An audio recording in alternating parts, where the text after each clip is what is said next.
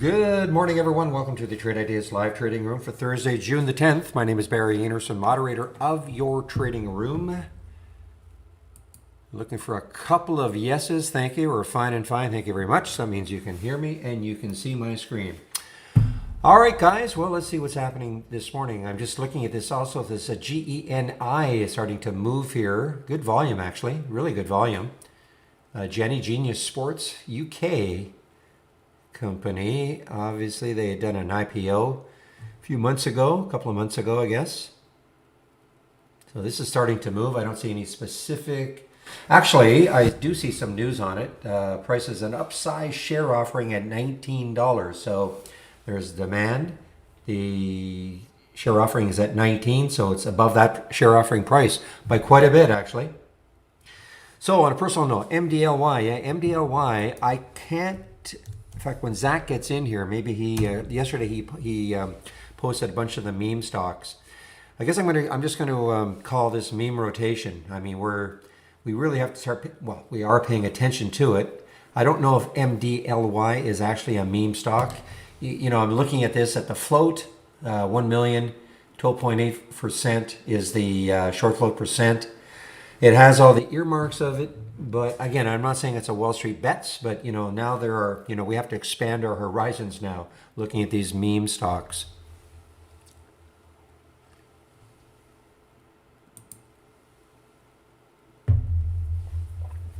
No, I didn't have enough, unfortunately. I didn't have enough of that MDLY.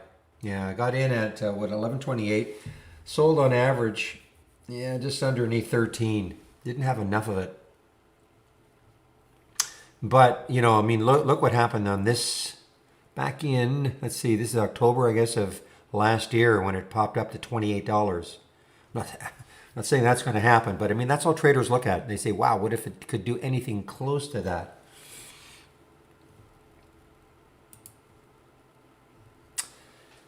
Other things are happening. So those China education stocks are on the move again. EDU and TAL were on the move yesterday. Let's see if they're still holding.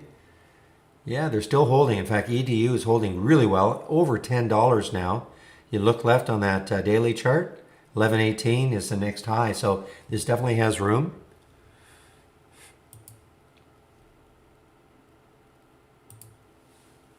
Fuel cell, FCEL. FCEL is an earnings play, and so far it's not good. A little bit of a comeback here, but it's down 10% on earnings.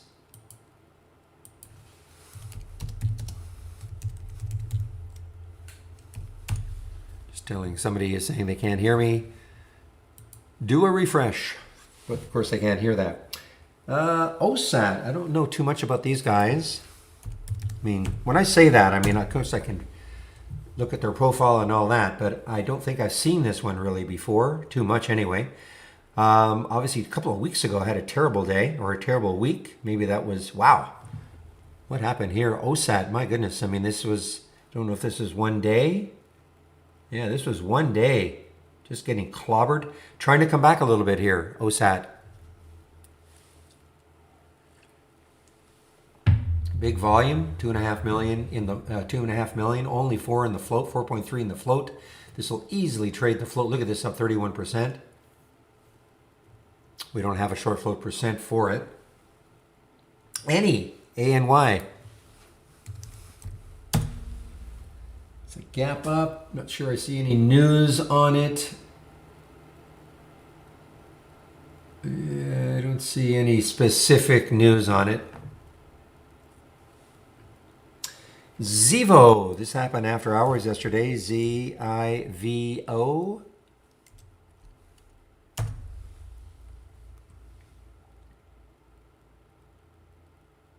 And again, I don't see any specific news on it, but look at this, up 24%. Look at the volume, 1.8 million. But this happened after hours. You can see the mauve area right here. So it had some after hours action.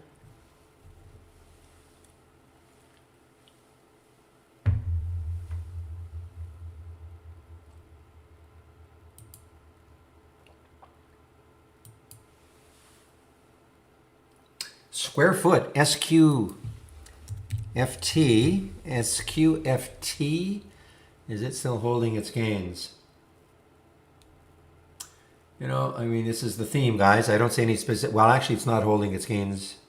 I mean, still up 9%, but at one point, you know, this was up to 6 something or other, so this is really starting to give it up.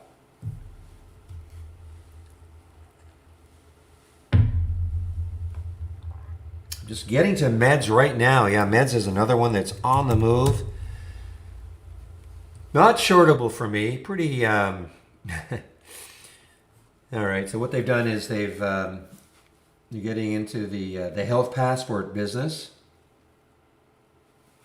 Announces the launch of MedCheck's COVID-19 health passport application.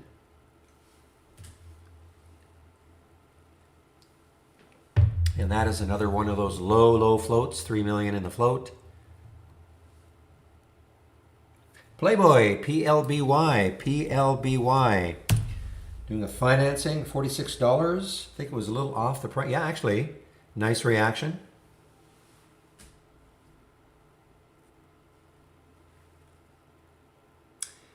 A little more expensive one, CELH. Doing a financing at $62.50. Where are they? So basically at the financing price. Big gap down though, 13% on that financing news. Hey, here's another one being added to the Russell 2000, one of our meme stocks actually. MVIS being added to the Russell 2000 on June the 28th. We're seeing a few of these now.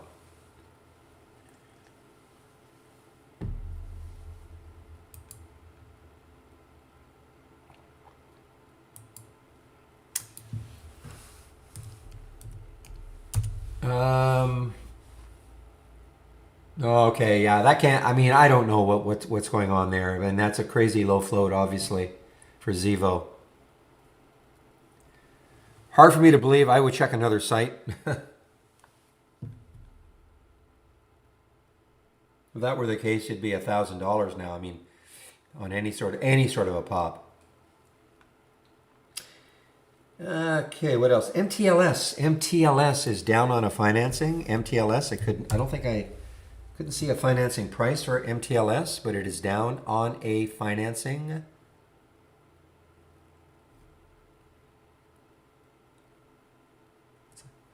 It's 15%. I mean, that's a big whack down.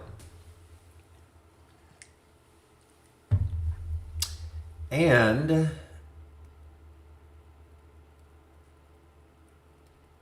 WMC, guys. WMC.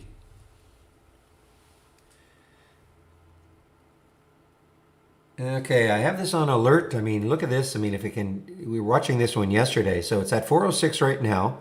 Did get up to about 421 in the pre-market. Just a matter of keeping over 4 and seeing if it wants to keep moving. There's not very much volume yet.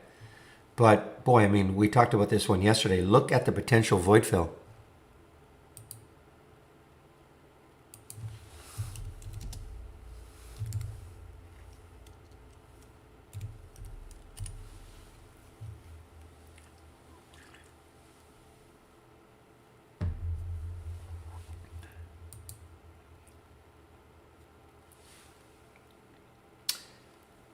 And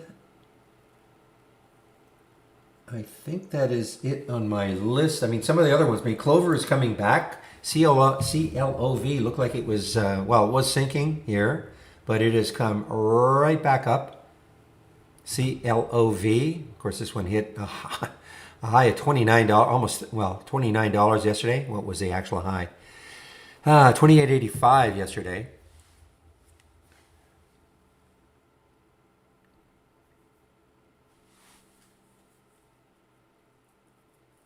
And this is definitely one of the meme stocks.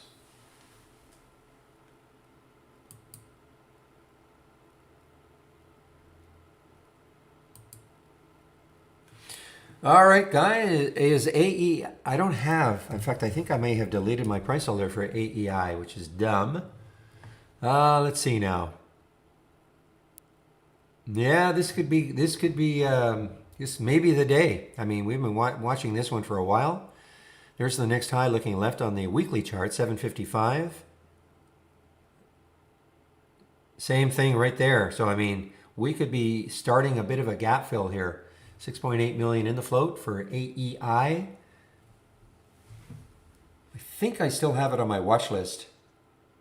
Let me just do a quick check. CLOV on the move, guys.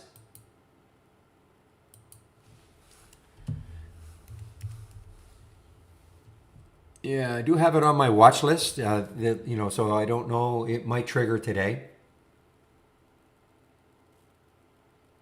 All right, quick check to see what sort of upgrades and downgrades we have from briefing.com this morning.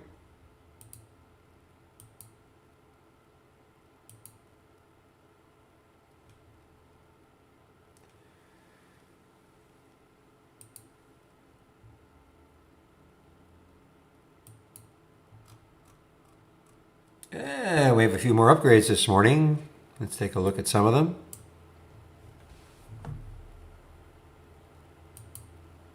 Yeah, what did they say? 5 million or 2 million or 3 million? Oh, Zach, I keep forgetting. Zach cannot hear me.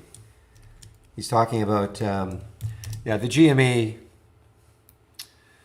earnings call yesterday. They talk about another financing. I can't remember how many shares it was. Was it 2 or 3 million?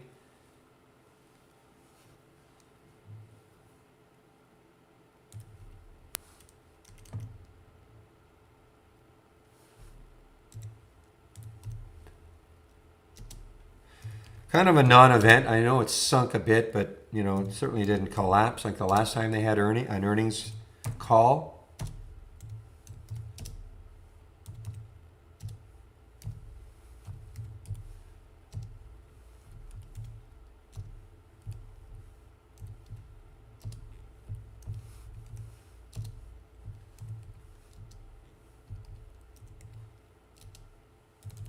Just a few more upgrades to go.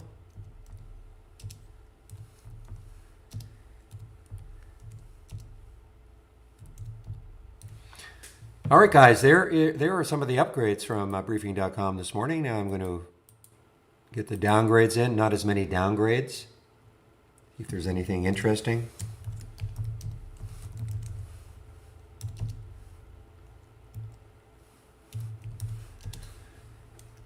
Clover on the move, guys. See, nice comeback from. Looked like this was going to be it for a while anyway, but CLOV, nice comeback from the lows this morning.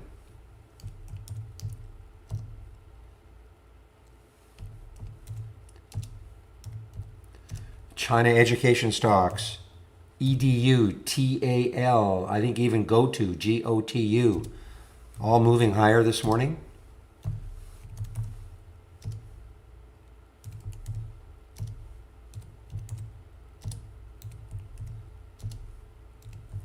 Clover's got a downgrade from Bank of America. All right, there are some of the upgrades, some of the downgrades this morning from briefing.com.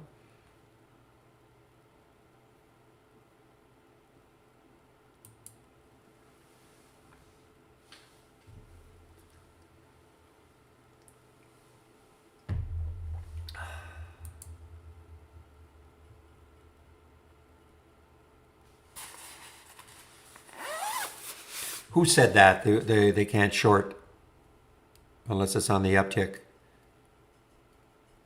For every stock, I find that hard to believe.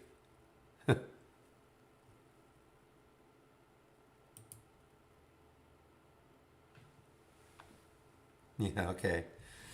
Well, for fun, I'll try to do a short on something that's not down 10%, just to see.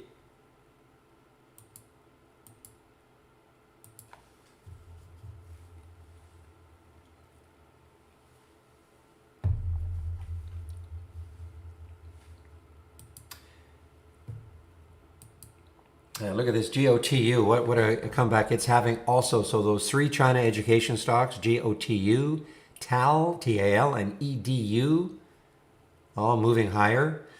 And yeah, at 5:30 or 8:30 this morning Eastern time, we had the, the CPI and also jobless. Looked like, there's a bottoming tail in the SPY when the news came out. completely rebounded, and yeah, market shrugged it all off. So another non-event. Well, a non-event in that a lot of people were thinking, oh man, what if these inflation numbers are really high? What's that going to do to the market?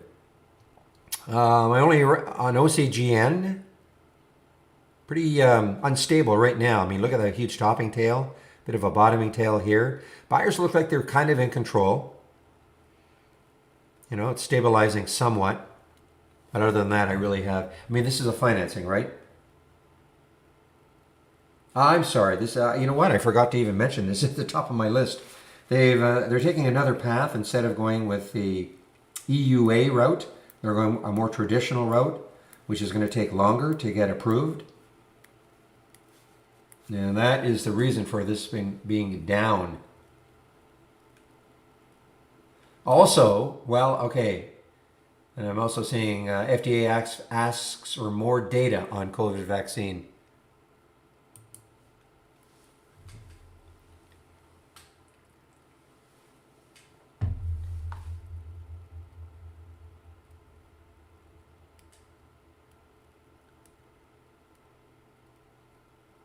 That wasn't the first headline that I saw.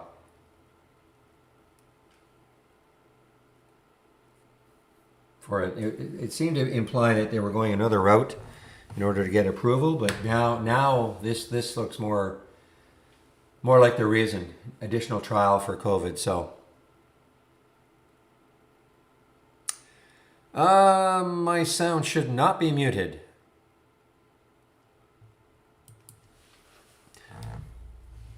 Let me make sure.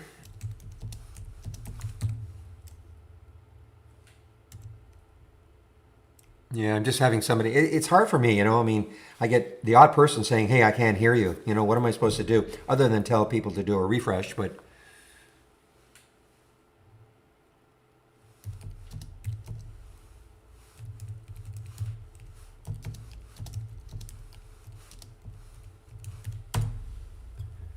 okay, so the Dreamer. Is that how you listen to me? You listen to me on YouTube?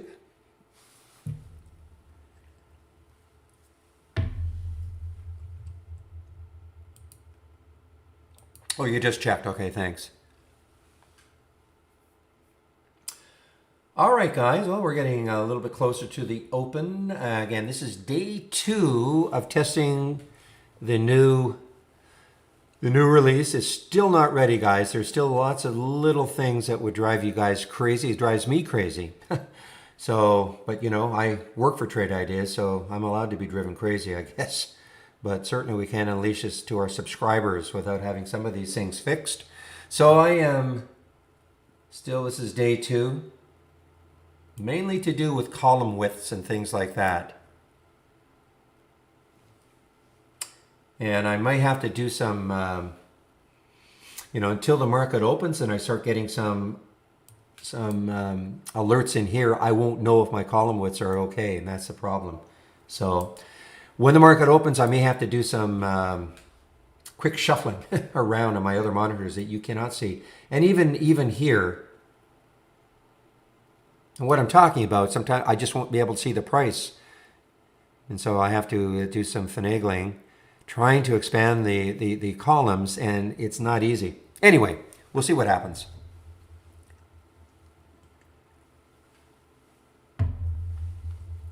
They're completely aware. But I definitely love the concept of these containers. Love it.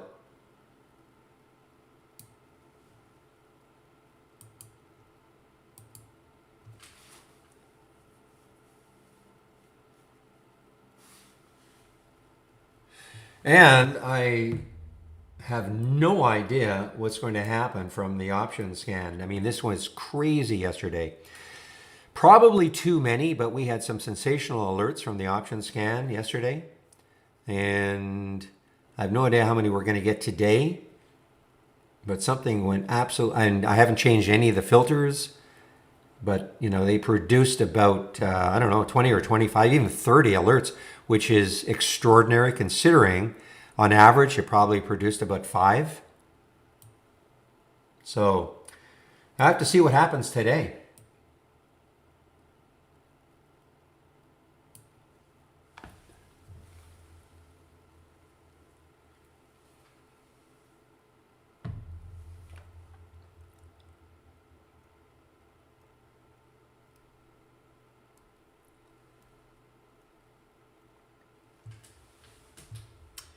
And let's see, some things are starting to sneak in here. Big volume for this XELA. XELA, a lot of volume, low float, pretty high short float also. Again, the theme is no news.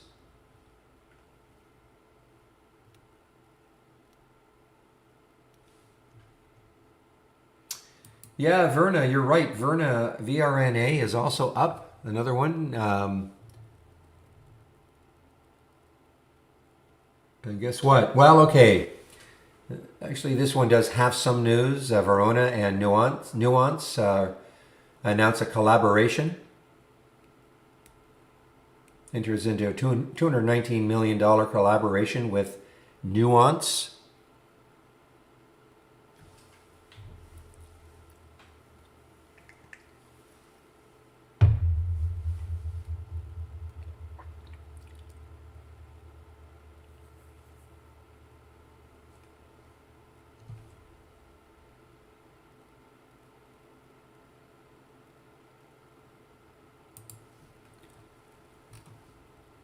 All right, 9:26, just getting set for this open.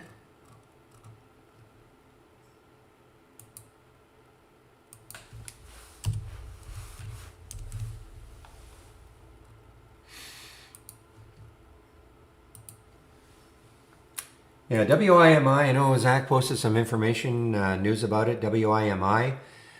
I find this a very difficult intraday trader, but hey, who knows? Maybe today we don't even have any float or short float information.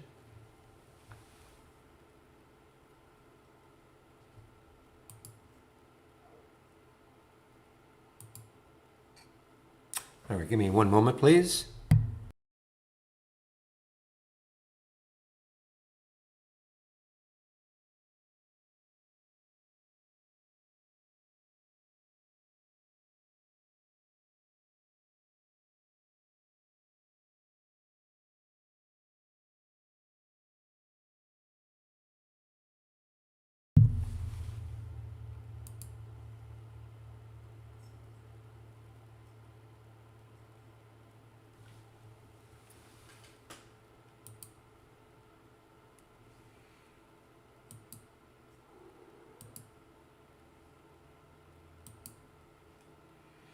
All right, JKS is, look at top, I mean, again, the three. JKS, another one that's popping right now.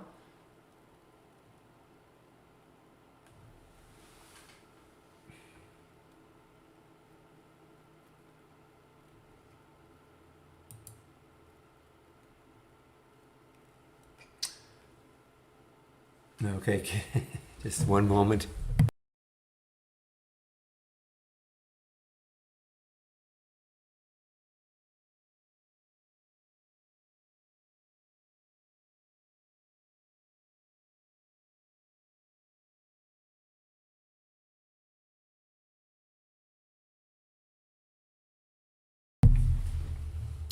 All right, guys.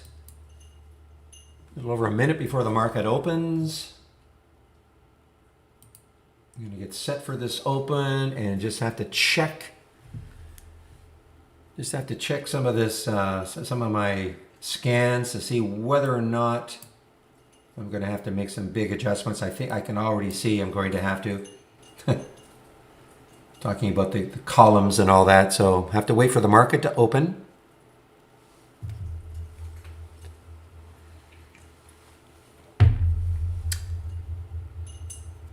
Well, if you're talking, the hot news I was talking about was it's Interactive Brokers. Okay, looks like this. It's not a website. It's from Interactive Broker. Well, I guess theory it's a bit of a website, but no, it's from Interactive Brokers.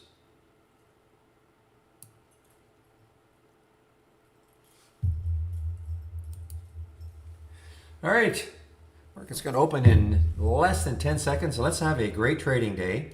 Again, I typically don't trade in the first 15. Let things settle down a little bit. And we are up and running.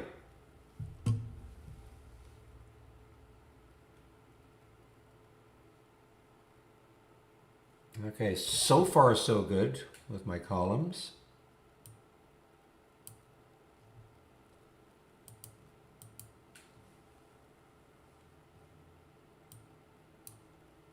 And we have TAL just moving higher, taking out that pre-market high.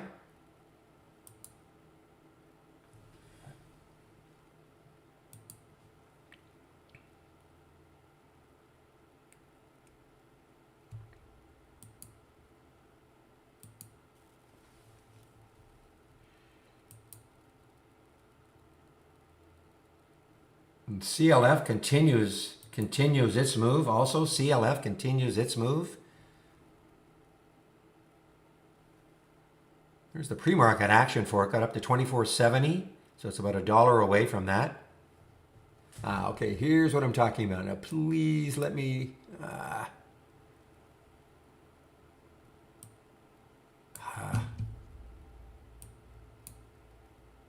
See, this is what I'm talking about, guys.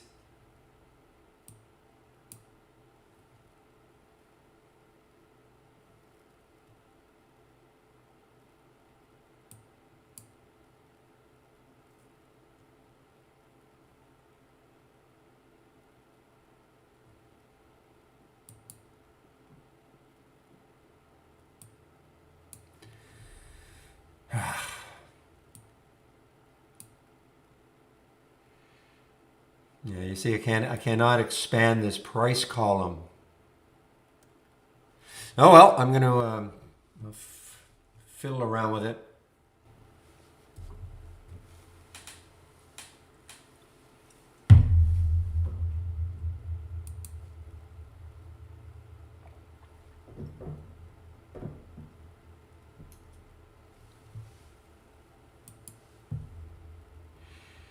Okay, guys, this was a meme stock yesterday anyway. UWMC on the move. UWMC on the move. Another one on the move is this XIN.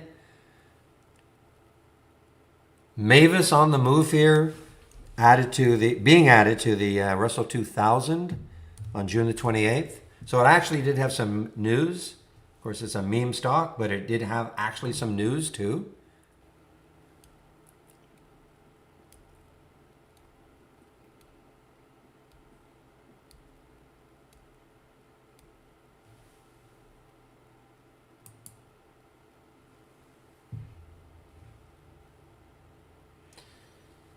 All right, ASAN having a pretty good day here. ASAN, this is almost an all-time high.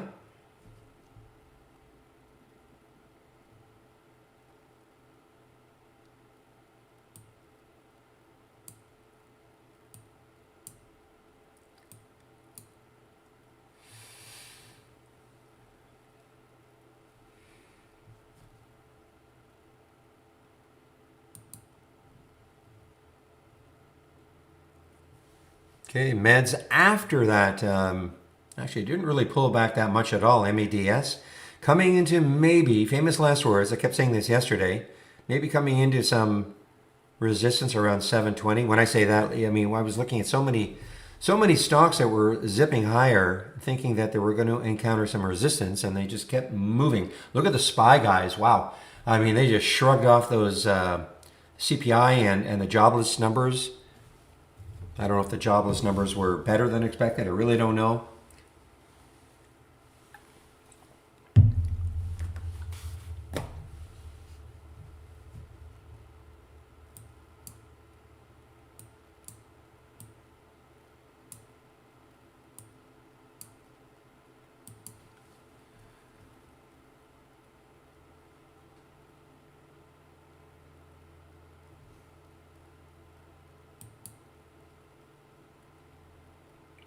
All right, well, nothing on the options. Yesterday we had a bunch firing right off the bat, so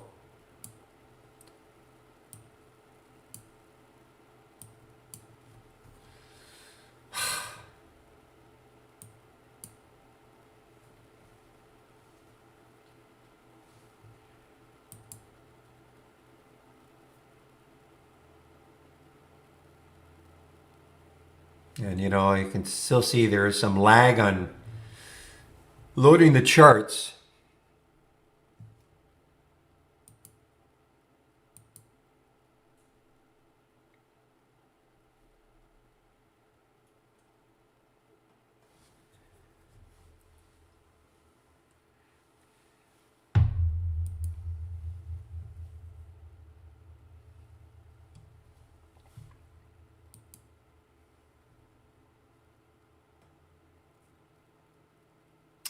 Okay, fuel cell, just kind of watching fuel cell. Look at the volume coming in. It's a earnings play today. Getting beaten up, down 10%. FinV, guys. So one of the China usually trades along with Tiger, TIGR. This is really interesting. Look at last month. There's the high last month of 875. And we have a high of the month before that of around 1072. Let's see if this can hold over 10. Sorry, over 9.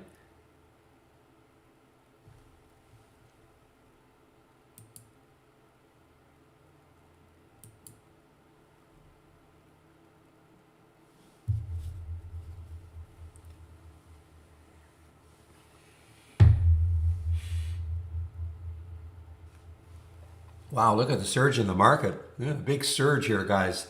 Opening 15-minute candle. All right, well, you can see what the AI is trying to do, trying to short all these high flyers from a few days.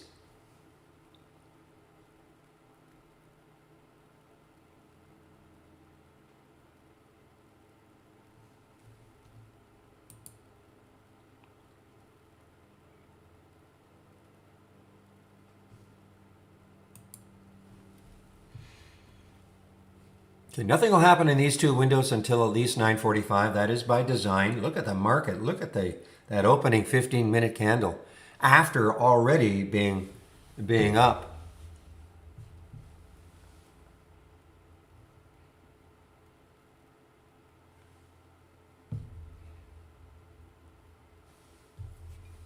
Don't tell me. Are you Costco is accepting?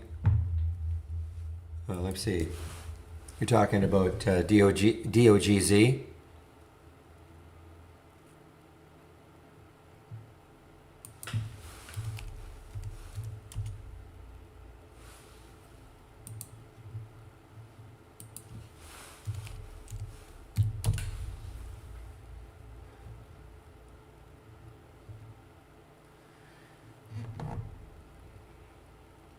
And it's a low float, 17.9 million in the float. China stock.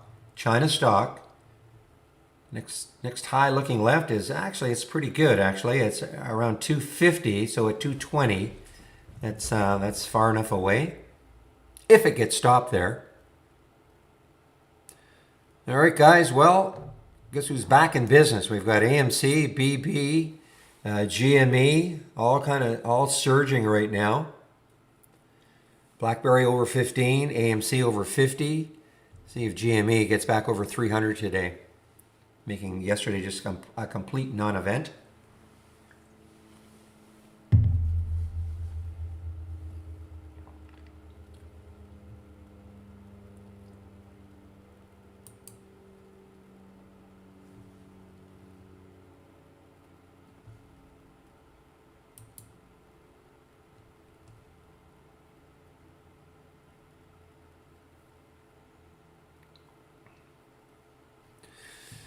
Well, I'm not in this one anymore, but look at Medley now, guys. MDLY, big volume just came in. Well, not just came in, it's on the 15-minute candle.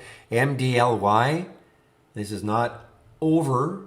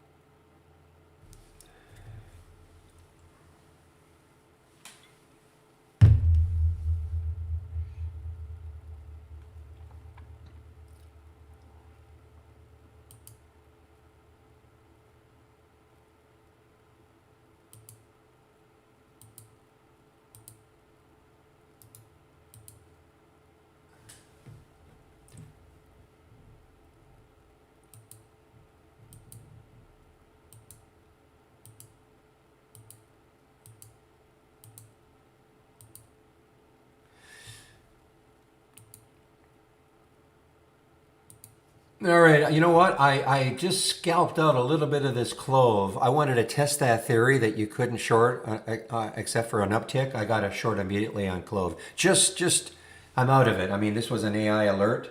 I would not be completely out of it. It was just a quick scalp, made about 8 cents. I just wanted to test that theory, and I had a short, no problem whatsoever.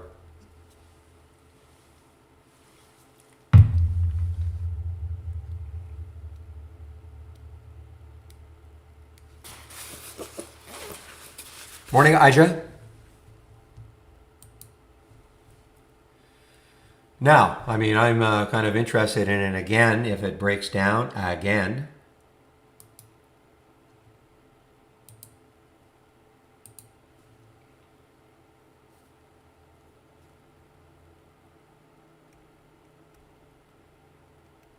Yeah, it was no issue whatsoever getting a short on that. You know, I'd be hesitant to short some of these meme stocks anyway, but I just wanted to try it.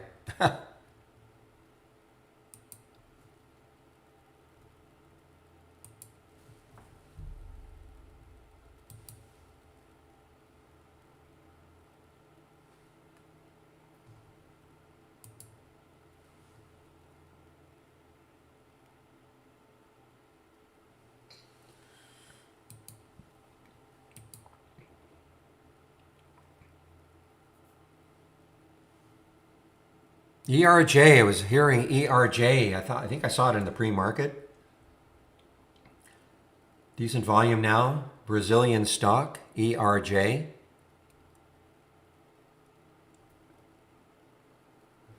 What sort of room does this have? 1575. There's the next. Interesting. Nothing from the option scan yet.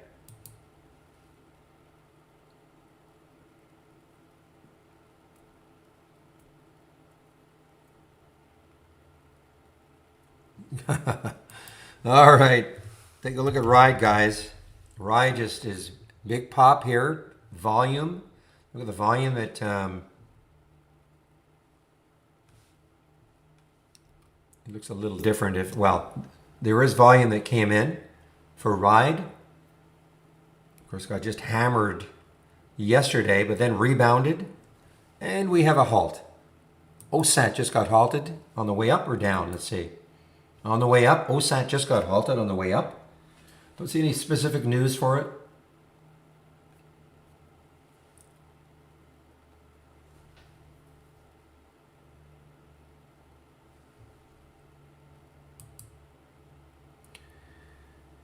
Eagle, EGLE. I used to see this one quite a bit. This is a, wow. They've done many reverse splits. There's no way this is a $50 stock based on what I remember. But anyway, it's just on the way up here, EGLE.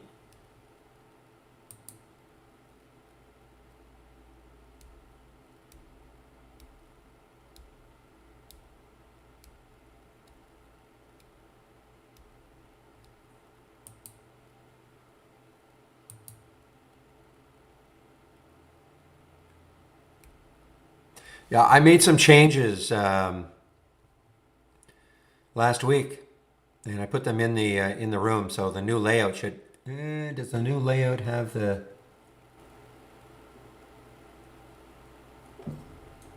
Yeah, you might have to load the individual windows. Basically, everything's now the change from the open. Okay.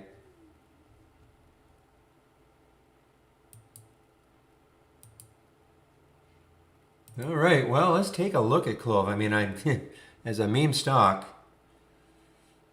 a little bit dangerous.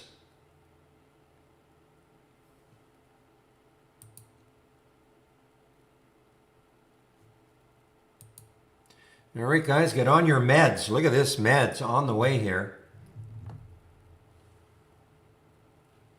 This doesn't trade options.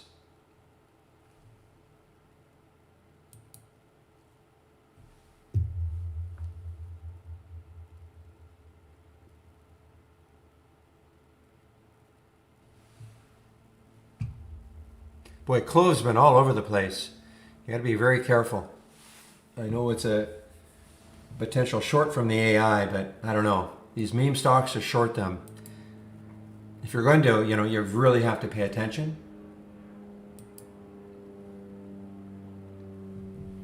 All right, guys. Geo on the way down.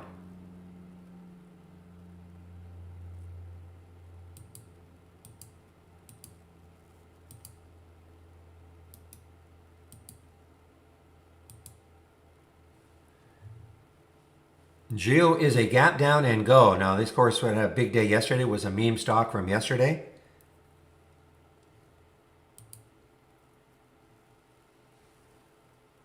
Now, this is a gap down and go. All right, let me see what I can do here. This is the, see, this is what I'm talking about. Okay, it's not terrible.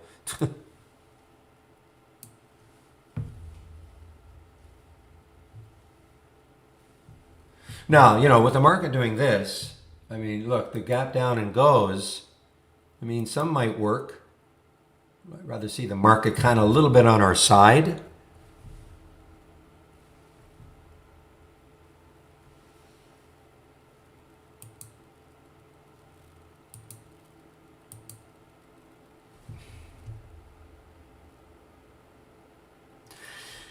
Well, guys, I mean, I know the RGLS just showed up in the option scanner. Now, you know, I'm certainly influenced by this high over here, 130. Well, there it goes. You know what?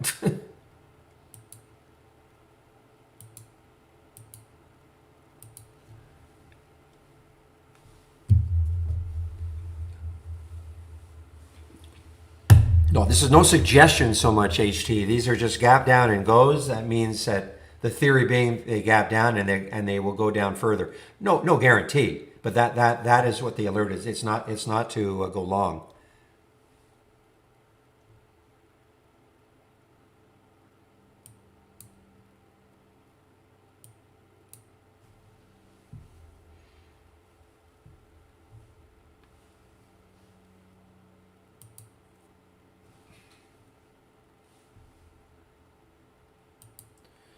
All right, MVIS is on the move here, guys. MVIS on the move after they actually did have some news. This is a meme stock, but they actually have some news. You know, going to be added to the Russell 2000, June the 28th.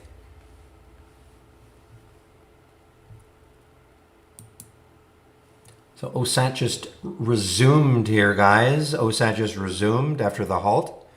All right, can I see the prices?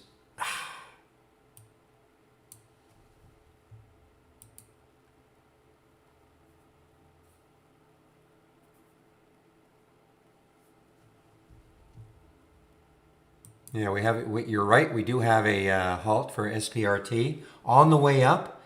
Low float. Now this is a big short float percent, 37%.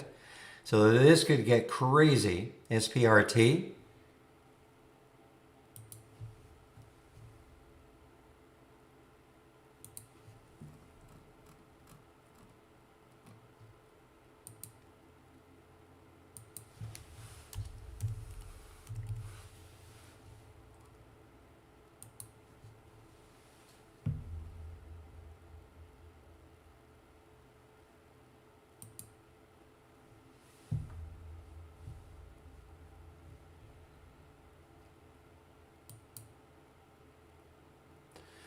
All right, here's the next one coming in on the options scanner. Some really cheap ones right now.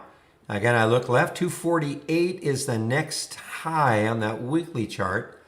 Shall I be influenced? I don't know. I mean, it's at least it's kind of a 45 degrees down to get up to that 4 level.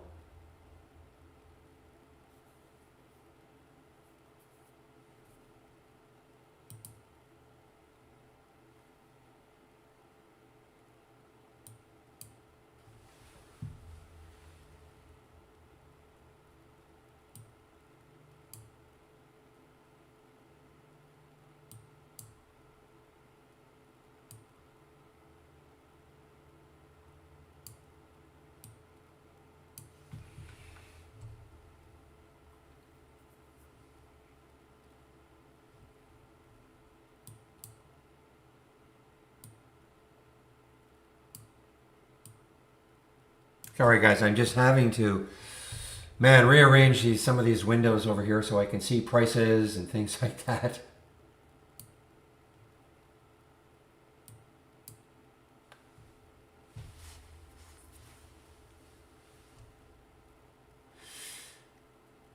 Clove is, boy, it's been all over the place. It is now down again. CLOV from the AI alert, but it has been really jumpy.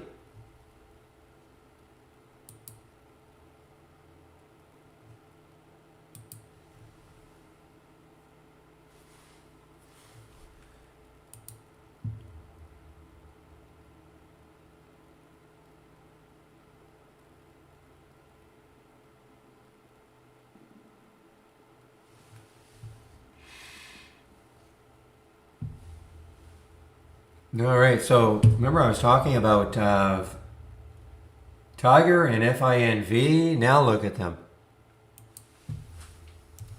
Now this is a gap up and reverse, gap down and go for AEMD, gap up and reverse for Tiger. This is what I'm talking about, guys. You know, gap up.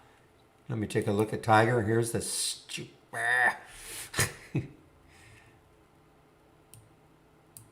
okay, at least I could expand that. So, you know, we had the gap up, and now the reverse for Tiger, TIGR. I mean, it's interesting. I mean, the market is just ripping higher. Wow, look at Clove now, guys. I'm not in it. Sugar. I'm not in that short. But it's whippy. I mean, it's whippy, so you got to be awfully careful.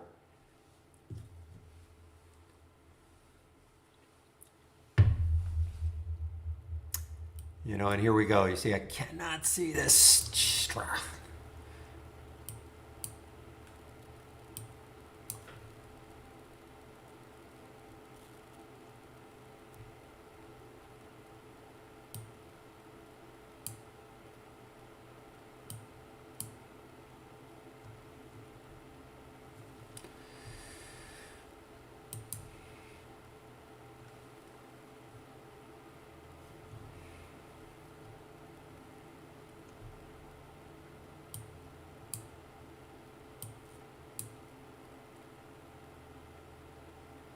Okay, well, there's the price. Okay, now I can start to see the price again.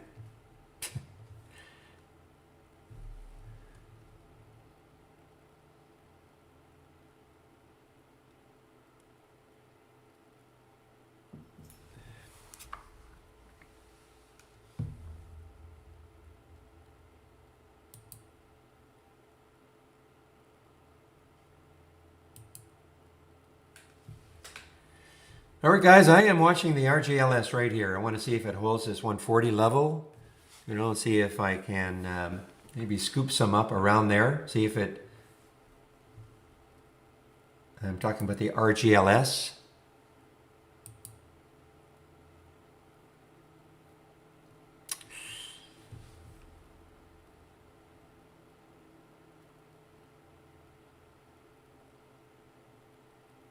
Yeah, GME is really starting to tank now.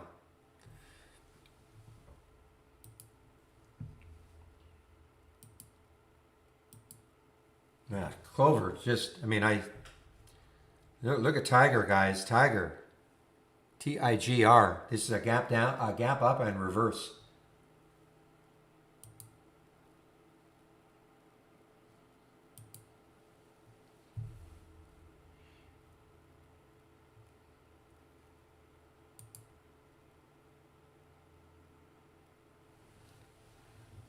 Well, new looks interesting. I mean, this is again from the option scanner, 231 holding.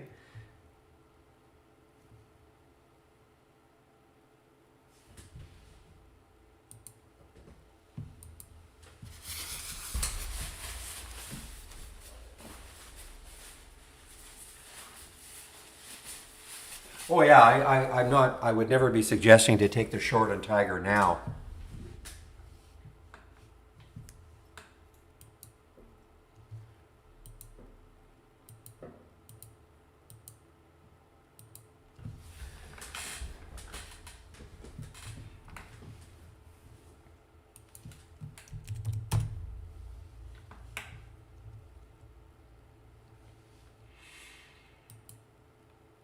Well, this is turning into a heck of a short if you could have held on. I mean, it was a little bit whippy for the Clove, but No, I took a practice short on this just to test to see if that was correct, but there's what we're talking about. 6% now.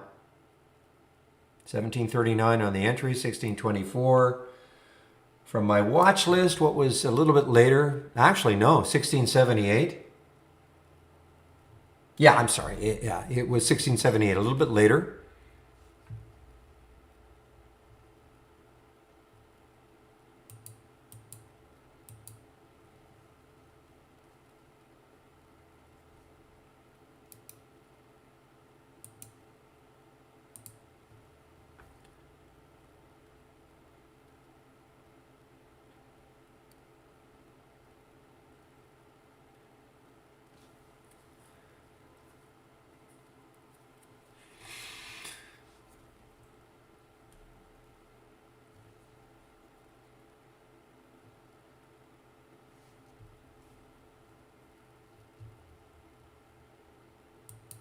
All right, the SPRT is obviously open again.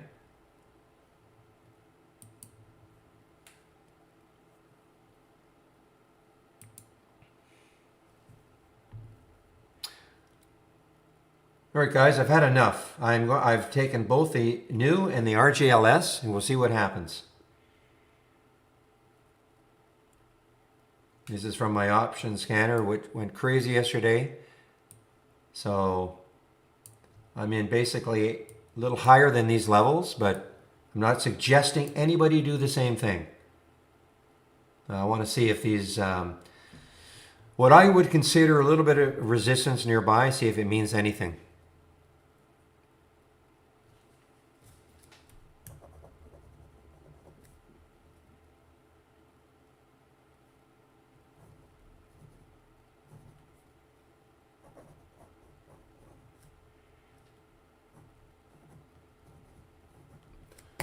So the 236 and 139 for new and RGLS respectively. Again, this is not a recommendation to do what I'm doing, but it was so fantastic yesterday, and I was allowing myself to be influenced by what I thought was very close resistance. So I'm going to see what happens today. You know, my stops are in place, so I don't have to worry. How can you get it? Just go to my home page, okay? Click on my home page tab and click on my home page link. And right here are the scans I'm sharing. Click here, my layout, but here it is, moving higher with unusually strong options. The two that I really pay attention to that you can't see, that I'm not, not in the shared layout, this one and the gap continuation or reverse.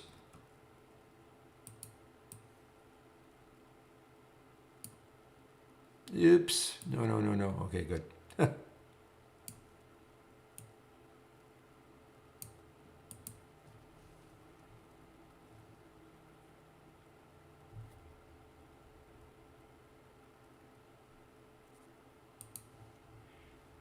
I'll just pop that link into our YouTube room also.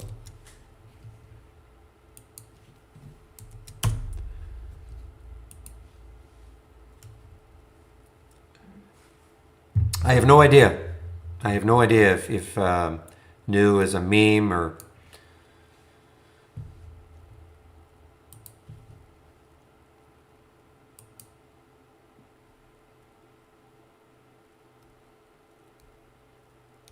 It's a pretty high float. We don't have any short float percent information on it, so I really don't know.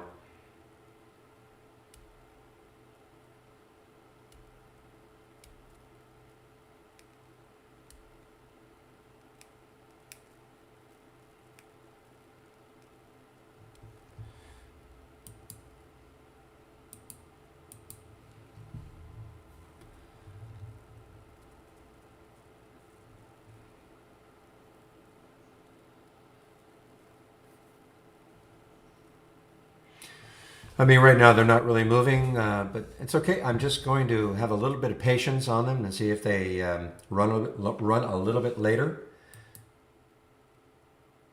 Here's a gap down and go, guys. INO, gap down and go. Again, this is not a recommendation to take the short, just pointing it out to you. The next low looking left is 877. That might be a little close.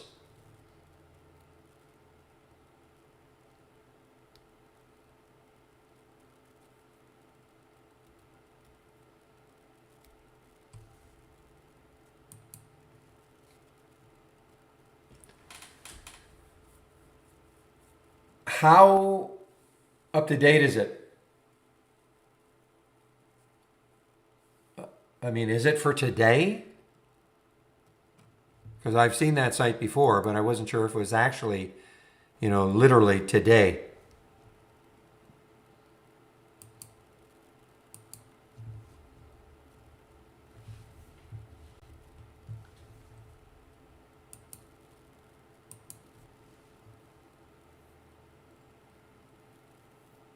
Okay, well, if it changes daily, that's not bad.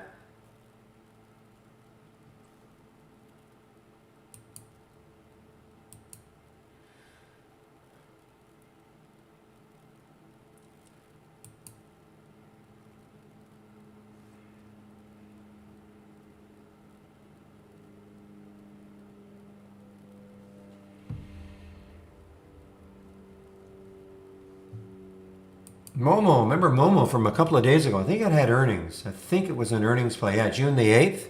It was an earnings play.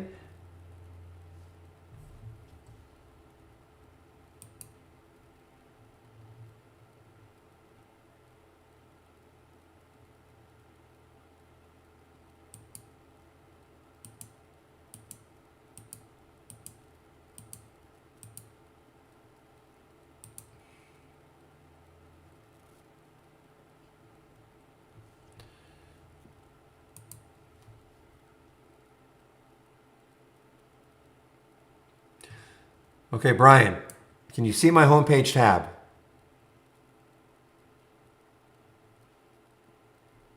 Okay, click on my homepage tab, and then there's my link to get into my homepage. Click on that link, and here is the scan section. I go over this about 15 minutes from now, but here is the scan section. I've got the trade of the week, stock of the day, scan section, education. These are all sections here. When you click on the scan section, here's my layout. Okay, the layout is what you see. But I've got individual scans that I have created, including the moving higher with unusually strong options. Okay?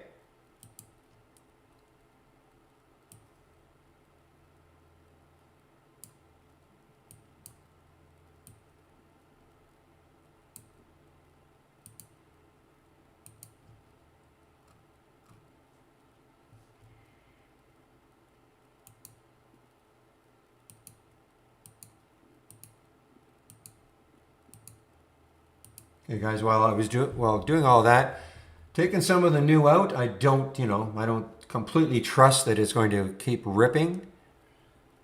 So little bit of a 247, 236 to 247, not terrible. The RGLS, jury's still out on this one. It's basically where I bought it.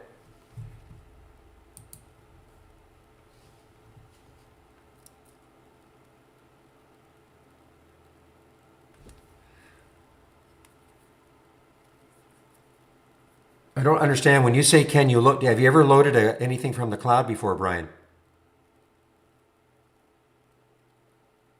It shouldn't take you to.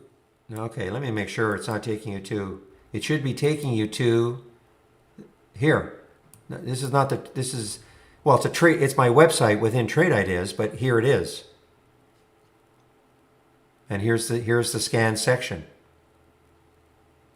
It's a website for me that I created. Yeah, it's within Trade Ideas. I get it, but you're not going to find it, on the Trade Ideas website as such. It's just something that I created with a lot of information that I think is useful.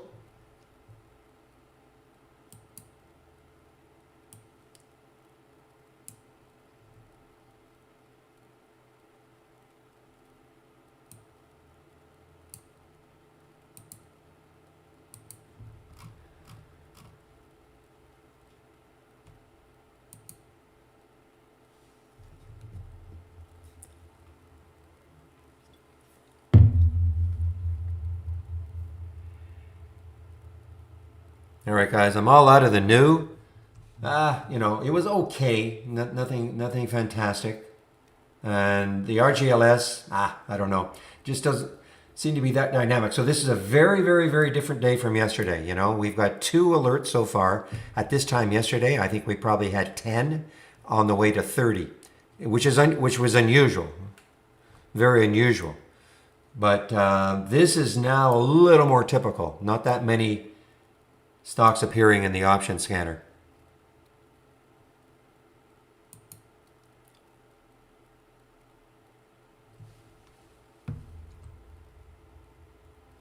And my overall general alerts are now starting to fade early. When I say fade, I mean I'm not hearing too many more alerts.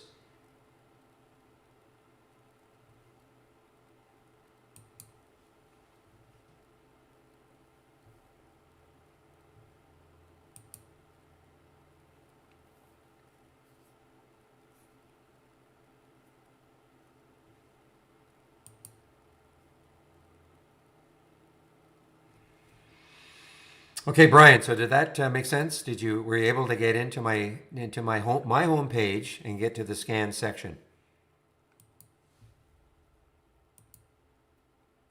The reason I do it this way is that otherwise I'd be posting links all day long.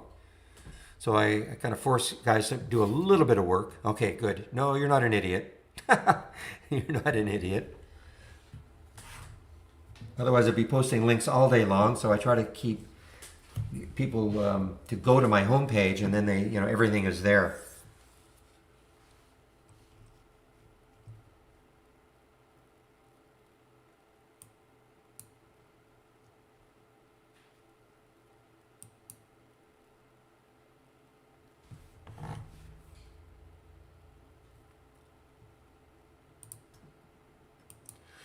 All right, so this one did show up yesterday. This was one that I thought, okay, now what do we see looking left here? 460. Do I take it?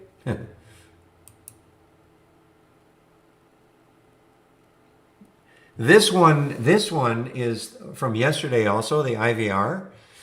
And, I was really wrong about what I thought was going to be some resistance, and it's starting to move. I mean, the next area is right there, 460. It gets through that, I mean.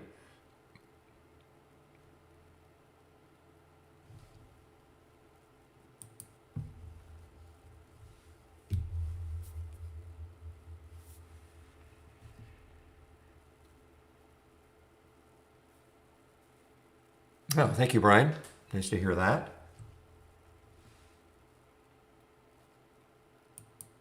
Now, new is coming back. There's an argument for me, internal discussion, saying maybe you should retake it if it gets over 250. So I will stick an alert here and see what happens. I mean, it's got the room on the weekly up to about, 370 or so, 380.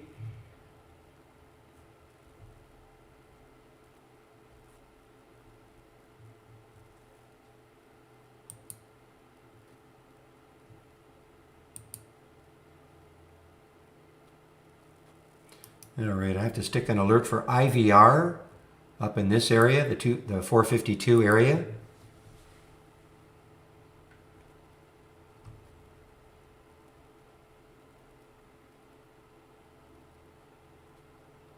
Now, this is a way calmer day today.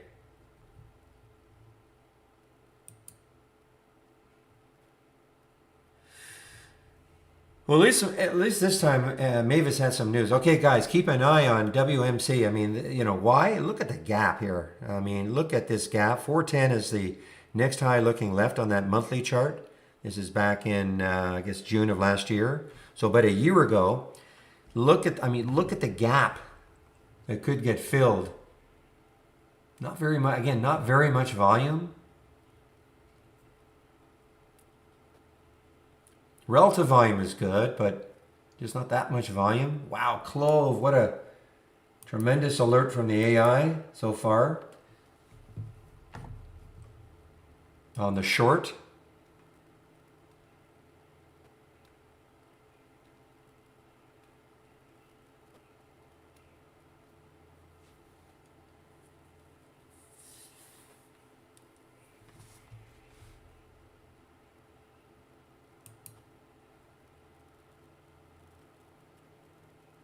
Yeah, see this lag. I don't like this lag at all.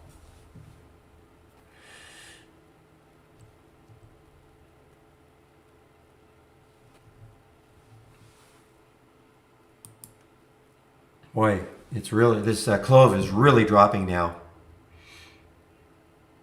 This was the low in the pre-market, and it's shattering that now, 1578. So it's about 12 cents below the low of the pre-market.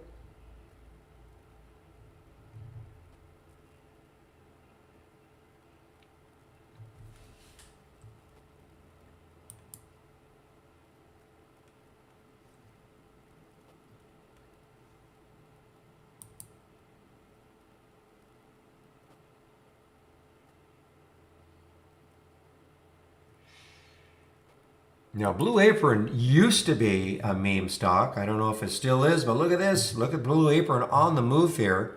APRN, low float, fairly high short float percent, APRN.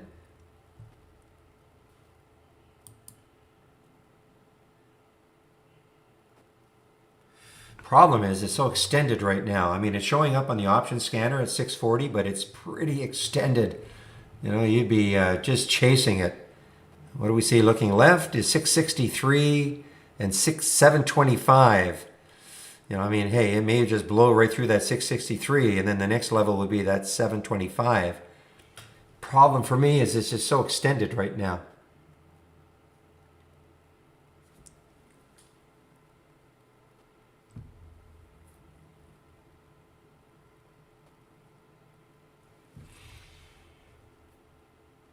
I cannot, in all good conscience, take the trade when it's this extended. I'd like to see it base a little bit.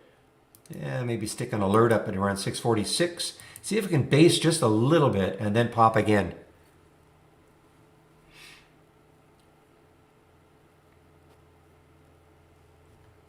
Well, new is coming back, guys. I'm not in it anymore.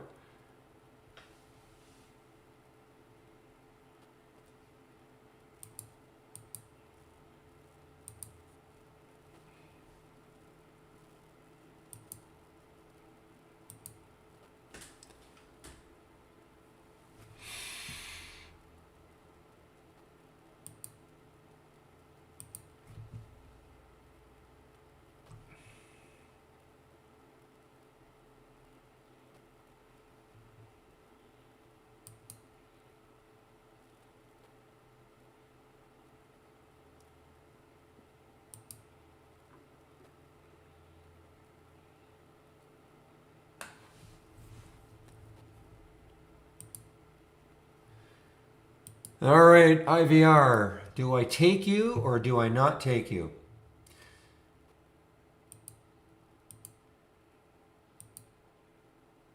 All right, well, let's see what happens. I mean, 460 is the next high looking left. If it pops through that, look out for IVR.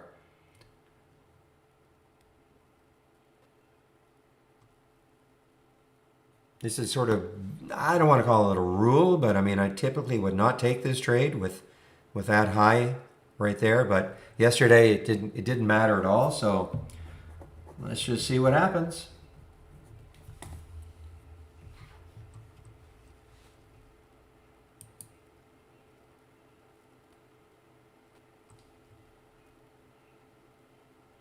You can just see, I mean, if it takes out 460, all right, play the little inducing game, 466.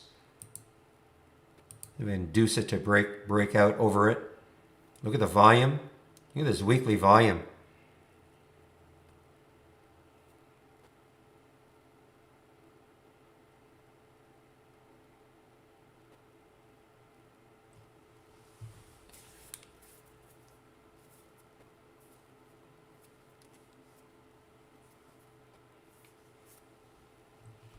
So close, so close.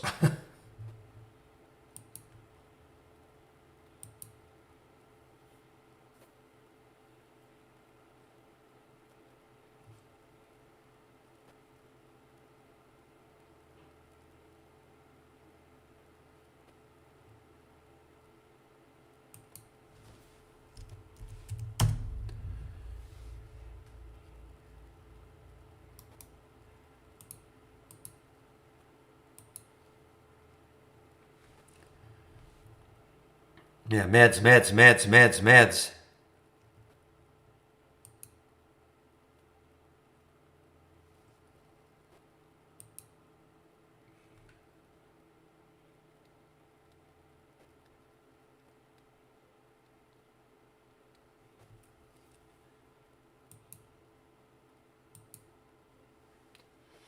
Well, the spread is only a penny, so on IVR.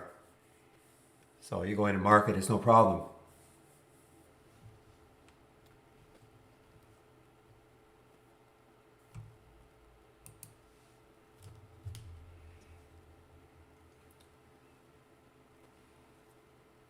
All depends on the spread, right? I mean, if the spread is a penny or even two, I mean, I'm not, I'm never in these things for 1 or 2 cents.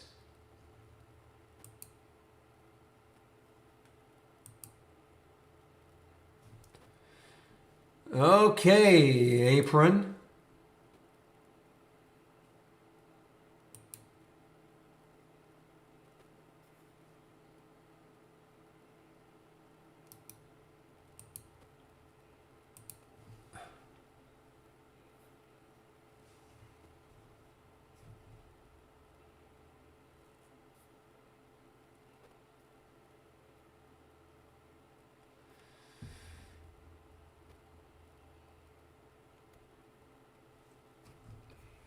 So I got out of, but yeah, I think I said I got out of the RGLS basically flat,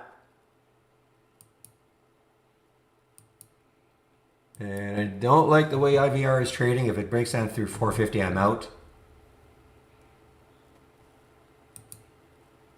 And what I'll do is I'll put an alert at 460, kind of old school for me.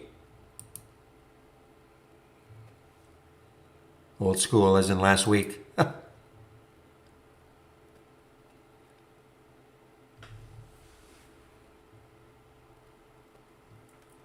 Yeah, this is a gap up and go. Yorinda, RYRD, is a gap up and go.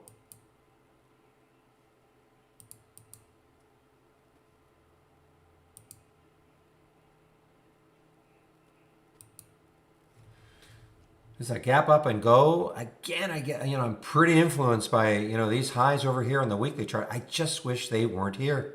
I wish it were more straight, before we see anything looking left. I'd rather see around 680. But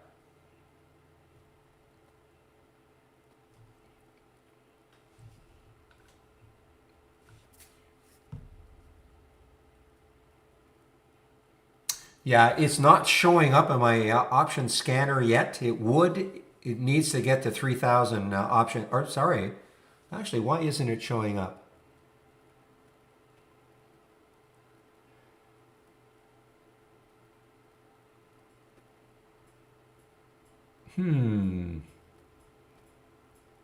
Something must be off here. I don't know why this is not showing up, to be honest, in the option scanner. Which would say it would, unless the option volume just kicked in right there, because I guarantee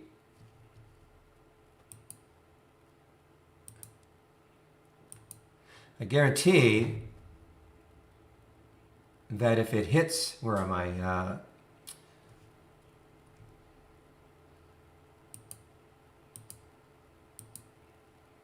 All right, apron guys. Well, let's see if this one flies.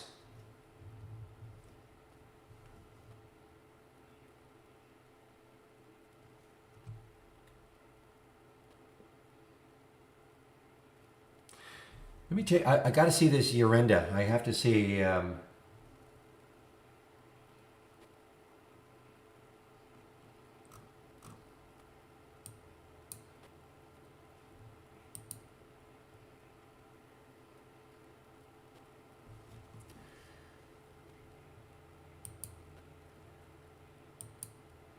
Just give me a moment here, guys.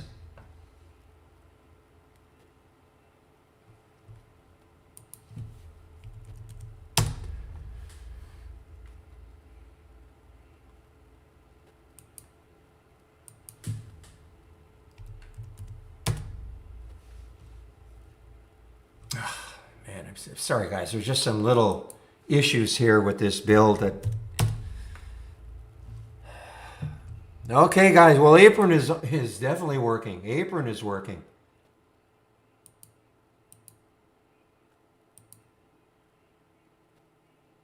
So, okay, Siri, remember when we first got the alert for apron? I said it was too extended. I mean, you're trying to buy it all, you're trying to buy something that is already moving higher, higher, higher. I wanted to wait for a bit of a base, just a little bit of a base, okay? Rather than just chasing something on the way up. That's what I refer to as extended. Now it's extended. You can't, I mean, I'm not saying you can't take the trade now. I mean, it may go higher, but, you're buying something that is, in theory extended.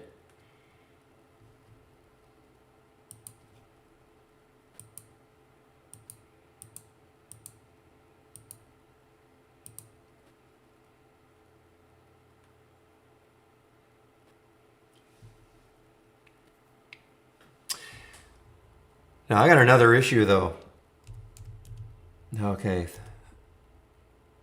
Okay, at least it loaded here. So YRD. So this will definitely trigger in the option scanner if it hits 565, okay? The reason it didn't trigger before is that as it was moving higher, the option volume wasn't enough. It is enough now, but it was probably under 2,000.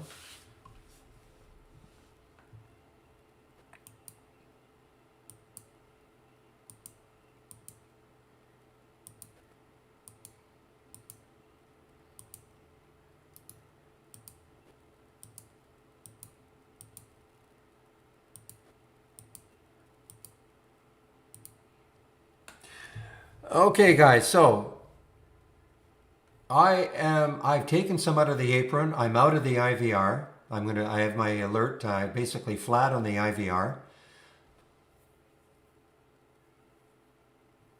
And there's the Orenda.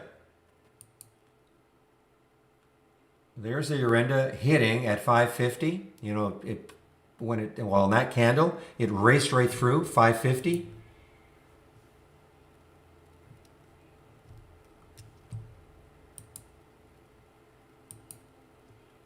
That's a tough spread right now, though, isn't it? Somebody mentioned the spread.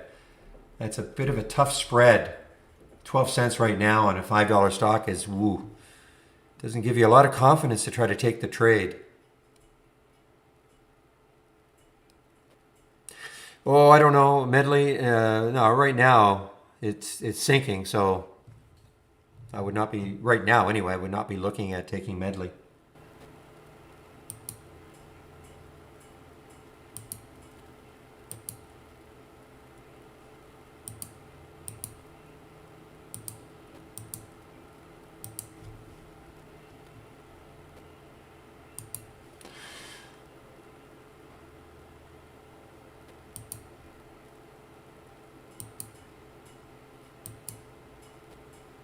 Yeah, this is pretty whippy. I mean, this is,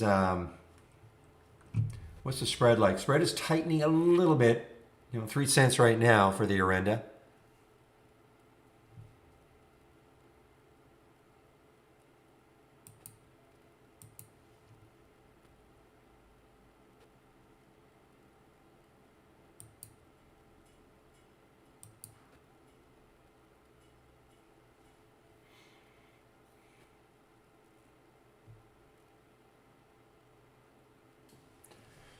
Meanwhile, Clover, this was the trade of the day. No question about it. I mean, once you got over that little bit of whippiness at the beginning, I mean, look at this. This was a short from the AI at 1739. You could have shorted a little bit later in my watch list, 1678. Okay, but after that little bit of whippiness at the beginning, this has been a great. This is a 5-minute chart.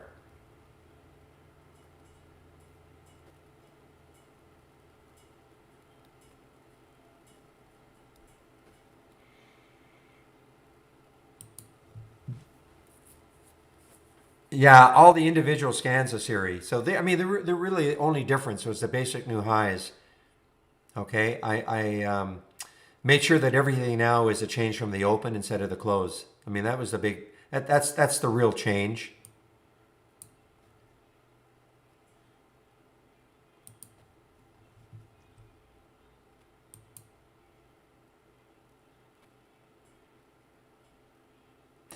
Yeah, it's impossible to do that, Black Dog, because every broker is different. Okay, and then even within the broker, I mean, you'll hear me say this many times. I mean, I'll look at IB, and I'll check to see if it's shortable, which I can easily if I see a big green dot. But it depends how many shorts are available, and all of a sudden that green dot can fade to a or go to a faded green dot, meaning all the shorts have been snapped up. So it's impossible to do that. I mean, because it's broker by broker, whether shorts are available.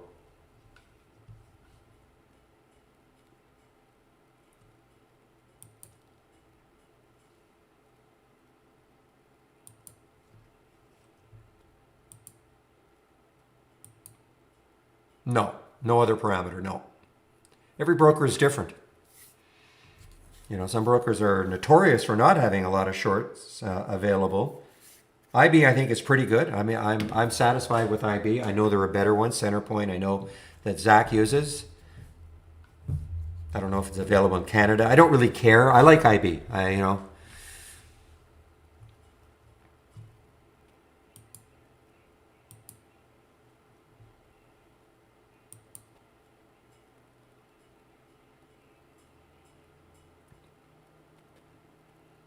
I have no idea on a Siri regarding E-Trade. How you find if E-Trade has shorts. I've never had E-Trade. William keeps saying that there is no way, but there has to be a way. I mean, I cannot believe that E-Trade has no way to see whether or not. What I used to do, when I had Disnat in Canada, like many years ago, as I used to just say, to find out if something was shortable, so let's say I wanted to see if Apron was shortable, okay, and there was no ready way I could find that out. I would say try to short one share at $100, and then they would tell me immediately if it was shortable.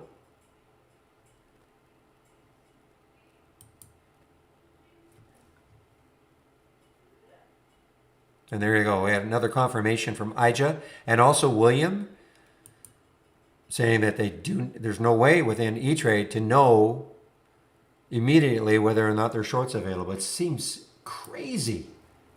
Big brokerage firm like that.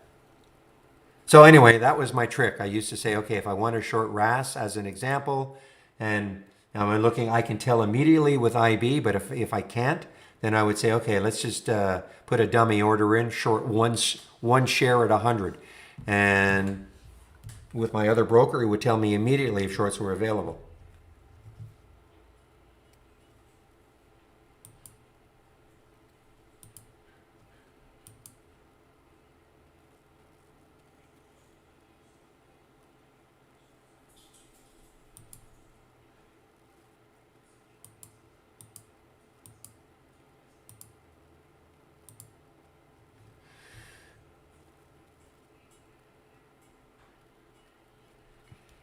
Yeah, that I don't know. I've never really come across it, Riley. I mean, if I see a big green dot, I'm assuming it's readily available with no issue. If it's a faded green dot, then yeah, they'll look for. But if it's a faded green dot, then I don't care. I'm not going to spend the time trying to locate shorts. I just pass on or move on.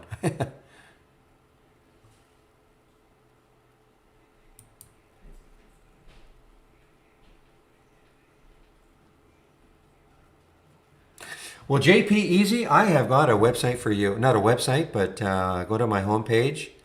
And it's 10:30. So first of all, if you're new to this room, welcome to the room. This is the format, Monday to Friday, 9 a.m. to 3 p.m. Eastern Time. Sharing my screen and live on the mic. Now, this is the only time I really put in my homepage link.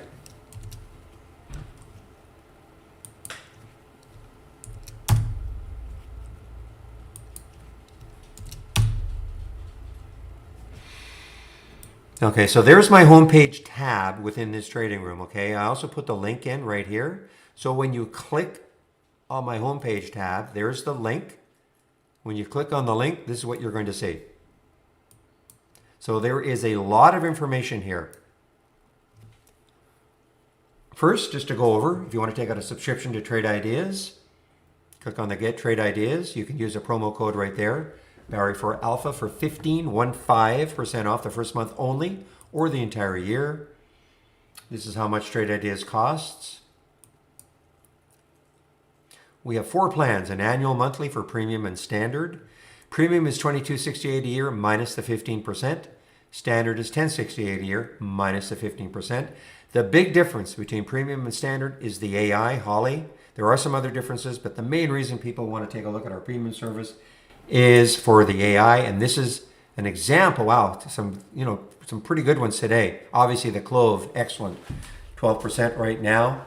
But this is what the AI kind of looks like. Not kind of, this is what it looks like. I'm going to go over it in a little more detail later. You don't have to take out an annual plan. You want to go month to month, that's fine. 118, 228. You can apply the discount, that 15% discount, to the first month only.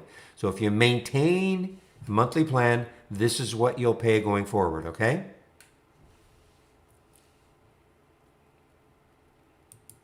More information from my homepage, and this is why I always say, save my link, all right? Because a lot of information here. You can get the Trade of the Week. It's sent to you before the market opens every Monday morning. I do a Stock of the Day video at around noon Eastern. Scan section, very popular section right here. Click here. All the scans that I'm sharing, including the layout that you see. Okay, there's my layout. Plus a lot of individual scans that, not part of the layout that I share. Including, the moving higher with unusually strong options, the gap continuation or reverse, momentum up. Those three, momentum up and gap continuation or reverse, they give you a lot of alerts, okay? If you're looking for a lot of action, those two might be for you.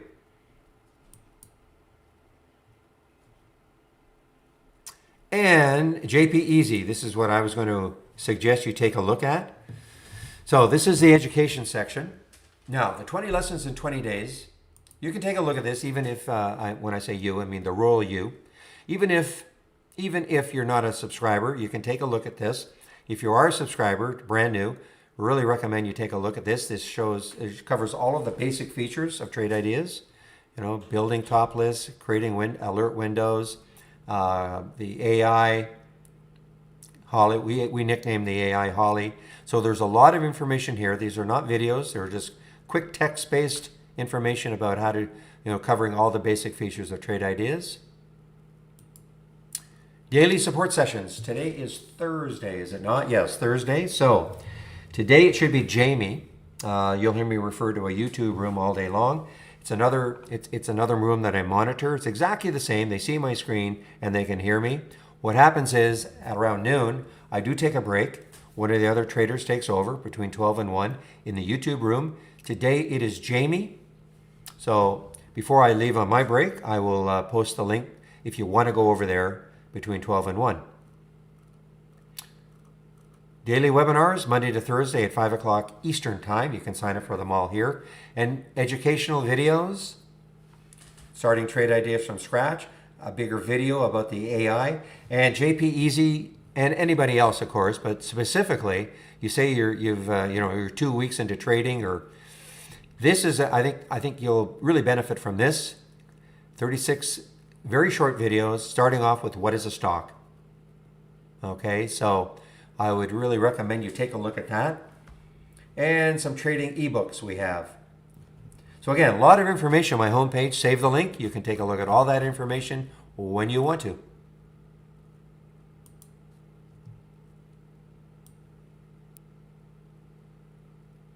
And again, that link is right here. Barry's homepage, right there. There's the tab, and there's the link. Okay?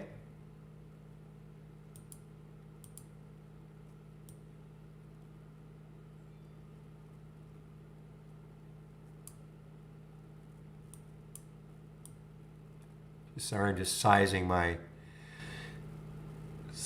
the trading room window, my other monitor, before I start talking a little bit more in general about Trade Ideas. I do this every day at around 10:20 to 10:30. As long as you do it within the 30 days, Sam, yes.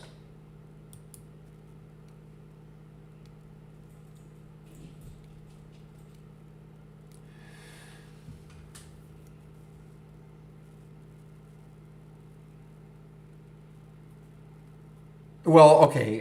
So the question was, first of all, I don't want to overload people with a lot of scans in my layout. Number one, okay.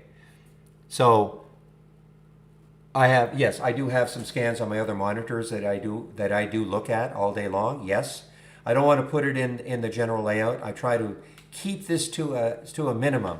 And if people want to add different scans, that's why I have them.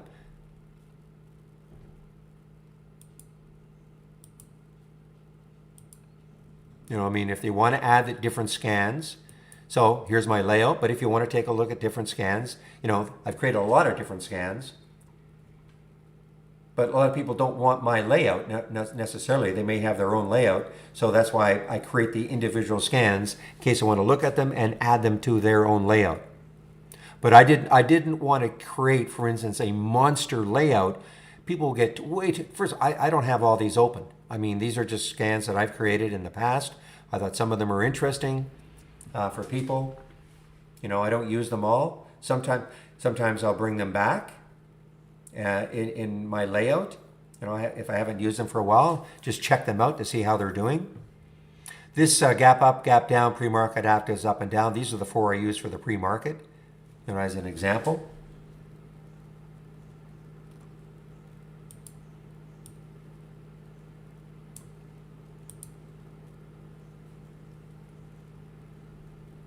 Okay, so Sam, if you want to upgrade, just contact Kelly at trade-ideas.com.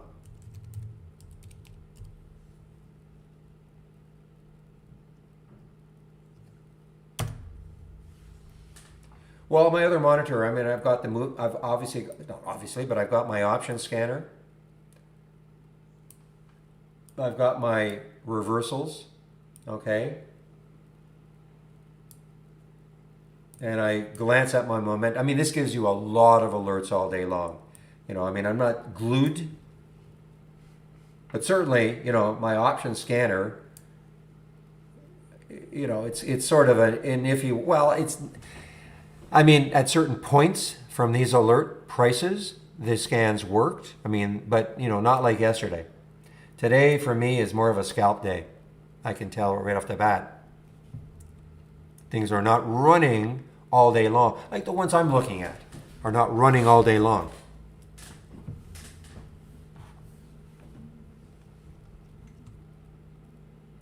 So Don, as far as a Mac, I'll give you we're never going to have a Mac version. Okay, I'll just flat out tell you that. We're never going to have a Mac version.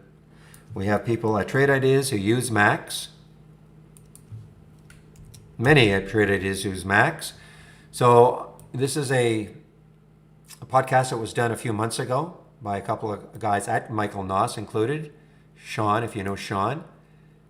Sean McLaughlin at Trade Ideas, but we have a lot of people. I think even Brad, one of the founders, I think he has a Mac. Anyway, bottom line is this: 3 ways you can use our program if you have a Mac. We do have a web-based version, but it is not as robust. Okay, it's not as robust. However, with the containers coming, it will be very close.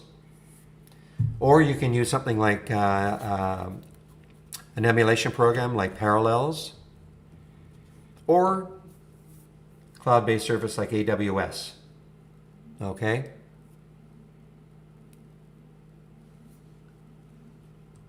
But we will never, I guess I shouldn't say never, but I doubt very much we will have a Mac version. Trying to get the web-based version closer and closer to the app.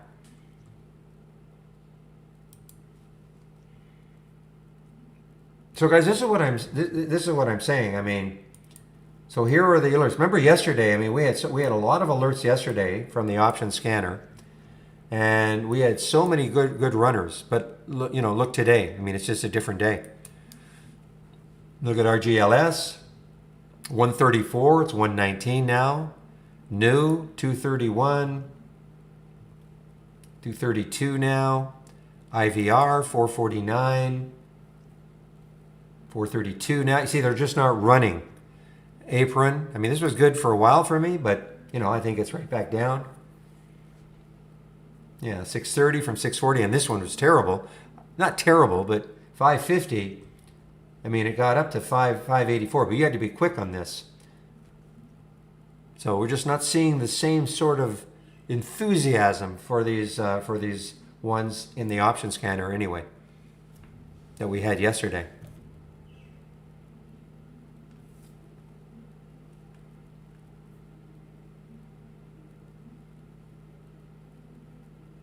Every day is different, guys. All right, what is trade? So Don, did that answer? Yeah, parallels. Yeah, I mean, a lot of people use parallels, and they tell me, man, no big issue. I get it. You know, I mean, it's, I don't know what your computer is or all. I mean, it can be maybe a bit of a resource hog. I don't know. But if you watch that podcast, I mean, they don't think it's that big a deal. Look at the SPY now, guys. After that big initial pop up, starting to fade somewhat. All right, so what is Trade Ideas? We are a scanner. That's what we do. We scan the stock market. Doesn't matter who your broker is. Doesn't matter where you are in the world. You can use Trade Ideas. So this is an example of a scan I put together. I call it Basic New Highs and Lows. I right click on it and configure. You'll see the filters that I'm using. So this is what I'm looking for. Okay, I'm looking for stocks between $1 and $20. Current volume. This is a very powerful filter that we have. Means it's trading at least 4 times normal up to this point of the day. Minimum of 400,000 shares, up or down 4% from the open, etc. Now, this is a scan I'm sharing, but if you took this scan and you thought, you know what, I want a different price range, just change it. You know, this is what I like to see. You want a different volume, change it. You want to add a filter or take a filter out, change it, okay? So, I mean, this is a template that I use, but it may not be exactly what you want.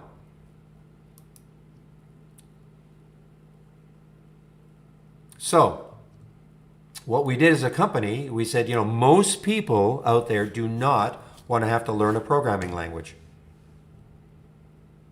So we thought, you know what, let's try to create enough alerts. These are all the alerts.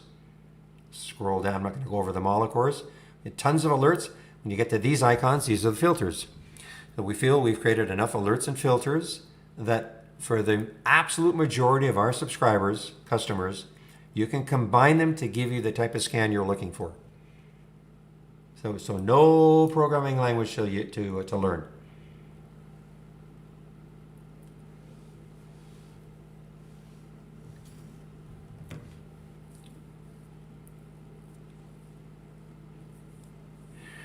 Now, if you're starting out, you don't even have to, I mean, I really suggest you take a look at that 20 lessons, you know, how to build a top list, how to create an alert window, etc. But when you're starting out, I mean, I'm sharing scans. You can see right off the bat, I'm sharing all my scans. So you didn't even have to know how these were built. You want to take a look at them, you know, so I'm sharing scans. Also, now this is our, not ready yet, needs work still, guys. It really still needs work. But we also have a channel bar. Okay, now this is not available yet. This version is not available yet. But all these channels are theme-based. You know, and it, you know, I'll show you all the channels that we have. These are the ones they've just put into this new docked channel bar window. I mean, they'll all be added eventually. But you know, you click on a channel, EV related. And here's the EV channel. So if you saw something, if you liked, you know, one of these scans here, all you do is you just right click and you save it to the cloud. Okay? So you can go through each channel without even knowing how these were created, and you can save them to the cloud and then bring them back one at a time to maybe create your own layout. This is advanced, guys, okay? When you're brand new, don't have to worry about all this. But you can take a look at the individual scans that we've got, or the individual channels. They're all theme-based. Here's an earnings channel. Notice, you know, typically from the channel bar that I'll show you again, other one, when you click on a layout, your layout would disappear. Okay, so here with this new docking, you know, the layouts do not disappear. You can have as many layouts as you want. This one I like to show. I think this is a pretty popular one, the sector status.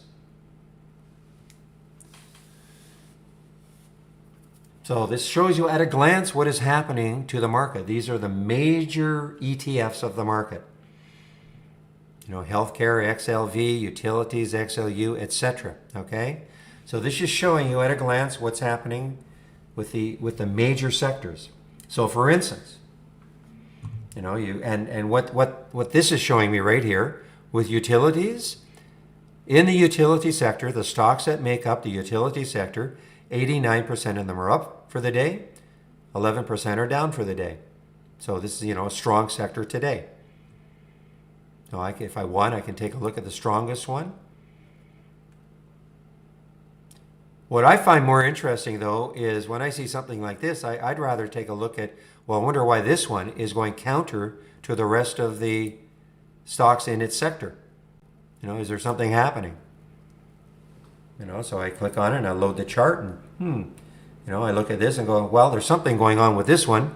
I mean, there are only 3 stocks in that entire sector that are down for the day.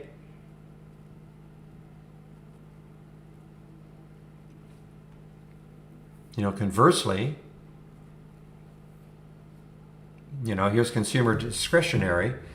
Only 25% of the stocks are up for the day. Here they are. You know, so Tesla, you know, I think people have heard of Tesla. Tesla is up for the day, you know, but 75% of them are down.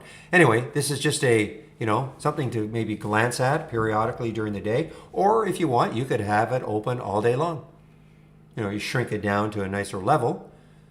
Or if you got, you know, if you've got multiple monitors, you know, maybe you want to have this up and running all day long. It's up to you, of course. Now, this is what I was talking about. So here are all the channels that we do have, all right? And they'll all be added to that new version.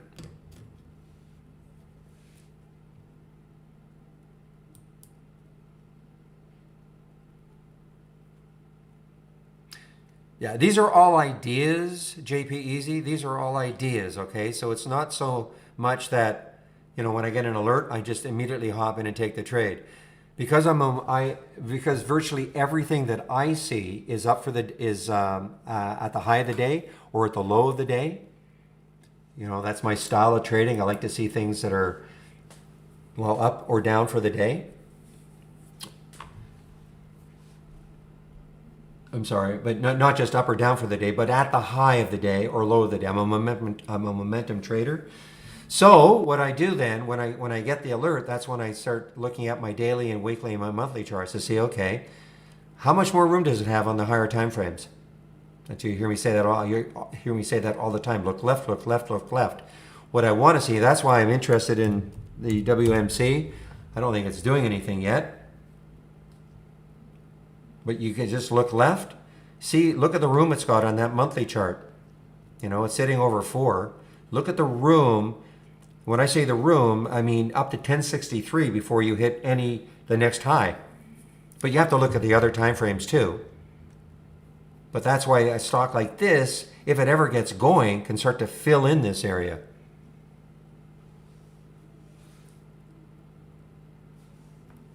Well, the memes are taking it on the chin today. GameStop, GME, AMC, BlackBerry, they're all taking it on the chin today.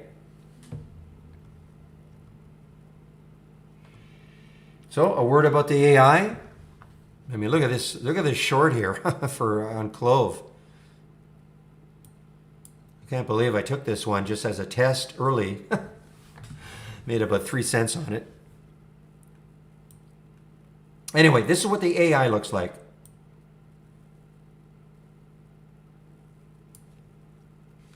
It's part of our premium service.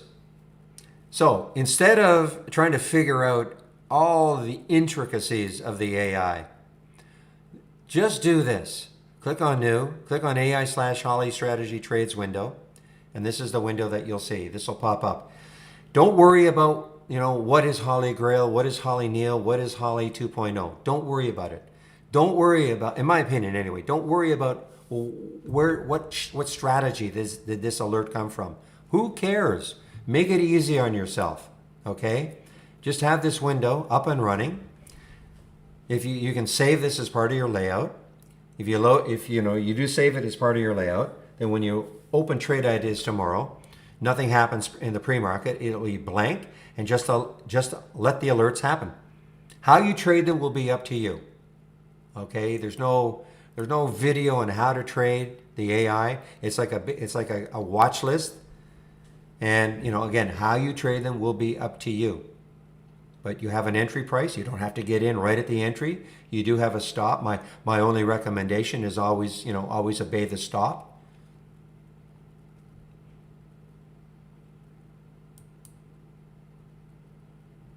Just want to see something here.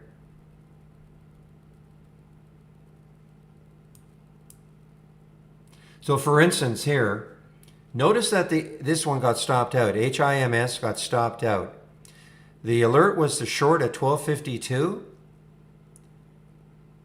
and the stop was 1313. Pretty big stop, okay? Now, it got stopped out. Notice you have a re-entry. You don't have to take it, of course, but they're suggesting, okay, the first time it didn't work, if you took it, well, even if you didn't take it, you can keep an eye on the re-entry. The re-entry is just halfway between, notice here, so this one just came in, just popped in here. But notice the re-entry is just halfway between 1252 and 1313. That gives you 1283. So if a stock hits the stop, doesn't have to necessarily for the exit reason, if it ever hits the stop price, this stop price during the day, and then it comes back to halfway between, you'll get a real-time alert. Now, you don't have to take the trade, but right now at 1283, the stock is starting to drift down a little bit.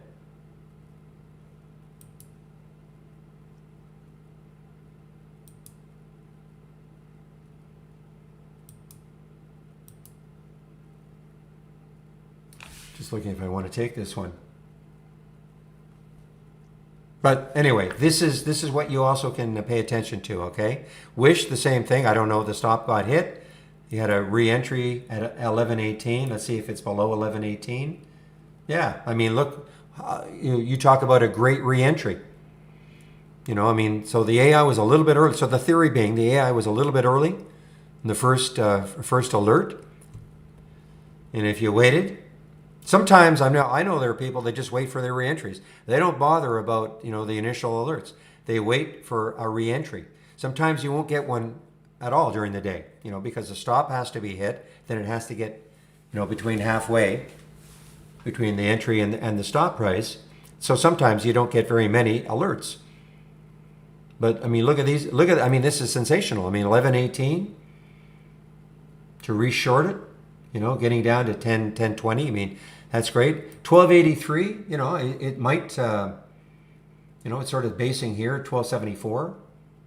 You look left, 1269. See, there's the only issue. 1269 is the next low looking left. That might stall it a bit. See, but this is what I'm saying. People ask all the time, well, how well is the AI performing? A lot of it is how you trade it. It's that simple. It's how you are going to trade it. Everybody's different.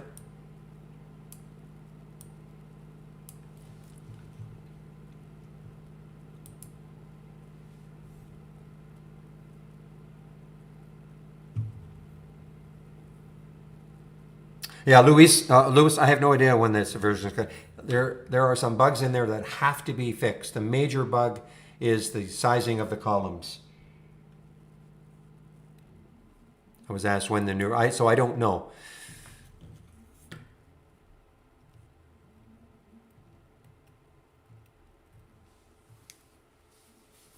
All right, guys, more. Let's talk about more stuff.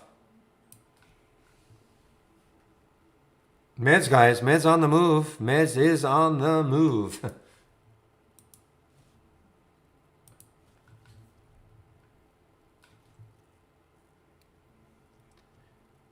I want to see this HIMS.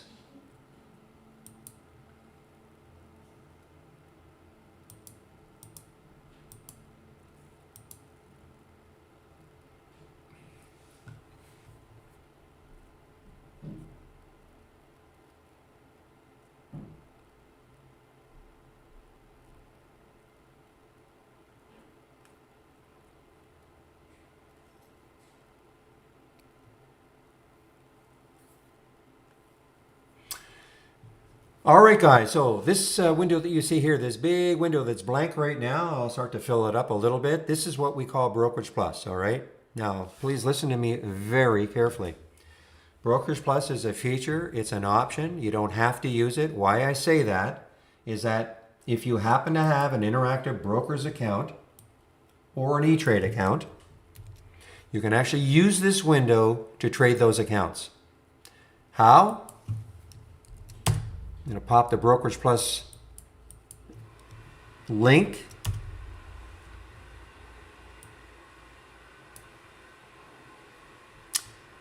Okay, so there's a link, and this link has two videos. The first video shows how you can connect to your Interactive Brokers account or E-Trade account in order to trade this. The second video goes into a lot more detail, but all kind of way more advanced. All the features that you can take advantage of. Okay. I don't explain it. The video covers it all.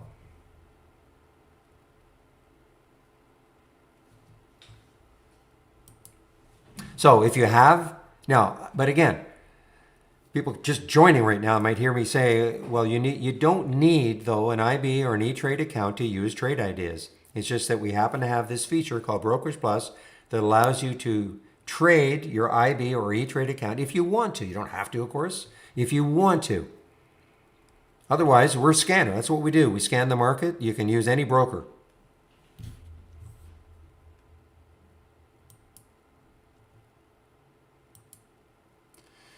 Will they add? Yeah, well, they're trying, but I have no idea when. Okay, they're trying to add TDA, but I mean, I have no idea when. It's a real issue. They're trying, but API issues, data issues, and all that. So I know some of the websites it says adding soon. We thought it would be added by January of this year, so that's how soon is. So I have no idea when or if it'll ever be added, to be honest.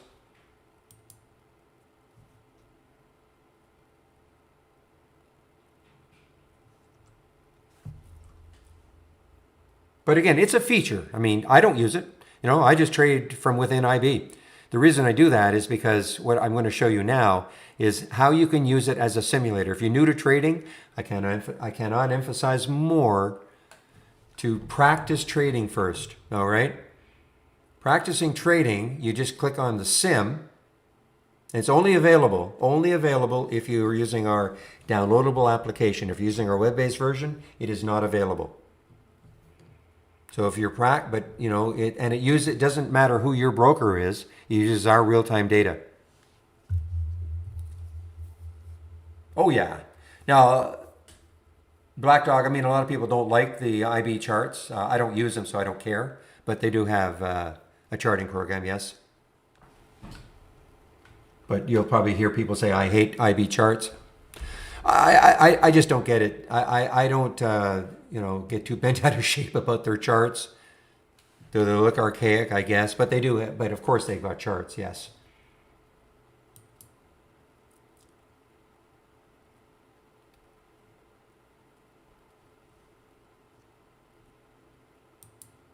I just use our charts.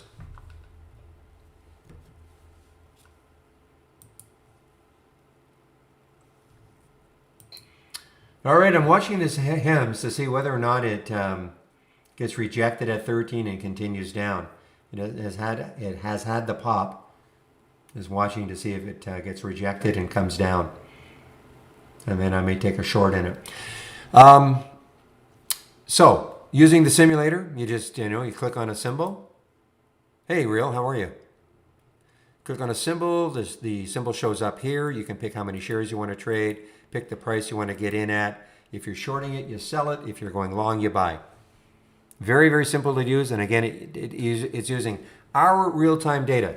Doesn't matter who your broker is. In fact, if you're brand new, you don't even have a broker, doesn't matter. You can use this just to practice trading. It's available in our standard service.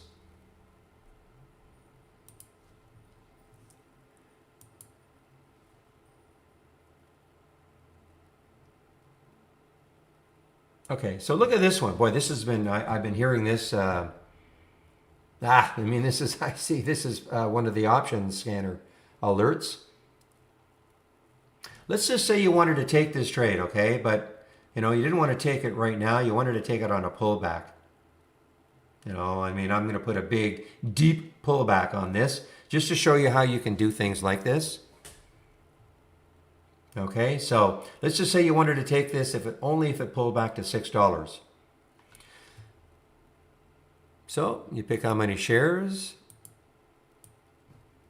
You type 6 in here, 6 in here.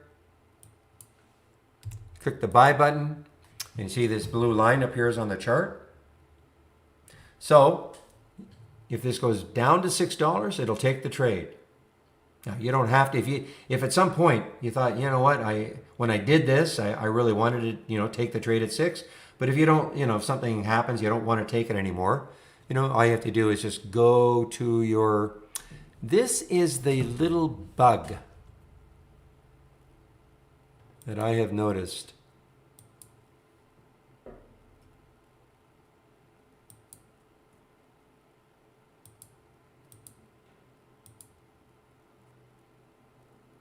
Just give me a moment.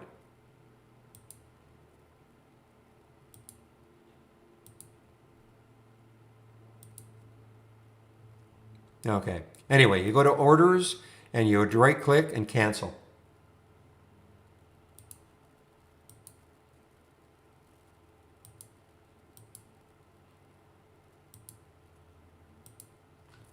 Okay. Now, so let me go back to my positions here. Get rid of these ones. I see there's a little bit of a bug here. I don't know what's going on. Okay, so we'll see if this happens. To see if it does actually take this trade down here. Okay. Now the other obvious way to use it is if you want to take a trade right now.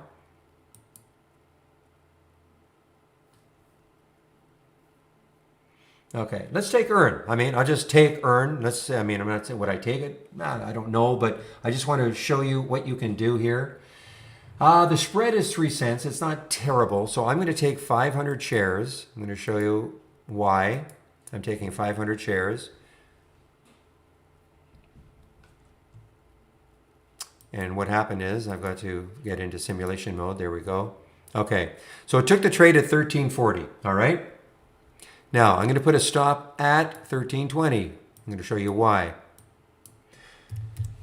When you start trading, this might be it sounds like it's counterintuitive or being negative, but guess what?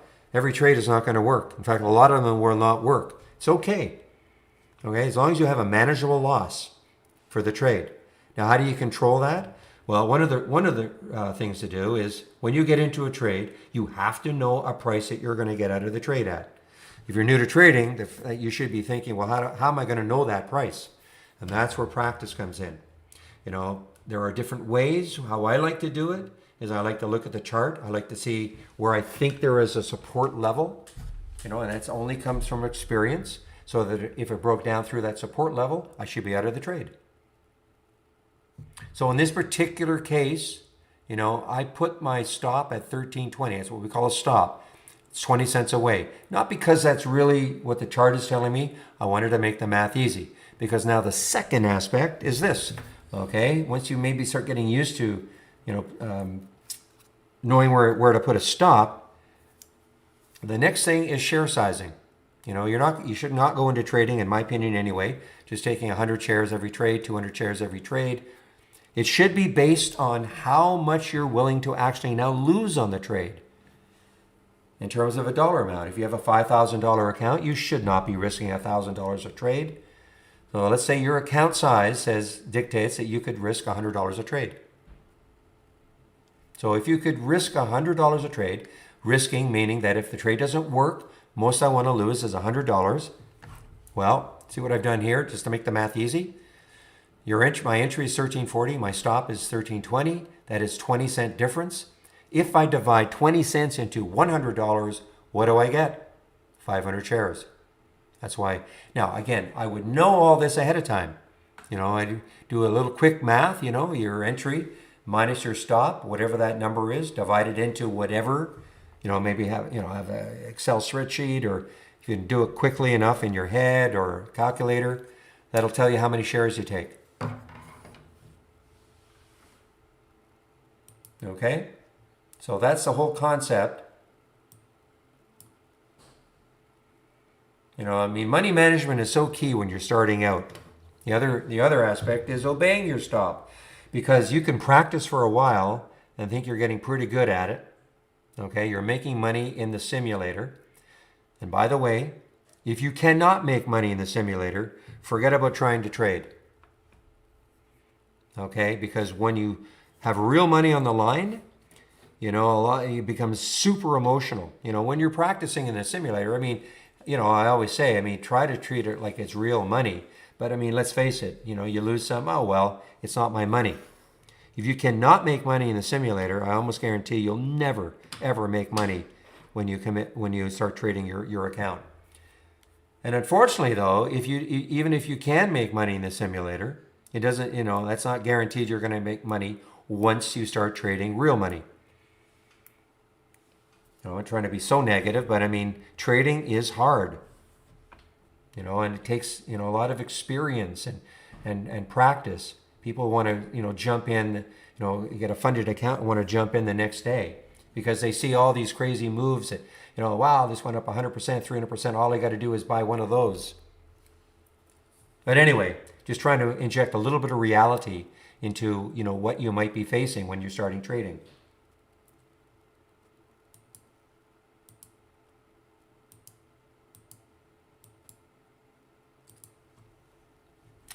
Because the next step is that even if you've practiced trading and, you know, 1 month, 2 months, 3 months, a year, and now you feel comfortable, first trade you take, you get all excited and it starts working against you and you cannot believe it. You know, you know, it was something that you're, you know, the setup looked great for the style of trading that you've got. Setup looked great and it just doesn't work.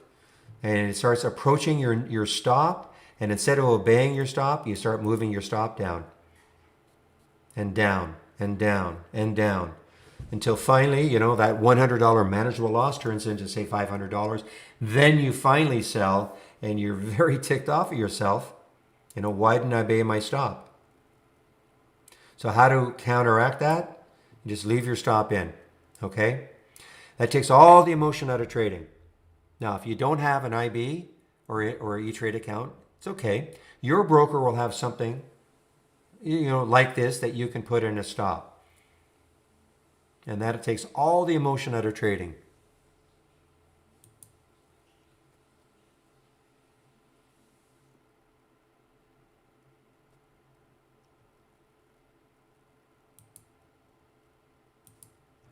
Yeah, you can do it. You have to watch that video though, Bert. You have to just watch the video.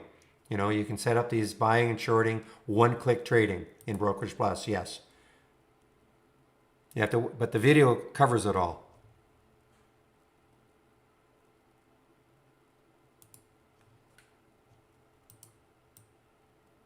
Again, I'll just pop that link in. Whoops, not that one. The Brokerage Plus link, okay? The second video covers all of it.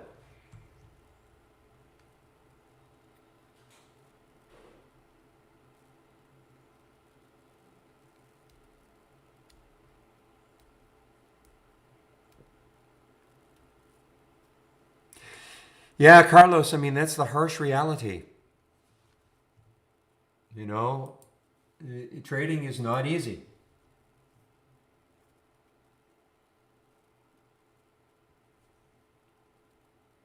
Now, one of the worst things that can happen, one of the worst things, is that you have your stop, you don't obey it, it starts moving down below your stop, and then it pops up, and you start making good money. And then you think, man, I'm really glad I didn't obey my stop. Who cares about stops? All right? Almost the worst thing that can happen. Because it gives you a false sense of security that, yeah, stops, who cares about them? You know, look, it's going to bounce. It's going to come back. That is the mantra of every trader who's been in a losing trade. It's going to come back. It's going to come back. I just have to wait. It's going to come back.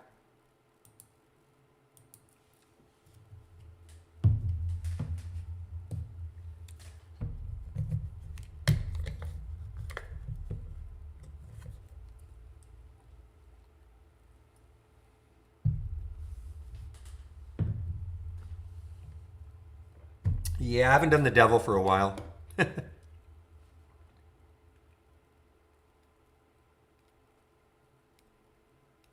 We all do it. I mean, listen, you think I started out, making money the first trade? Well, my problem is actually when I first started trading, I did make money the first trade, and I thought this is super, super easy. And I lost about 5 in a row. Didn't know anything about stops. I didn't get killed. I mean, I didn't destroy my account or anything. But look at Meds, guys.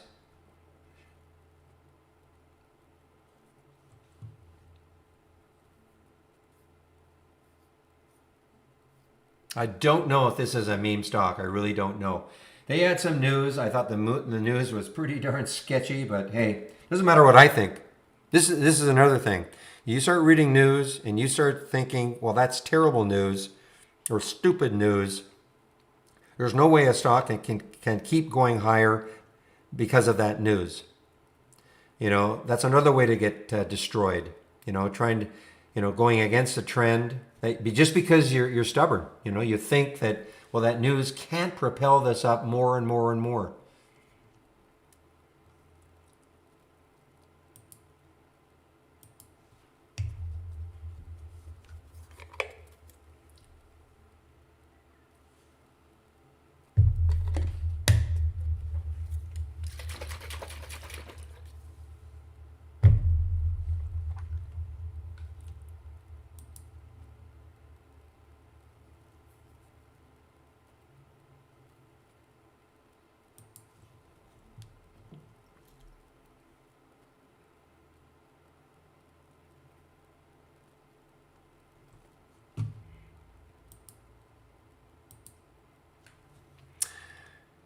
All right, guys. So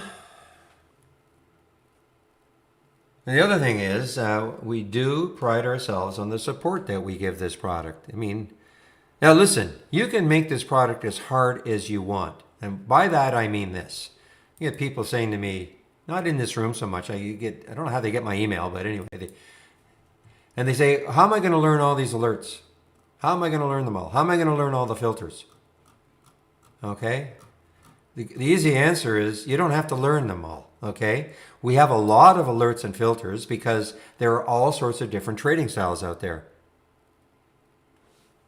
Okay? So that's why, we create enough alerts and filters that should satisfy all the different types of trading styles. Look at the scan I've got here. See anything that's crazy? I've got a price range. This is one of our more powerful filters for the current volume, trading at least 4 times normal. That's minimum volume. I mean, these are just pretty standard. Up or down from the open. These are pretty standard. The only one that is not necessarily standard that you might be not understanding is stocks where the number of alerts is 45. So this is just showing me these are stocks that have made at least 45 new highs or new lows. So high momentum. But do I really need this? Probably not. And then, if a stock makes a new high or a new low for the day, I get a real-time price alert. How complicated is this? I have a very uncomplicated style of trading. I don't have a lot of alert. I don't use a lot of filters. And that does not mean that you shouldn't. If you can find a way to use a lot of filters and a lot of filters, and it's producing, nice looking alerts for you, ideas. This is why we're called trade ideas. Great, keep doing it.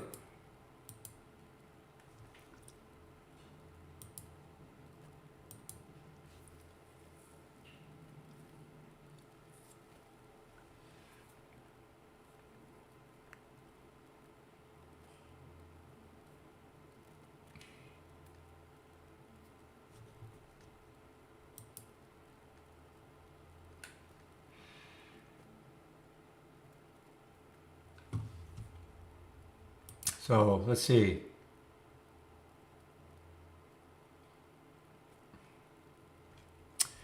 So this PRPH, so yeah, it did show up on the options scan. A lot of volume this week.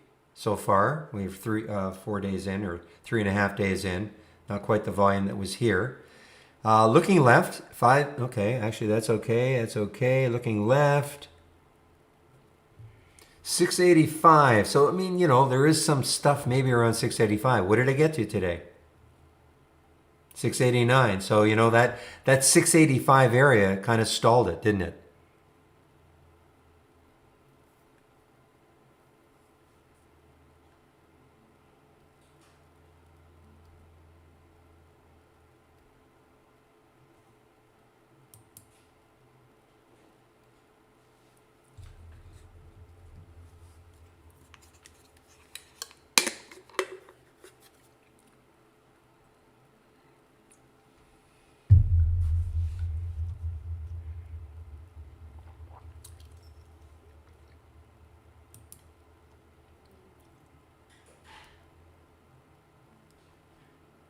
Actually, this is a nice looking. I mean, I know you're looking to short this one, but boy, I mean, again, you talk about looking left. Look left on that weekly chart. Look left on the monthly chart.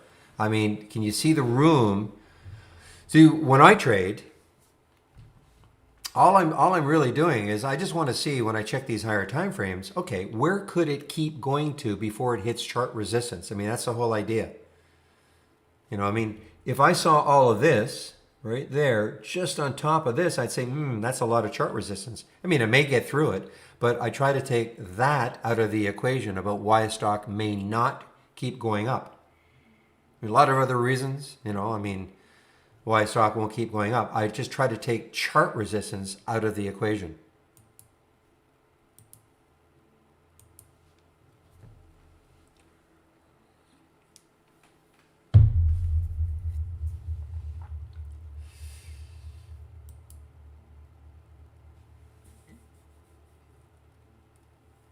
Yeah, Momo. Okay, so, okay, what does short mean? Think of it this way. You know, I don't want to get, you know, super technical on it. Think of it this way. When you buy a stock, you know, to go long, what we call go long, when you buy a stock, you hope it goes up in price, right? Obvious? Super obvious, right? When you short a stock, the concept is this. If I short a stock, I'm hoping it goes down in price. Okay, and that's how you make money, okay? Because you cover it at a lower price than you shorted it at. And so again, if I bought this stock to go long IVR at 453 and it went up to 473 and I sold it, that would be a 20-cent profit. If I short the stock hoping it goes down, say, and I short it at 453 and it goes down to 433, that's 20 cents on the downside, and I do what I call cover it, then I've made 20 cents. So that's in essence what it is. Shorting means you want the price to go down. Buying a stock means you want the price to go up. It's a very, very basic, without getting, you know, talking about, well, are there shorts available and all this, okay?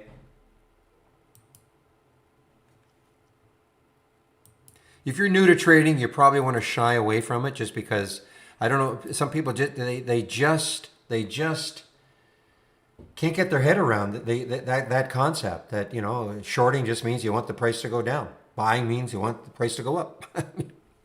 And yeah, you can go to Investopedia, something like that. It'll cover, you know, a lot more more technically about what shorting is all about.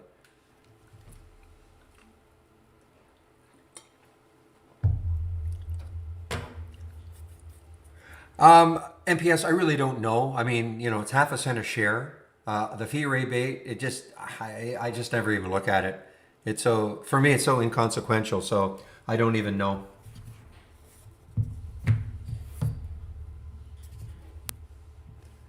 Somebody else who is a user might chime in, but you know, I just don't. There you go. IB is competitive. There you go.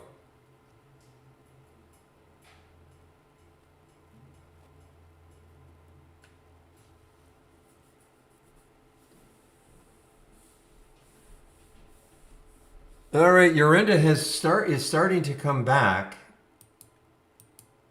This was pretty darn whippy. YRD is starting to come back.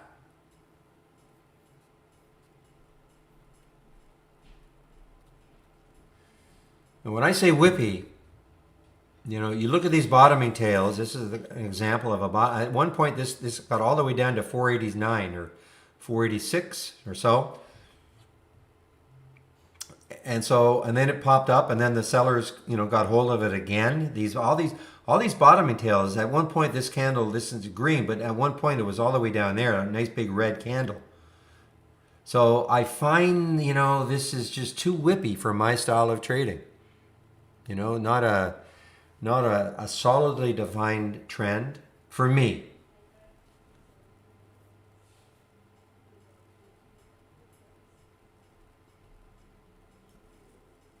Now, look, it may just, you know, race higher from here, and I may take it. I mean, look, I'm not, you know, the only thing about these bottoming tails is that the sellers have been trying, but the buyers have been closing it higher. You know, you get a few of them in a row. Eventually, the sellers give up. You know, they give up for a while anyway. You got to you know, I mean, I don't know if it's obvious, but I mean, you know, buying and selling, there's always a battle going on. When you're buying, you're hoping when you're buying, somebody is selling, obviously. So when you're buying, of course, you're in anticipation the stock's going up. The person selling thinks, you know what, I think it's gone up as much as it's going, so I'm selling now. So there's always this struggle between the buyers and the sellers. Eventually, one side gives up for a while. You know, the sellers were trying here, but, you know, maybe they've ceded control for a while to the buyers before they pile back in again.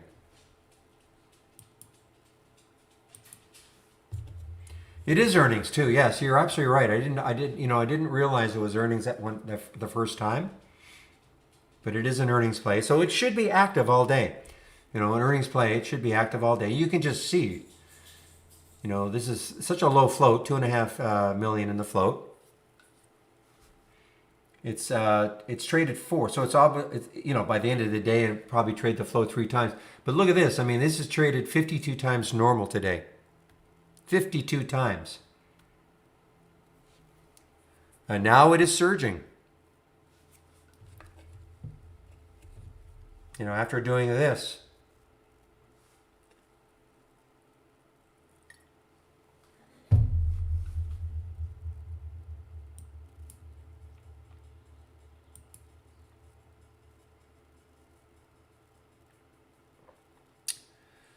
Oh no, you must be going through withdrawal, Emily.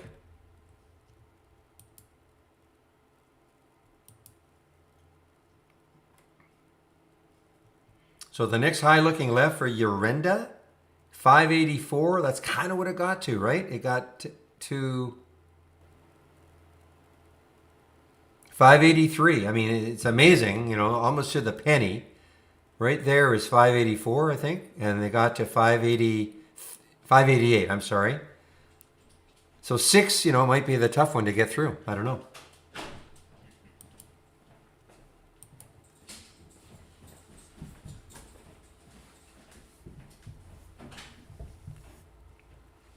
XIN was active in the pre-market. You see what it did? And now it's starting to move again. Relatively low float, not a crazy low. 30 million.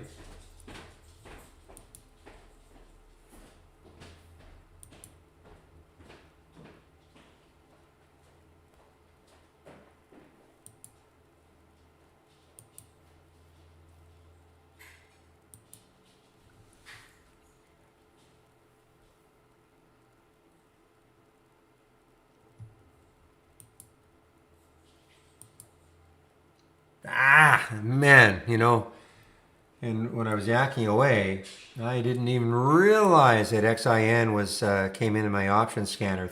Now this is the one, you know, 315 to 342, a tremendous percentage increase.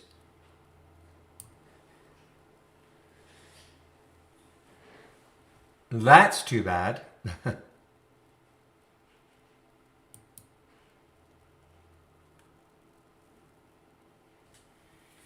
Okay, now SPRT did show up, another relatively low float. Look at the short float percent. And look left here, the next high is 550. That is far enough away, so I have to keep watching this SPRT. The alert came at 445.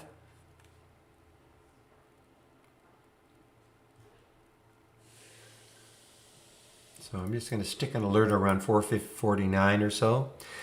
The issue sometimes with these stocks under $5 is that 50-cent mark can be a bit psychological to get through. I always find, the whole number can be psychological for, most stocks. But the 50-cent mark can be a little bit psychological to get through when it's a stock under $5. Just one moment, please.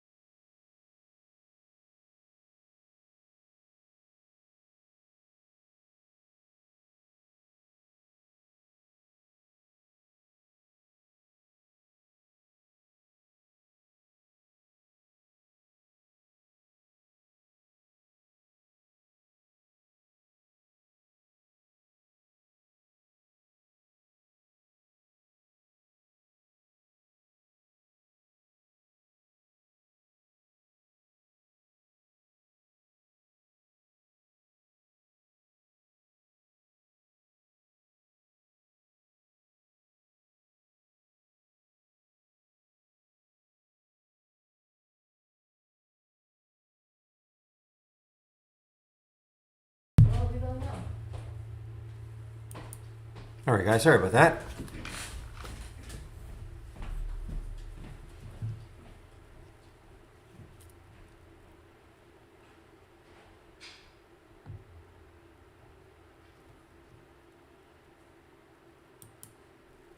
All right, guys, what I didn't show you are these are hotkeys.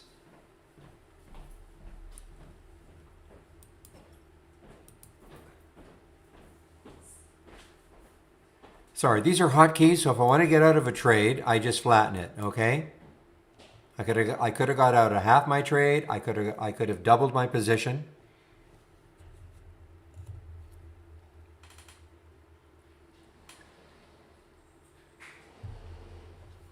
So you think that the fibs are still valid?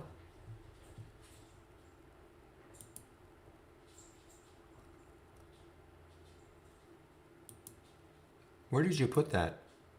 I'm sure I just read read a comment about. Oh, there.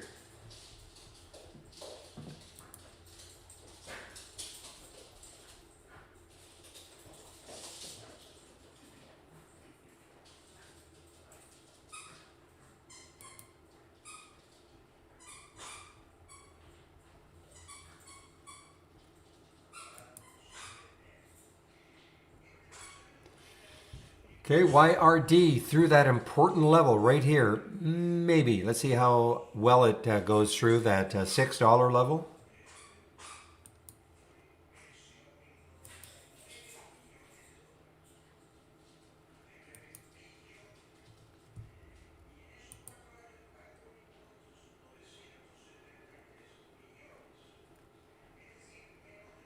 Okay, okay. Yeah, I got all jumbled. I could have sworn I read it and then I couldn't find it again. Oh, okay, that's interesting, real.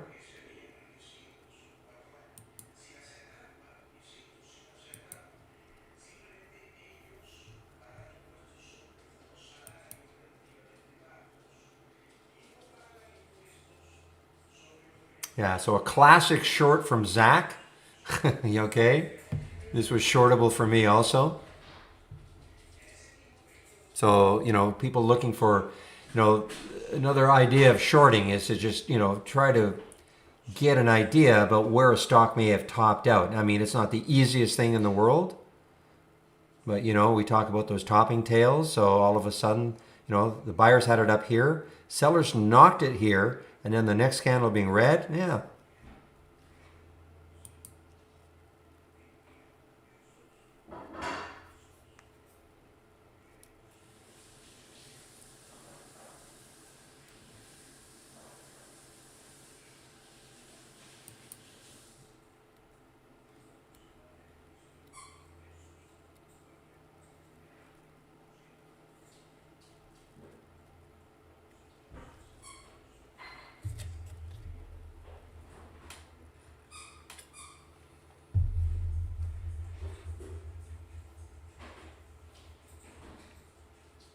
So you're not paying that much. You're not paying as much attention to channel breaks anymore. Just the fibs.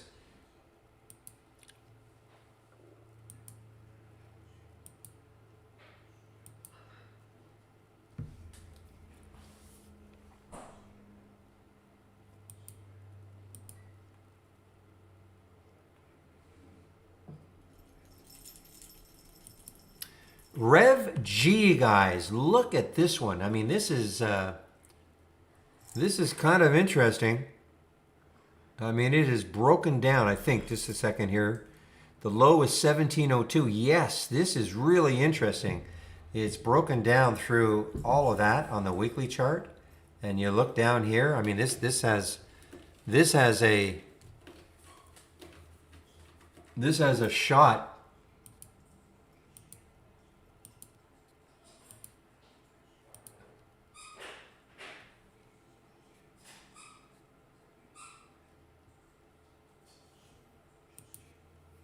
When I say a shot, I mean, when I talk about looking left and I say, well, the next low looking left is 1329, I'm not saying it's going to get there. But you see how we've taken chart support out of the equation right now with that. Well, 500,000 shares right now. I mean, I guarantee by the end of the day it'll be, not bad.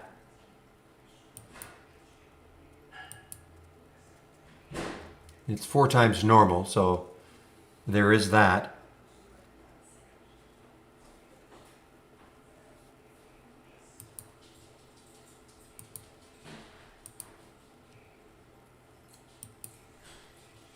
Hey, one moment, please.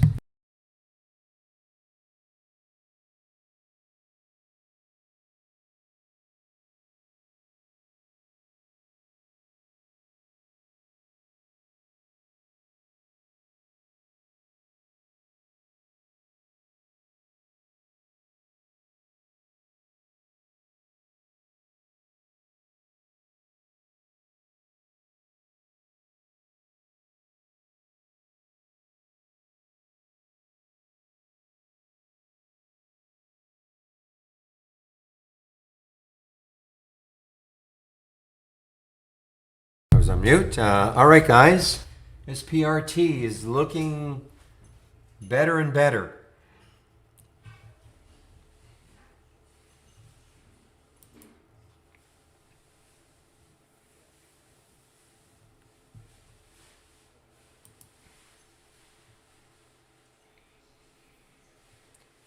It's looking better and better and better.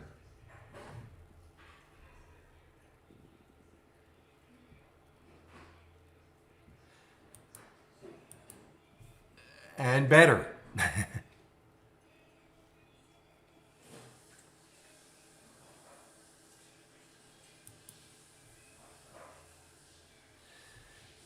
All right, let's take a look at Gatto here.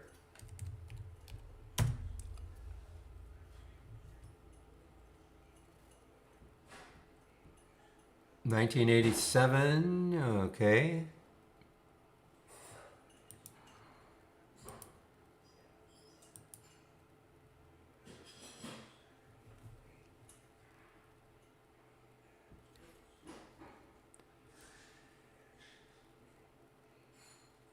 So ask Hawk. I'm not sure. I'm not sure what your question is exactly.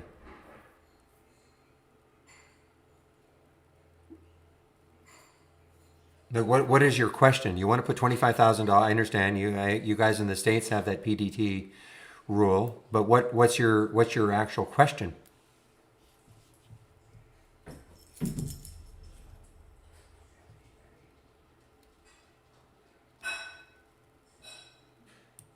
Again, but what's your question? I mean, when you say suggest, I mean you're in the trade ideas trading room, so I mean, do you have a scanner? I can,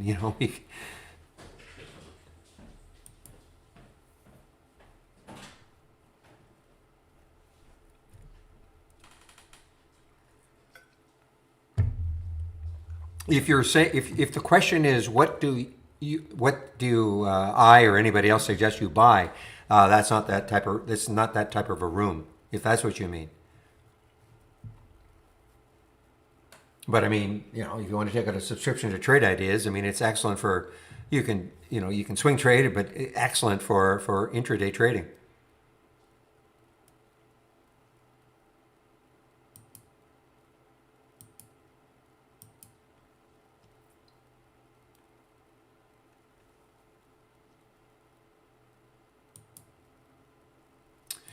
Well, I mean, it's highly risky. 9:30 to 9:45. That's when, yeah, you're absolutely right that I shouldn't say right. Things are very, very, very volatile in those 15 minutes. You hit the right one, it's great. You hit the wrong one, it's terrible. So I don't know what sort of experience you have as a trader.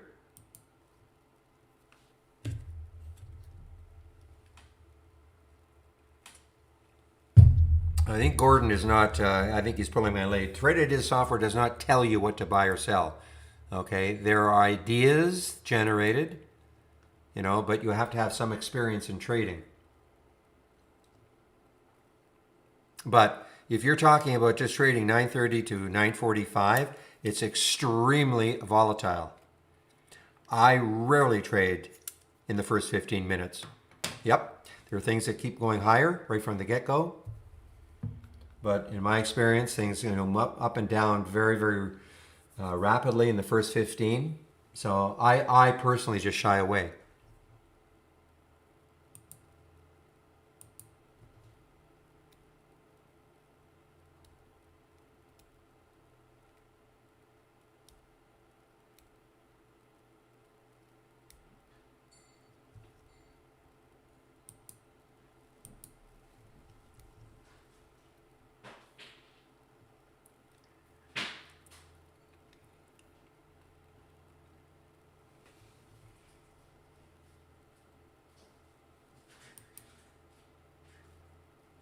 Short-lived, guys. This is, to me, is a scalper's day.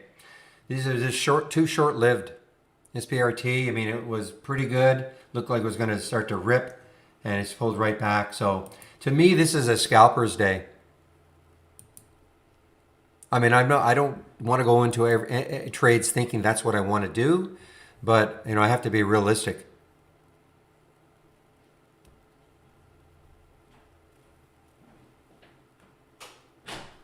Again, this is for the stuff that I'm seeing. I'm not saying there aren't trades out there that are, trending really well and keep moving, moving, moving. I get it, but well, you're glad you didn't have you can say stupid IB all you want. Probably glad you didn't have shorts for ORPH. Look at the room it's got, guys.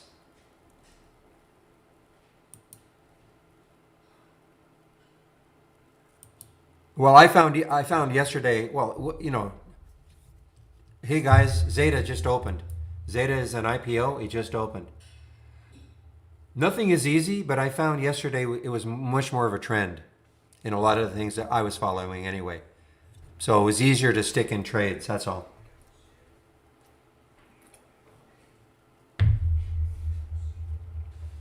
But I don't want to say anything was easy.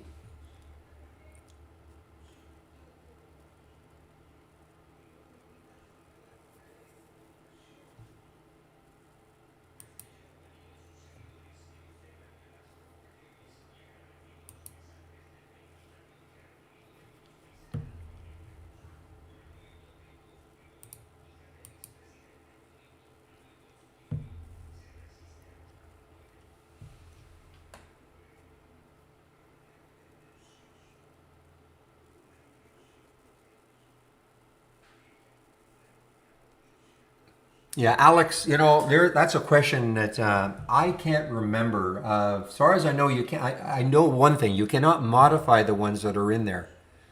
Let me just see if I can find. Uh,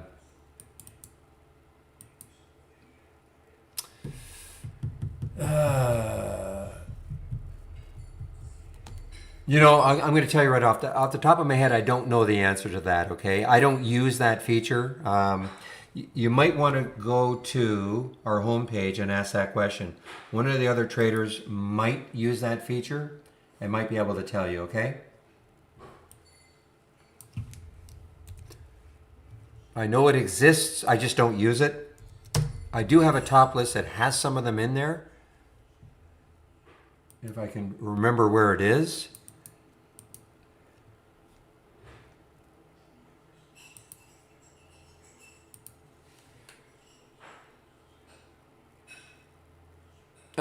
Just a minute, please. My headset just died. Is dying on me. Just give me a moment, please.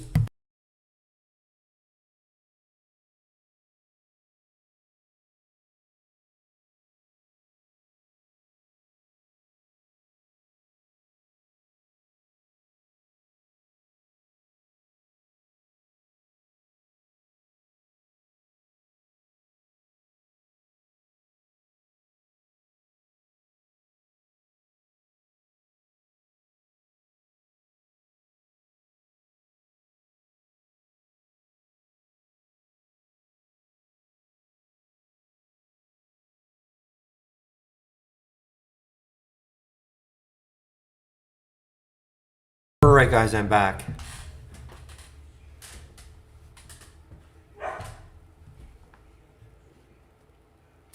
All right, I'm just see if I can find.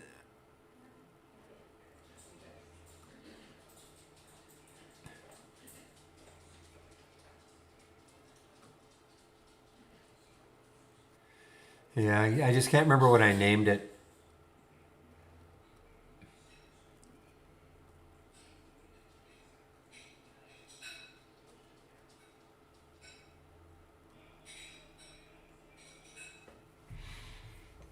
Yeah, I'm sorry. I just, yeah, I can't remember what I named it. I know what you're talking about.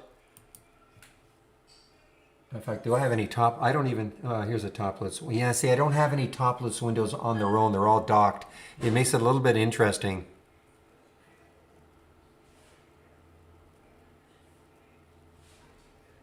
Interesting. It makes it a little more difficult for me now to break things out of the docks. I don't have a freestanding topless window right now.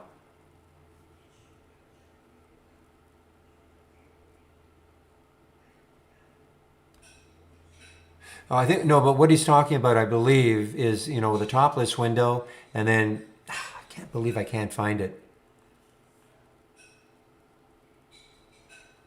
Now there might be one there.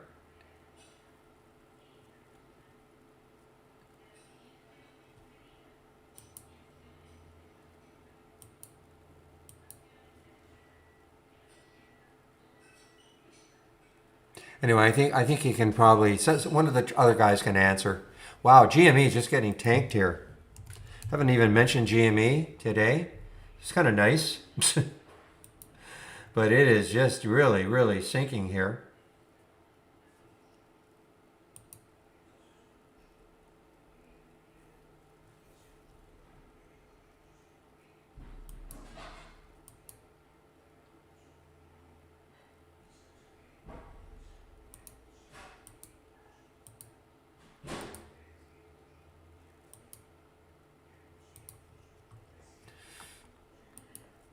Again, you can thank your lucky stars that there were no shorts available for ORPH.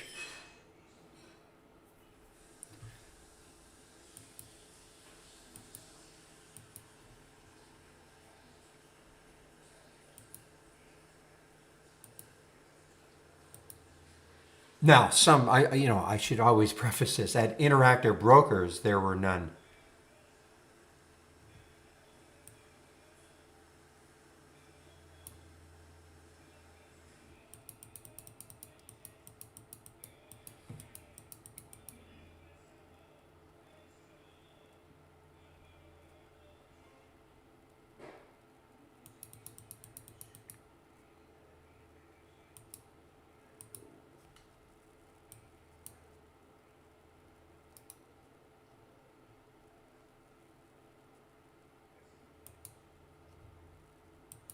Okay, so here we go. This is what you're talking about, okay? So yeah, these are the ones that are, so you're asking, can you put one in here? Now, as I sort of remembered, if you save a top, I can't remember.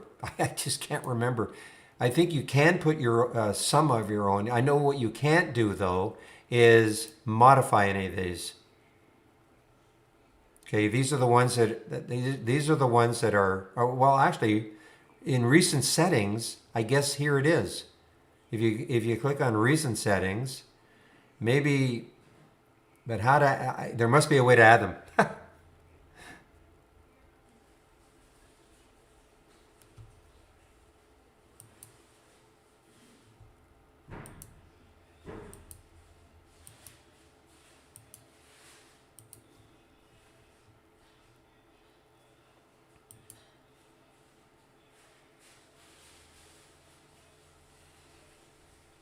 Yeah, I know. I know. I'm not sure. I'm not sure how to add them. I mean, I think maybe they, because there's no way to do it within here. Okay, it might be just that it looks at the last top list windows that you looked at, and that's why it's saying recent settings.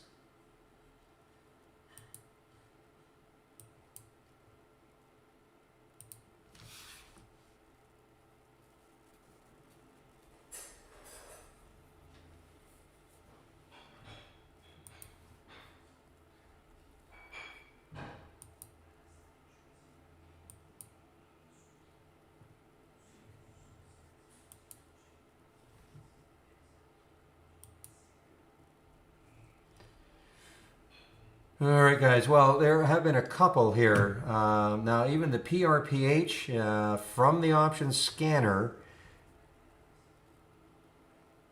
Next high looking left is 709. I would not take this unless it breaks out over that. You know, I did not take this one earlier.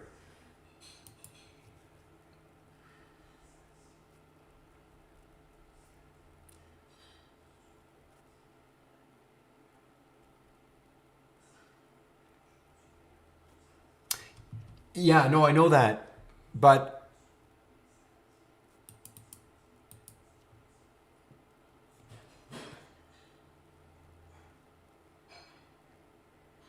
it was show strategy. What he was asking, how do I add your own in there? There are the defined ones, and then when it says most recent settings, I'm not sure how those actually show up.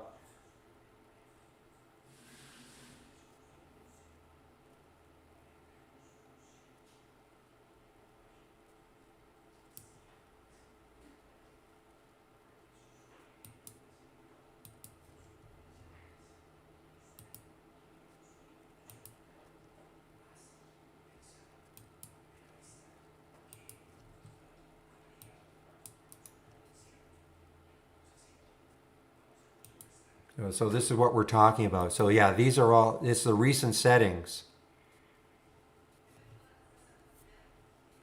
Anyway, maybe one of the other guys can help you, Alex. If you go to that homepage and ask the question, how do things go in? I just don't know. I don't know how they get into the recent settings.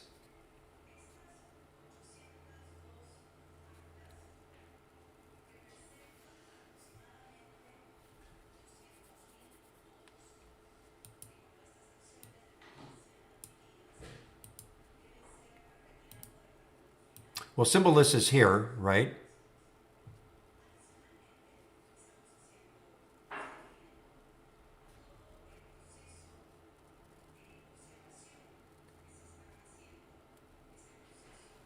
He needs to add the symbol list and configure.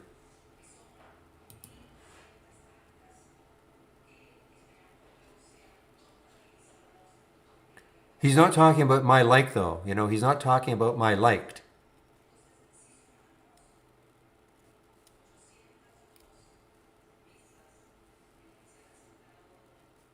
Oh, yeah, but these can't be symbol lists.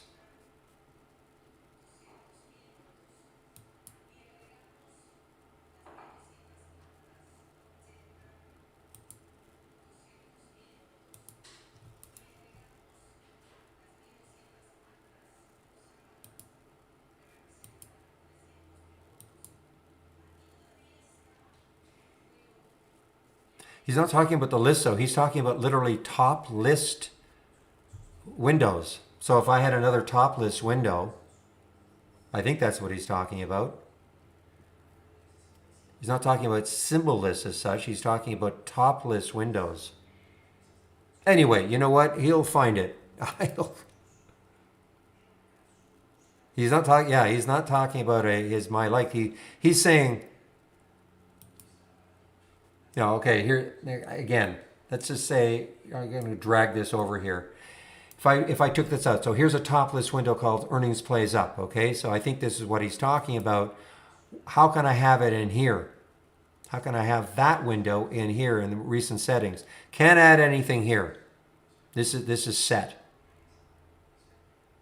So how would I add I don't know how these were added here.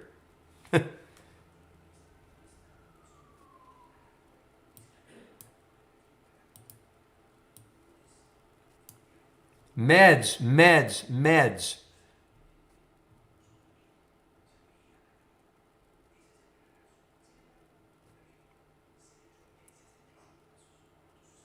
Now the next high looking left is around 1158.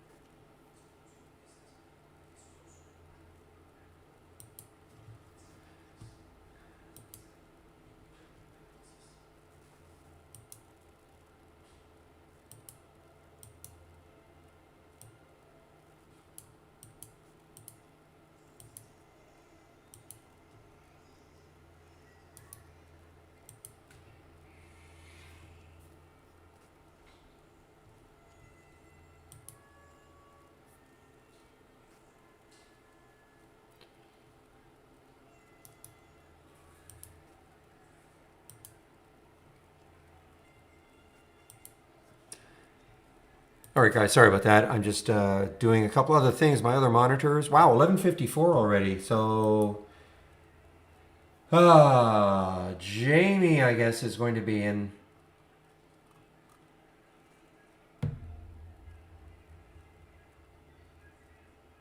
I think he's having problems. He's having some problems. Somebody will be there. Okay, so you can head over to the YouTube room while I take a break. Yeah, I'm just seeing he's having some problems, so I think Michael might be in there just to open it.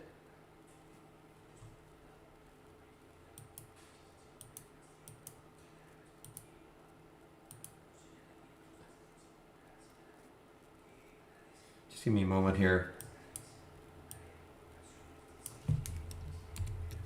So this is the link when I take my break in about 5 minutes or so. This is the link. You can go over to YouTube between 12 and 1 if you want to.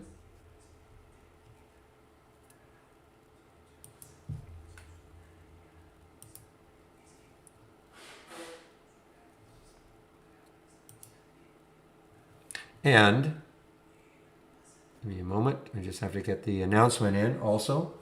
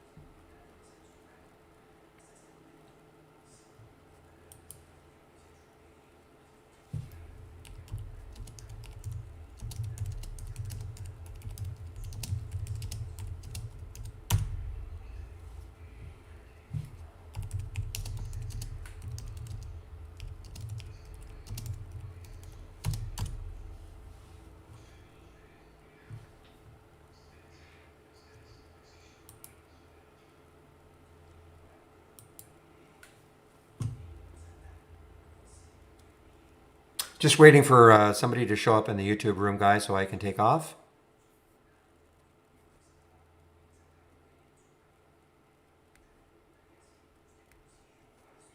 Okay. Okay, thank you, Michael. Okay, I'll stop streaming right now.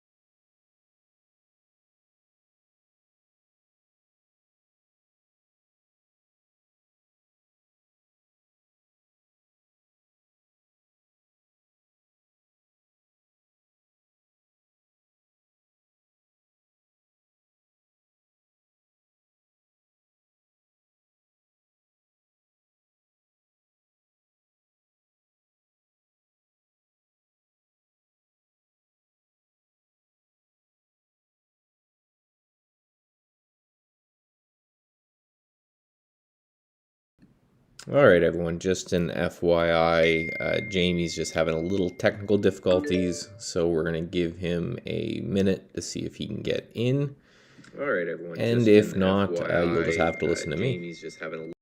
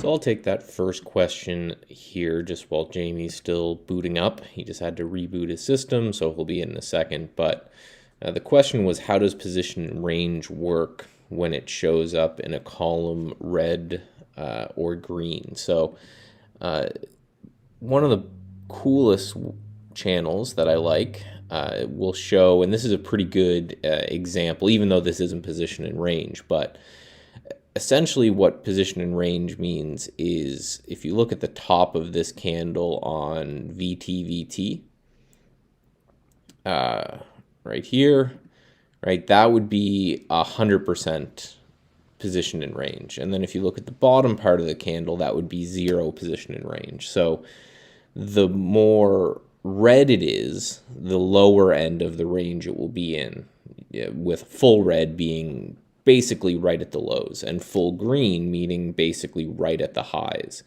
So if it's in the middle, it's going to just show you basically just a gray bar or a very, very slightly greener red. So the more red, right, the lower in range, and the more green. I may actually have a good example here.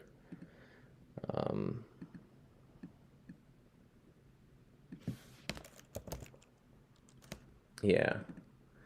So here's just something I built for the TI strength. So AEE, if we click on this one, it's going to show full green because we're way above yesterday's range. But it's going to show just a little bit green for today because we're a little bit above our position and range for today. HRB is going to show a little bit more red because it's a little bit down on the day and it's closer to the low end of the position and range. Whereas this little red basically shows that it's kind of smack dab in the middle of yesterday's range. So it's a great way just to, so if I just take this one topless window I have and I just pull this out a bit, I can show very quickly that all of these stocks I can just see right here are in the high end of their year range. I can see that most of these stocks are in the high end of their 20-day range, right? These guys up here are in the high end of their 10-day range, and so on and so forth. So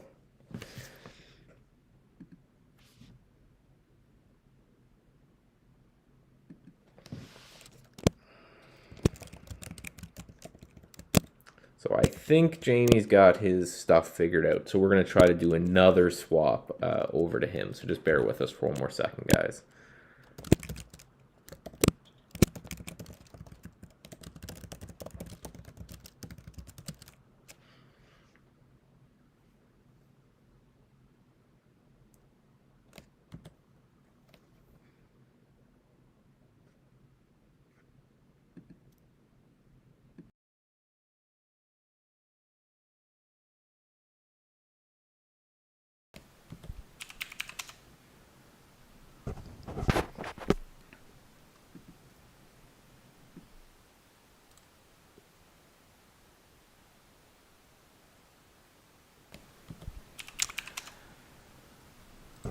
Okay, testing 1, 2, 3. Hopefully everybody has eyes on my desktop now. Okay, Michael gave me the thumbs up, said the transfer was good. Thank you for filling in, Michael. I had some technical difficulties, had to reboot, but I think I'm back and everything is good now. Let me pop out my chat panel. Okay, and if somebody in the audience could just let me know if you guys can hear and see me, that would be great.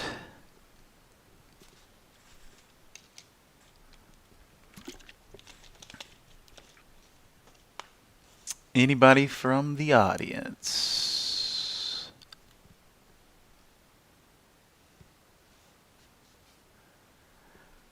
All right, I guess I'm good to go. Hello, Iris.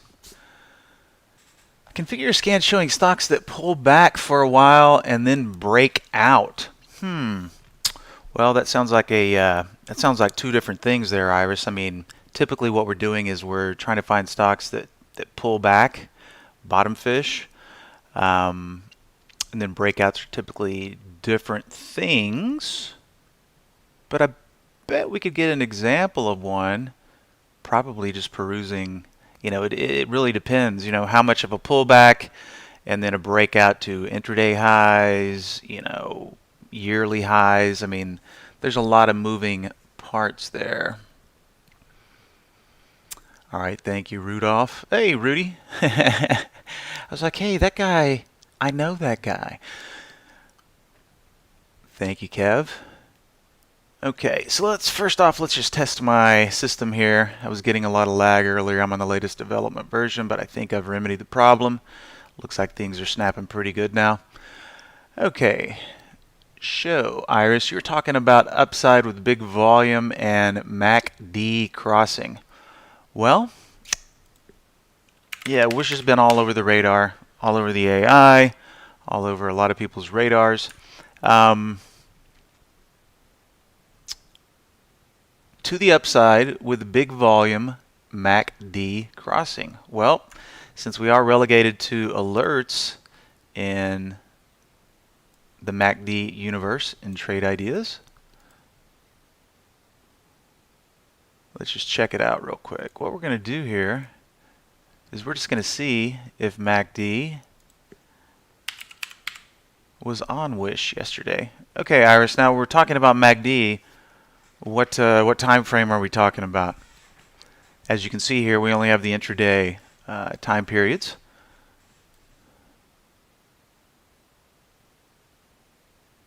So what are we talking about on the MACD? 60 minute, 30 minute?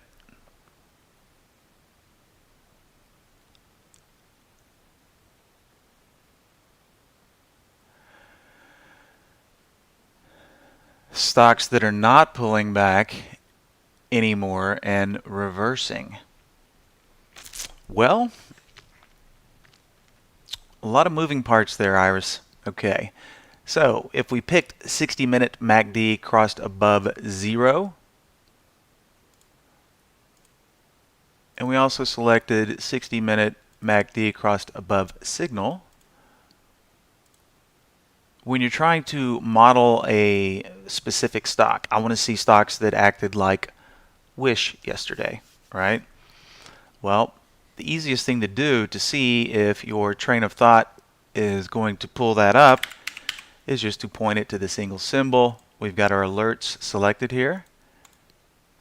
Now we want to see the history for yesterday.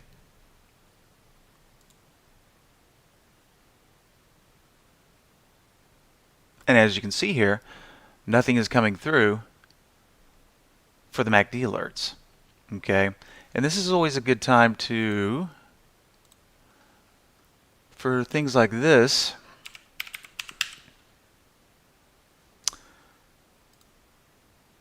when we're trying to model something, it's always good to bring up stocks like this, because then we can come back here and try to see what's going on through the eyes of the server, not just going, okay, what was Wish doing?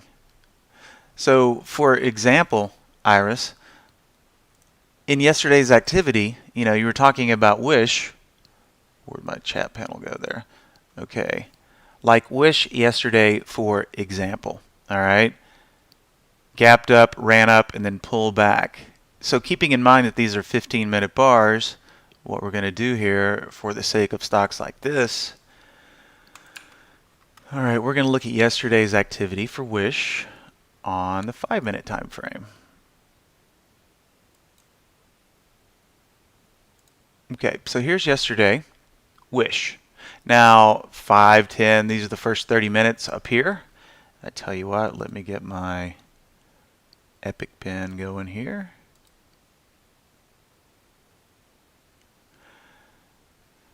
So Iris, at what point in time would you have been interested in being alerted to Wish yesterday? Looking at the chart here, okay?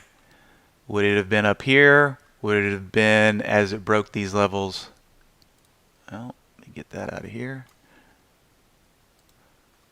Would it have been in this first 15 minutes? Second 15 minutes? When would you have liked to have been alerted to Wish? And was obviously this for a short sell?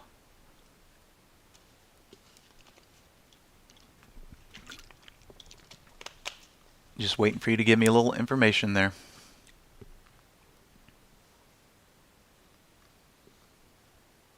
And we do have a nice little crowd in here today, so anybody else that has any questions, go ahead and pump them into the chat panel here.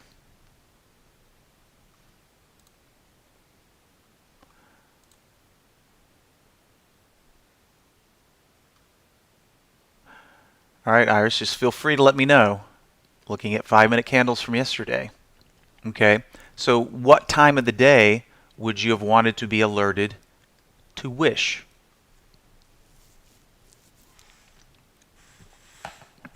Just give me that. Give me the time, and then we can attempt to model something using stocks like this.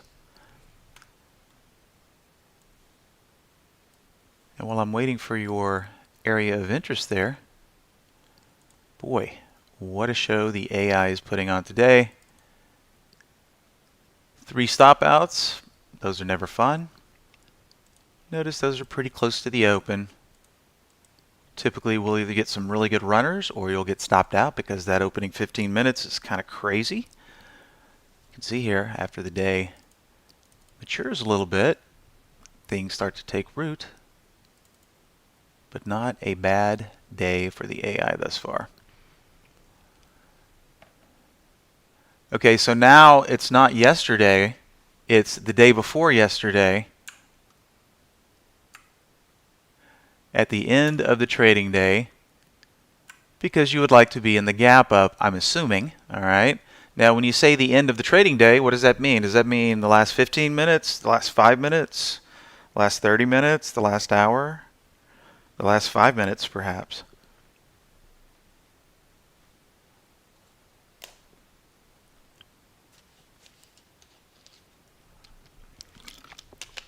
So just give me the time. Last 15, last 5.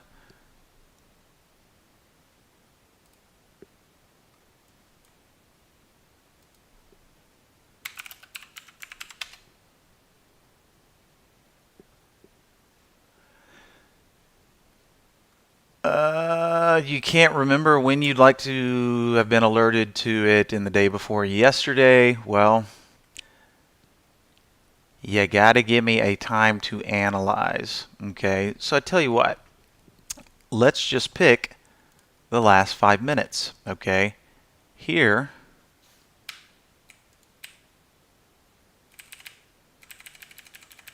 okay, this little area right here. Okay, well, when we're dealing with stocks like this, we could analyze the last hour, but in my opinion, all right, so I tell you what, if we're talking about that, the last hour, let's go back to 15-minute candles. And that would be 1, 2, 3, 4. So we would be talking about 1, 2, 3, 4, this period right here, the day before yesterday for Wish. Okay, so we can go about it the old methodology, which is way before we had stocks like this, and go, based on what I'm seeing in this action right here, obviously it was hitting, squish this up a little bit more. Hey, we know that it was hitting daily highs as it crept into this last hour, right? Pretty obvious. But what about all the other alerts, right?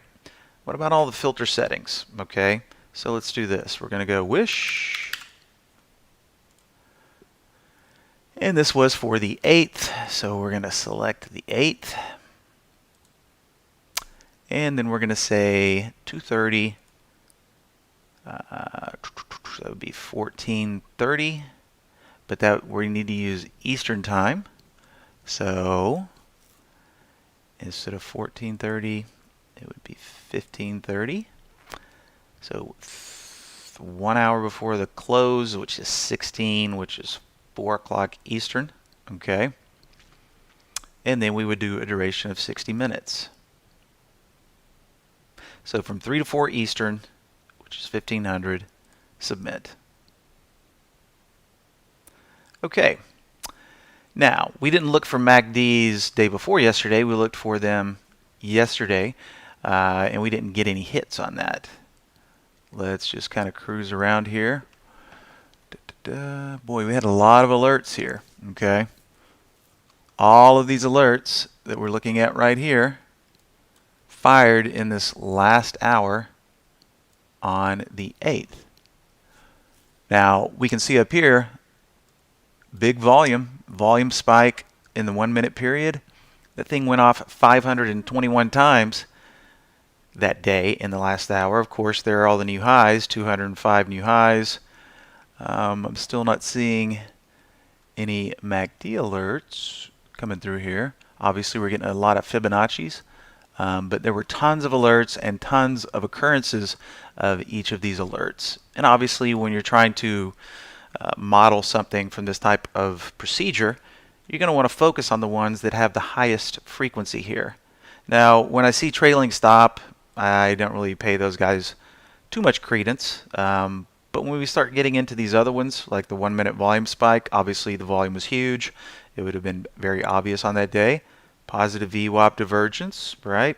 So instead of trying to guess which alerts fired during that last hour, here we are, all right from the server telling us these are the alerts that fired, okay? So as to which one would be the best alert, don't know, okay? But notice we don't have MACD filters, so we're not getting any, unless I'm just missing it here.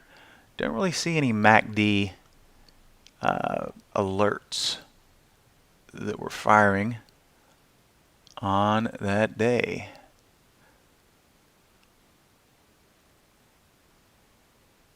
So the bottom line is, if you're looking for alerts, these are all the ones that fired ranked by the count. Now we get down into the filter sets. Typically, the way this process works is everybody has their own favorite metrics, their own favorite studies, their own favorite filters. Okay, everybody's going to be different. We could try to engineer something by picking filters at random, right? Typically not the best way to do things, okay? But for example, if we had a hot list, okay, gee, what were the options? You know, was the option volume off the hook that day? What about put contracts? What about call contracts? Well, look right here and look at these values, okay?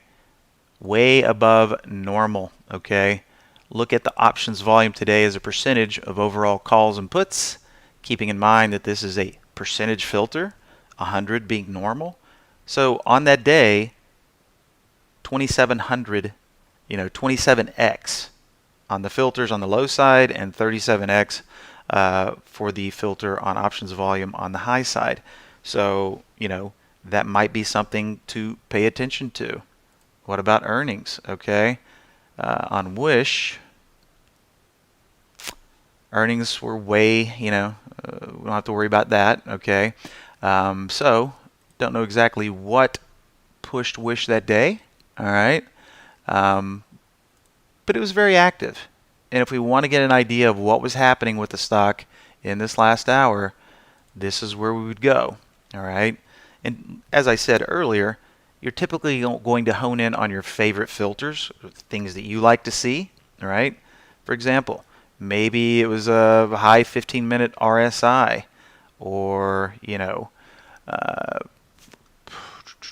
where are the RSIs? There we go. Okay. If you're a 15 or a 60-minute RSI person, we all know from just basic experience, when RSI on any time frame gets above 70, something's probably going on with that stock. Okay. A lot of people like to use these as countermeasures on a fade, on shorting a stock, assuming the volume isn't too whacked out on the relative scale. When you see these values getting above 70, a lot of the times they pull back. But on this guy today, or excuse me, on Wish day before yesterday, in that last hour, I mean, look at the values here. And, they didn't really back off on the 15-minute RSI. 82.7, 91.6.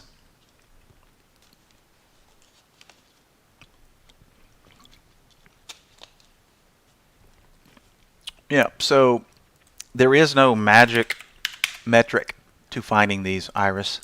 When we look at Clove, all right, it's the same thing.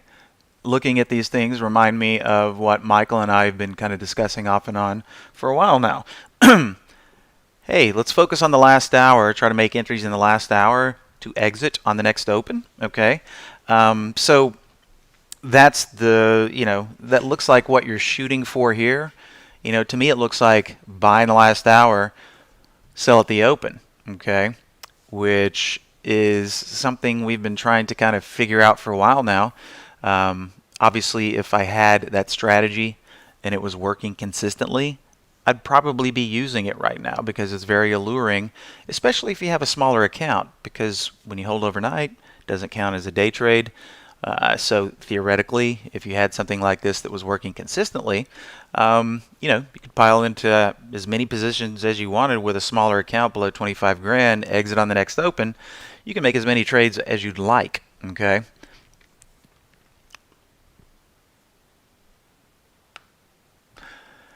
All right, Alex, could you give some info about the similar panel in the single stock window? Absolutely.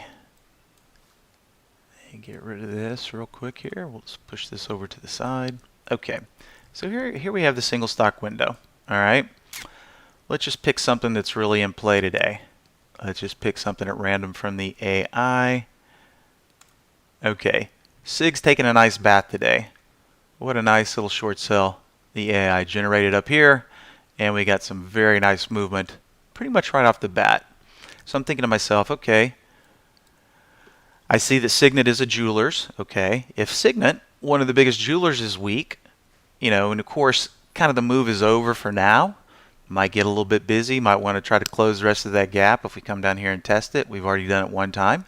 But the bottom line is, if we saw the AI in real time issue this, the trade starts working, and you're thinking to yourself, what other stocks are in the same sector? That's when we go to the similar tab. So now we can see all the stocks that are in the similar sector, right? So this is a good way to, quickly get a bead on other stocks in the sector, all right? And right now what we're seeing are a bunch of retail establishments, Urban Outfitters, TJ Maxx, Nordstrom's, all right, BKE, Buckle, all right. Don't know exactly why DDS isn't showing up. Dillard's, so forth and so on. So that's what it is for. Let's see who asked that question. So yeah, Alex, in the before we had a tool like this, we had to go. Well, we had to have our own sector list and go. Okay, this sector. What are the other stocks in this sector? So bingo, this is just a quick way to see all of the other similar stocks in the sector so that we can try to catch, what comes to mind right off the bat are the laggards, Well, this retail stock is peeling off. So, you might want to sort this by change from the close. All right, these are still up. These are the leaders on the way down. Now, why is it that some of them are up and some of them are down? Could be earnings. Obviously, the entire sector isn't mimicking this activity, but that's what it's for. If I go to another, let's just pull up one of the solar stocks, Plug Power. Okay, here are all the other stocks in that similar sector. And we could turn this off from competitors, or we could go to price action with this little toggle switch right here. Yeah, and typically, the methodology, Alex, for using this is when we see one company getting weak or strong, and typically the sector all goes together. If insurance carriers and the financial sector are all running, a lot of the times there is a lagger, one that just hasn't made the move yet. And that's pretty much what a lot of people are going to be using this for, to try to catch the laggers. If that makes sense.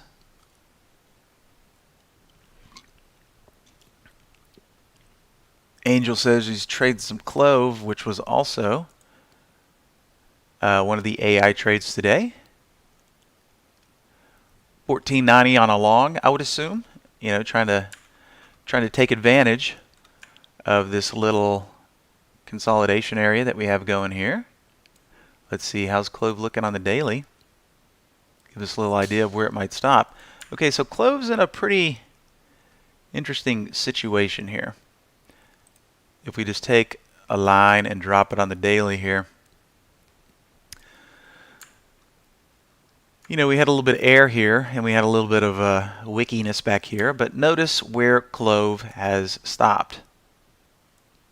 We're butting right up to this area back from the beginning of the year, latter part of January, which is currently acting as a level of support or some buyers. Okay, doing the same thing right here on the intraday. Nice little easily defined risk point. And let's see, 14.90, so not a bad price. And if we're using the end of this range right here, you're looking probably at about 14.49 as what would be a reasonable stop loss if you're wrong. Now, I'd like to see Clove. How many minutes do we have in this 15-minute bar? We got one more minute here. Looks like this bar is going to close below the 10 period. But what we'd be looking for here is just for it to remain nice and tight, not go set a new low.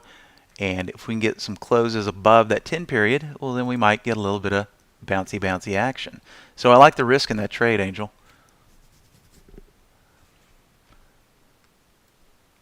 Let's just check out what do we got going on with Clove today. We still got rockin' volume here, as we can see. 328 on the relative scale. Getting a little sleepy, of course. That's what this price action dictates. Buyers and sellers have become somewhat equal. That's when we get some sideways action or consolidation. Good relative volume. 110 million shares already kicked out today. Looking at the average 3-month, usually only does about 41.7 million, so heavy volume mover, or just a heavy volume stock. Now, this is going to coincide right here, the 1 minute and the 5-minute volume. Percentage filters, 100 is normal. So it's kind of taking a nap right now on the lower volume time frames. So, you know, we might have this sideways action all day before it decides, well, you know, do I have enough selling pressure to get me through to this lower level here? Which is always a possibility.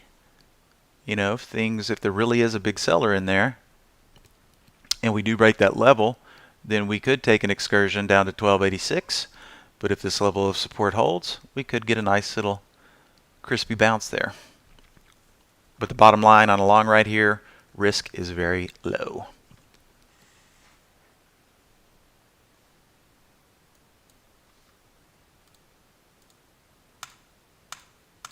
Pardon me for a sec, ladies and gents, just checking some positions. All right, good to go.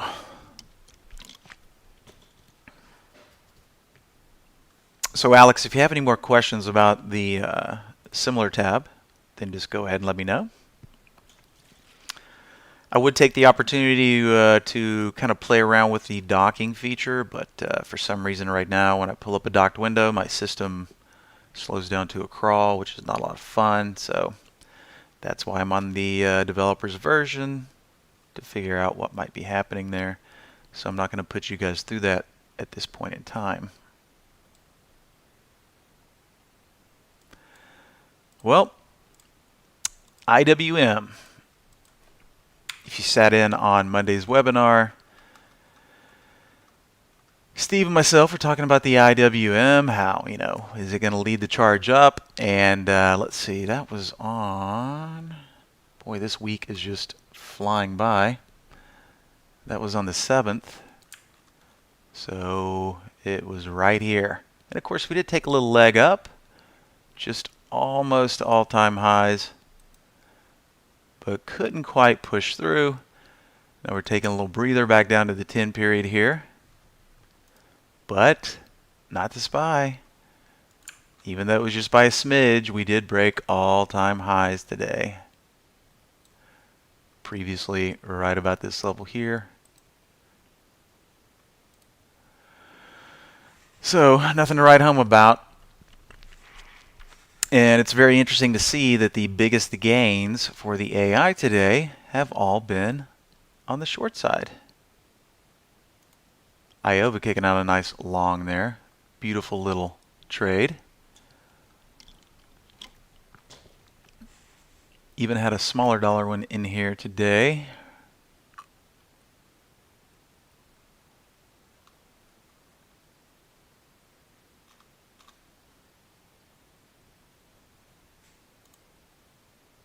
Orc, low dollar mover on the horseshoe up.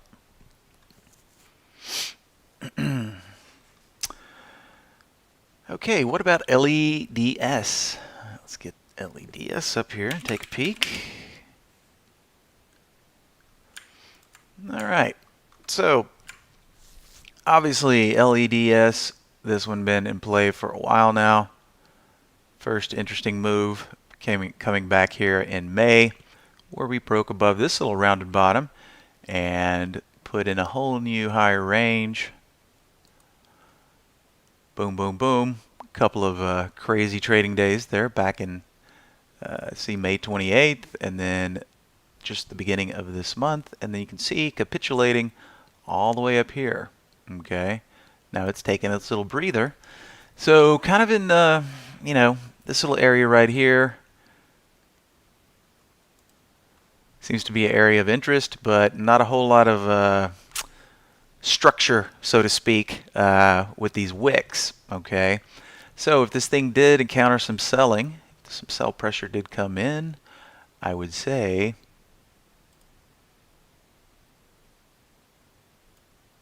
if this level right here does not hold, well then, we could easily come back and test this little area right here. If we get a nice close here, well then this might be an area of interest. But as we can tell from the action on the intraday, selling is kind of dried up. Not doing heavy volume today, only about 1/3 of normal on the relative scale. Things are pretty sleepy on the lower time frames as well. So if you're long this one and we get a good close, obviously to see this thing reclaim the 10 period and get a little upside action would be a good thing if you're long. Now, what I'll also point out over here is if we do get a little bit of bleed coming through here, well, we've got the 10 period coming in here that might act as a little catch-all. But other than that, well above all of its moving averages, just got a little ahead of itself, taking a healthy pullback, which a lot of stocks have been doing this here lately that have been on pretty significant runs. I mean, you got to understand, this thing just went from 10 at this level here all the way up to 30, all right, a triple. So to see it pulling back like this is completely normal. Might stop here. If we get a little bit bleedy, we could come back down to the $15 level. But right now, looking okay. So Islam, hopefully that gives you a little bit of insight from my layman's technical perspective.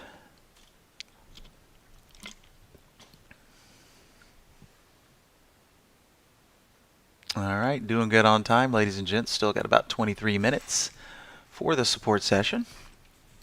While I'm waiting for some questions to come through, we used to talk about risk on versus risk off, which then became conservative profit versus moderate profit.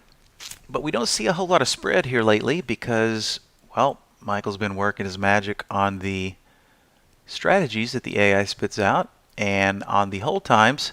Most of the hold times now are for the majority of the day, which we can see my time stop got all crunched up here. But we can see every strategy that made the cut today is geared for a hold time of 15 minutes before the close. So if they don't get stopped out, we're going to see conservative and moderate profit reflecting the same values. Now if we see a profit save as the reason for that close, then we will see a zero value in here. But for example, if we're in the trade right here, right, we get this nice statistical viability from Holly on a buy signal. And then later on in the day, in the following 15-minute candle, we put in this little area of consolidation here. This would have been a super fantastic time to add to the trade here, because we've got an auxiliary pattern playing out. So we get statistical viability from Holly coming pretty early in the session. Get above the entry line, so we're nice and profitable. Take a little bit of a dip back down to break even here. Before this thing, buying comes back in, and we experience this opening range break here.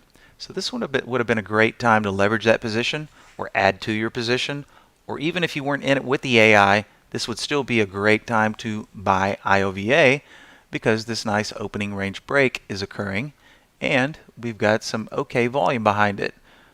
A little above 10% on the relative scale.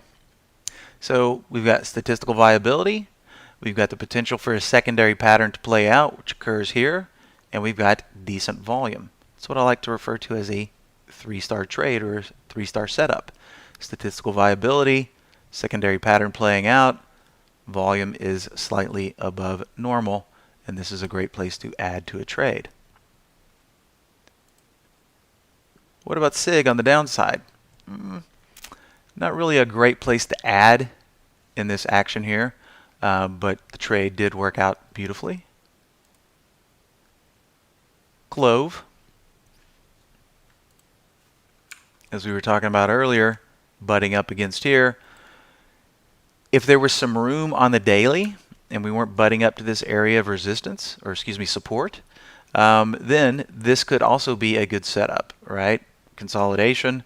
It's kind of looking like it's a better bounce play now, or a good time to cover a trade, because there's just not a lot of room to give me promise that this thing has any more downside.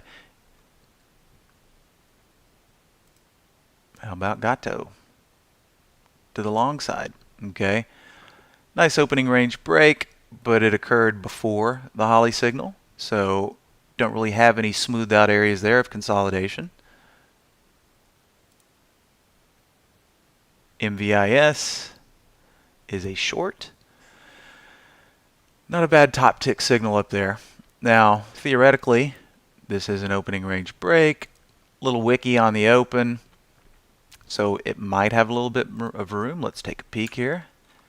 And, you know, not a whole lot of promise on any continued follow through here. Wicks indicating sellers tried to take it down, but just can't maintain control. Just butting up against this area right here from yesterday, which also coincides with this little area of chop here. If I had to take a guess, we'd probably see MVIS go sideways for a few more days until it decides it wants to break this level or break that level. That was quick, Angel. Boom, 15.25. So yeah, not a bad little scalp there for you.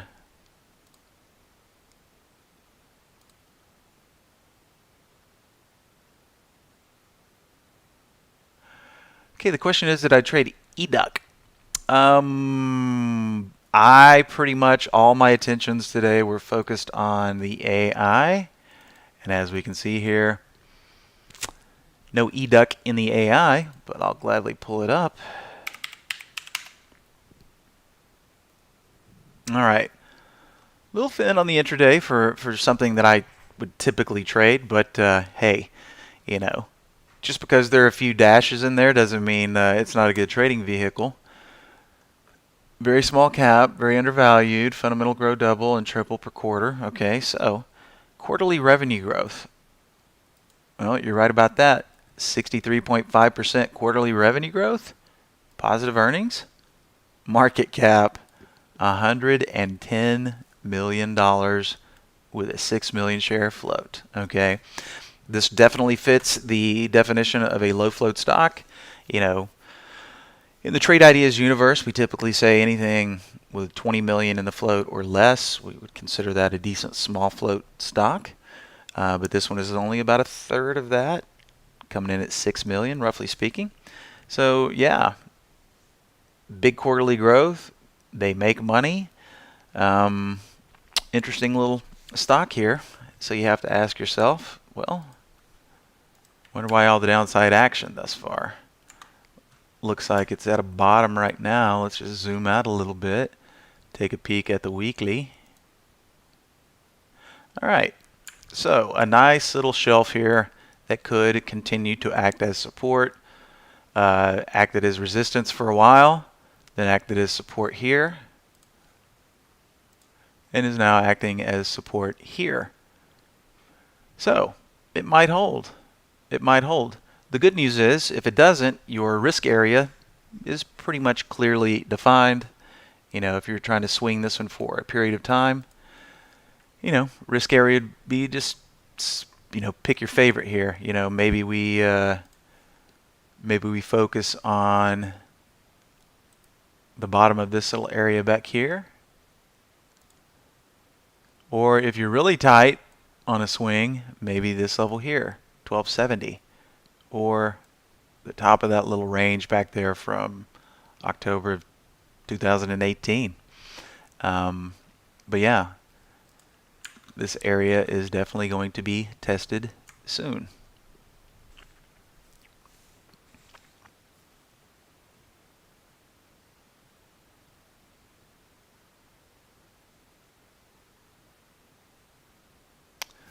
And the question is, I've been monitoring the Trade Ideas AI for the last couple of days. Are we doing anything to not have those real negative days like yesterday?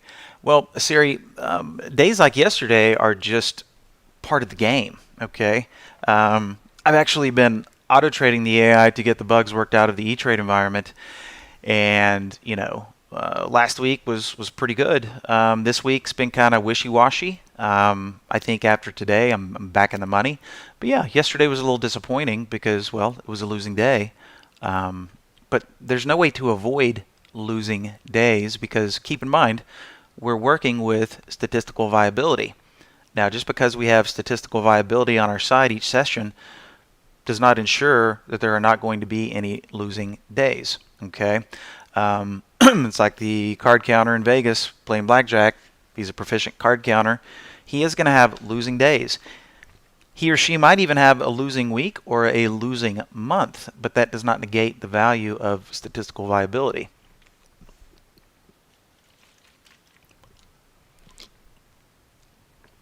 If you're going to play the statistical game, whether you're going to be auto trading your own strategies or engaging the AI in auto strategy, you know, you have to give it a length, at least a 20 trading day run, to see how the stats are stacking up against your expectations. Okay. Now I can tell you this: E-Trade doesn't have the best short list out there. So a lot of the times my orders will get rejected on a short sell that was a big winner because the shares were not borrowable. Okay, so these are all factors that come into play. You know, that's on the short side. But on the long or the short side, let's say the stock was borrowable, but it was a fast-moving stock. Boom. Your limit with a -9 delta wasn't enough to get you in because the stock was fast-moving. Or the same thing can happen on a long trade, because what we cannot see in a back test is, did you get the fill? Now we know if we run market orders, we'll always get the fill, okay? But we're going to take a lot more slippage as well.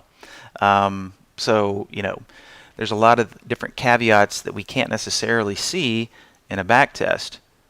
Market order, you're always going to get the fill on the long side typically, but even if you're using market orders on a short sell, if it's not borrowable, your order's never going to go out in the first place. So yeah, yesterday was not fun, but today is a different day, and today it's up more than it was down yesterday.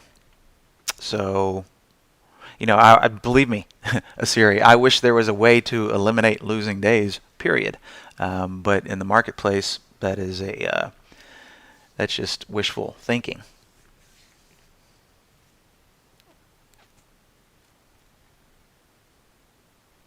Massive bid on ORPH.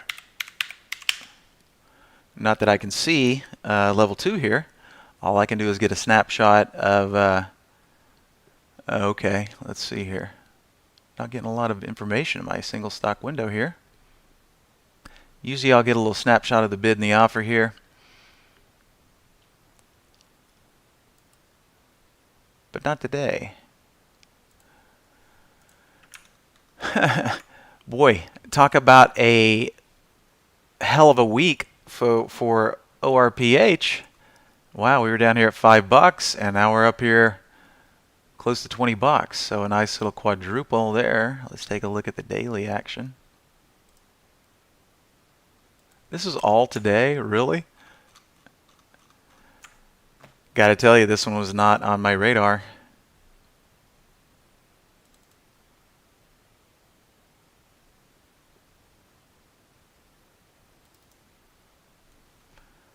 Probably because of the extremely low volume that this one normally does, 62,000 shares.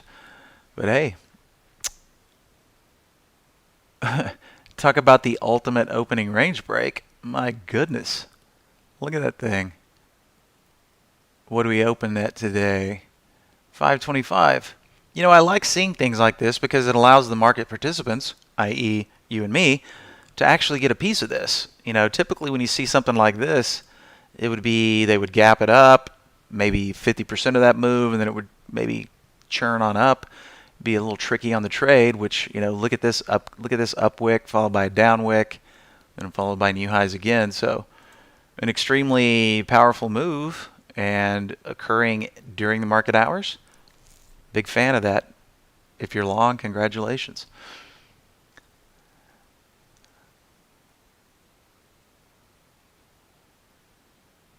To counter losing days, reminder, stop loss on the stock, max loss of the day.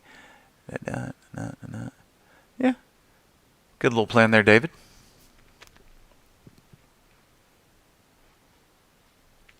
And, you know, there's a certain element of randomness when we're automating the AI or trying to even manually take AI trades as to whether or not, you know, we get filled, or sometimes it hurts us, other times it helps us. If we don't get filled on that short sell that was a loser, well then that's a good event for us.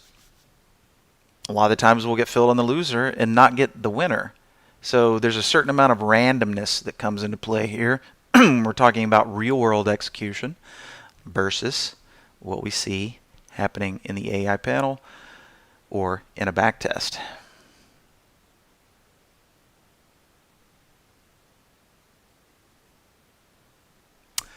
I is asking, am I using short growth in any of my scanners? And that is a filter, I believe. You can see here on my single stock window, I've got short float, which we're not getting anything in ORF right now. But I do believe we have short growth as well. So it's good for kind of tracking increasing short interest. It's not something that I personally, let's see, where did it put that one? Short float, short growth down here. Okay. Now, interestingly enough, we're not getting anything in short float, but it looks like short growth is kicking up here. All right. And if we filter through some of the more liquid stocks, we can see SIG short float currently 8.85%, but that's down 9.77% from the last time that these numbers were reported. And just keep in mind, even short float percent does not report in real time. That's been a heavy topic of discussion in the industry. You know, hey, why can't you guys provide us with real-time short information? I forgot if they kick it out once a month, I think. Which is a kind of an antiquated way to do it. You know, that's what led to the whole GME and AMC movements, I guess, for lack of a better term, is at one point in time, GME was shorted over 100% of the float, which you think to yourself, well, gee, how's that even possible? Okay, now it's reflecting 21%. Do we know if this is really accurate for GME right now? Maybe, might be close, but that is the thing that acted as the catalyst to make the whole GME craze happen. Okay, GME, then all the other highly shorted, you know, close to 100% stocks followed suit. AMC, all the meme stocks that had high short floats started doing the same things. So you can keep tabs on how quickly the short float is increasing or decreasing by monitoring short growth. Now, if you put this into a strategy and ran the old back test and started looking at the optimization tab to see if you saw any interesting correlations between short growth, very well might be the case. You never know until you get in there and dig around.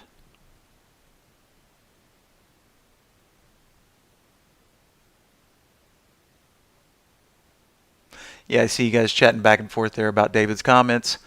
And David was just making a comment, to counter losing days. Just his basic, correct me if I'm wrong there, David, you're just kind of illustrating the risk management technique that you like to use. Because the losing days come, that's just part of the game. Sometimes they're bigger than we'd like them to be.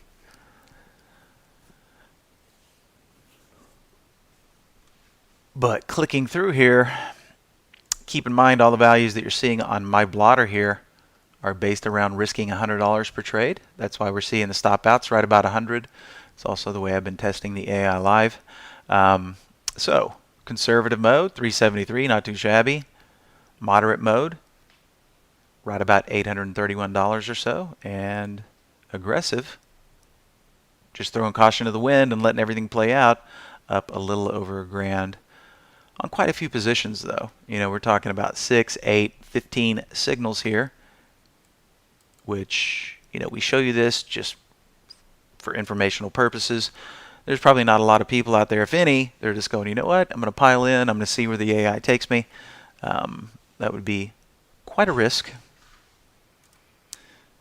I'm more of a moderate guy. Put my stop loss in, let the stock do what it's going to do, and we'll see where it is at the end of the day.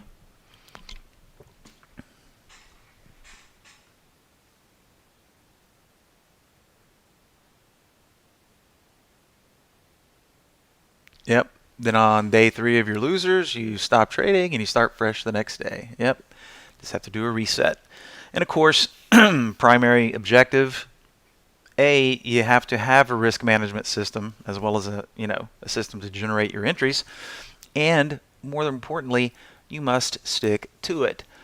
Since we're on the topic of statistics, that is what prevents most people from consistently making money in the markets, is the inability to stick to a rule set. It sounds extremely simple, right? Hey, here's the rules. All you got to do is stick to them. Okay, all right. That's why trading is 90%, maybe even higher. It's a mental game, okay? We can have the best strategy on the planet, according to the back test and stats and whatnot. But if we don't adhere to our risk management, we get a little loosey-goosey, things coming down to our stop level, and we're like, oh, I'm going to give it a little bit more room. Matter of fact, what was it yesterday? This one. As Asari was, indicating yesterday, yeah, it was a tricky day. All right, kind of had a heads up that it was going to be a little bit tricky of a day because I had some really squirrely compare counts, like 52% to the upside. But yesterday, perfect example here. This was an AI trade, was in it, up nicely, up about 3R right up here. And then before you could even blink your eye, back down, coming back down here to, you can see the sell arrow there, which was my stop loss. And it's coming down. I'm like, oh, well, maybe it'll stop at the 10 period, right? Maybe I should re-enter it right here. But I thought, nope, we got to see how this candle closes. And of course, we took that nice little excursion down. So re-entry would not have been good here. But I was irritated. My mental state, being up 3R and then getting stopped out, that's a big swing. Up 3R, then get stopped out for 1R. Did I like it? Not at all. Did I almost do something stupid because I was mad because I was up 3R and then end up losing 1R? No, nope. Cooled the jets, went, you know what? This is just going to happen from time to time, and we just got to take our licks. I didn't deviate from the plan, even though it was painful to watch that. Up 3R, get stopped out for 1R. part of the game sometimes. But I know if I stick to my rule set consistently over time, there will be some pain, but there will also be some joyous days, like today. Oh, sorry about that, Asiri. Well, as I was saying earlier, I risk $100. So on a $100 risk on root, up here I was up 300. So I was risking 100. Up at the top here, I was up $300. Quick pullback and then a stop out. So instead of making 300, I lost 100. That was a $400 swing on one trade, right? Didn't do anything wrong. Just the market. That's sometimes what it's going to dish out to you. And this was such a fast move here. By the time you saw your blotter reflecting that nice juicy profit, move your hand over to the mouse to try to take half or whatever, boom, it was back down, you know. And that's the exception, not the norm. But, you know, just an interesting take from yesterday on, you know, what can happen when a stock is moving fast and the market's not being real conducive. So yeah, if you're risking 1R, $100, and you're up 300, then you're up 3R.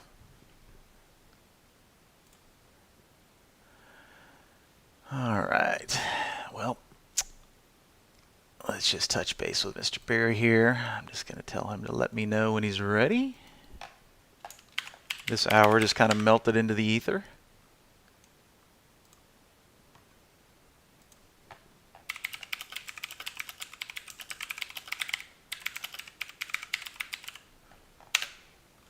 All right, we'll give Barry a little cushion there. He'll let me know when he's back. All right. Any other questions while we're waiting for Barry to reclaim the steering wheel? Just go ahead and pop them out there. Uh-oh, 777s. Lucky 777s.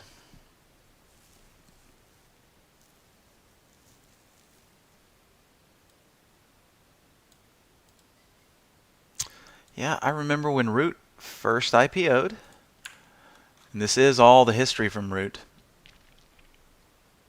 Was kind of honing in on it after that first bounce, missed it. Boy, you would have thought that after that run up right there, that Root would have been off to the races. And you, I believe they're in insurance, yeah? New insurance kid on the block.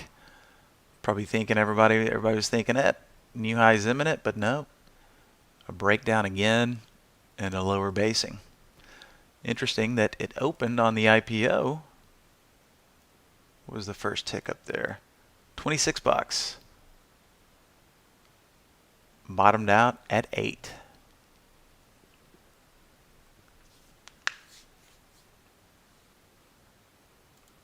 All right. Let me reach out to Barry here and see what the plan is.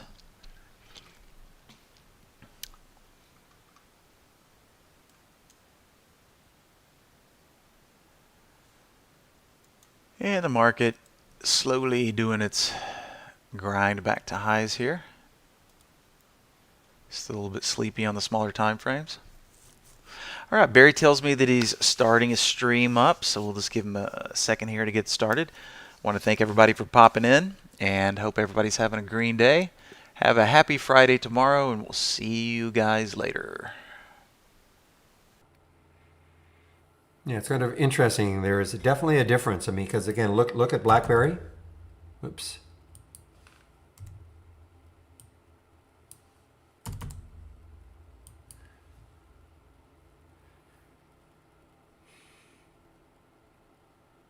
So here's 15-minute chart. 3 15-minute candles up. AMC is the same. But look at GME. I mean, GME is not doing that. I'm saying it's not going to have a bounce somewhere. Definitely got some issues here with this trying to enter a symbol in. Depends on the time frame I pick.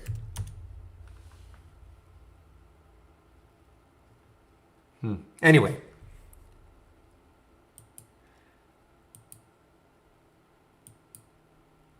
Ija, thank you. Thank you.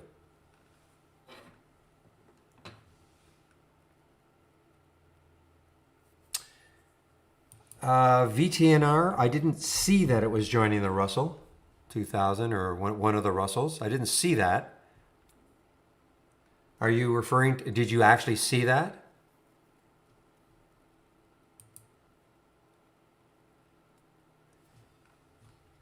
Oh yeah, you're right. Yeah, the microcap index. 609, so that happened. Yeah, so that happened.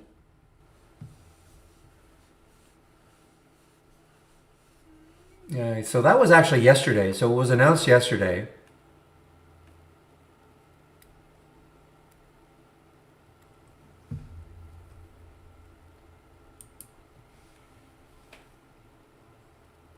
So, I mean, you know, it was announced yesterday. So, certainly a delayed reaction then. I wouldn't call this a huge reaction. I mean, I know it's up 13%, but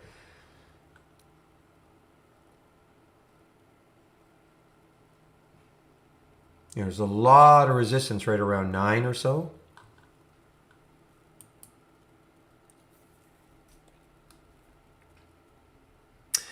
Yeah, well, we do see the odd one. You know, the Russell 2000, Mavis early today. I mean, but it's gotten slammed down now as I guess part of the meme carnage.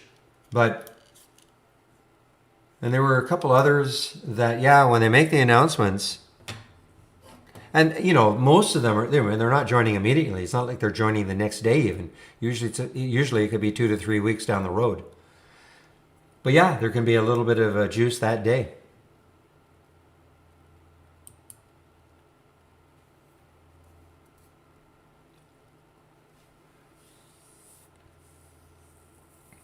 Okay, guys. Again, a look inside my head. Wasn't there a show called Herman's Head a million years ago? Why I did not take the meds trade, even though it popped over 10. You know, I said, let's see if it pops over 10 on volume, big volume, which never happened, and now it's slip sliding away. Just one moment, please.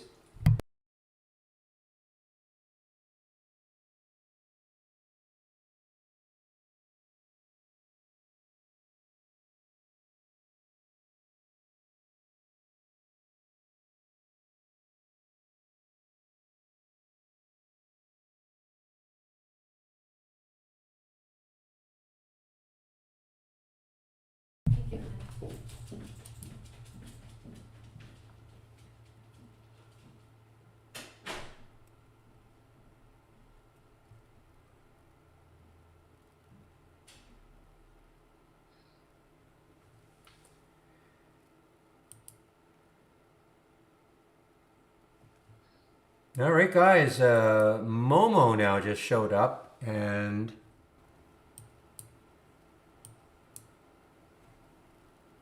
in the option scanner. Now, does it have room though?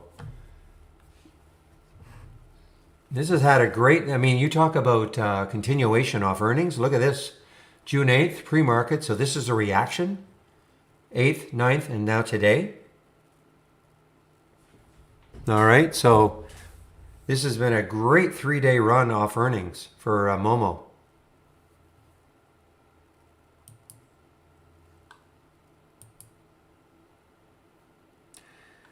Did I check OEPH? No.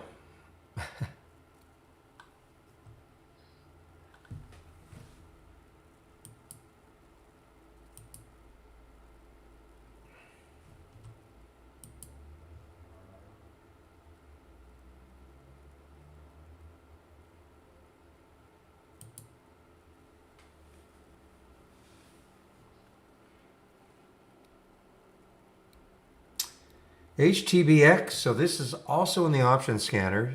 Does it have room? Maybe a little. The next high looking left on the monthly chart is 740. But the next high, yeah, 740. So, I mean, I guess it's got a little bit of room to this area for HTBX. Look at the volume coming in.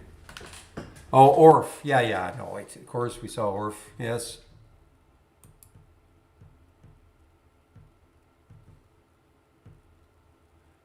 Why is it? And you're asking why? Because of what reason?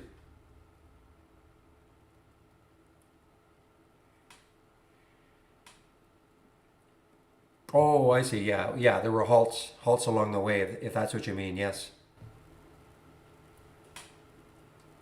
And again, no no reason. 3.3 million in the float, 85 times normal relative volume. Yeah, it's because of the halts. Yes. This actually was a halt on the way down here.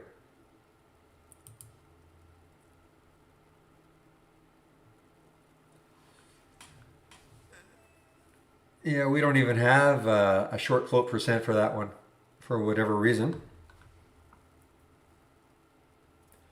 Somebody said, stupid IB, no shorts. I tease real.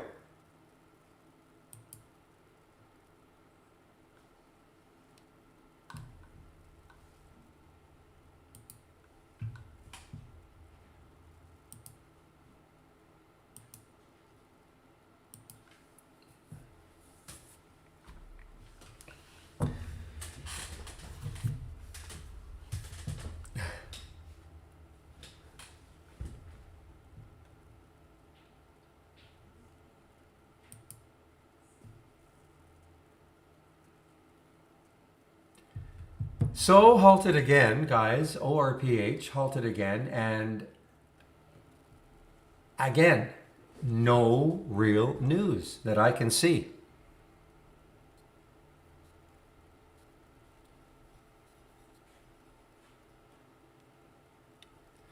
And this has an open of maybe 26.55.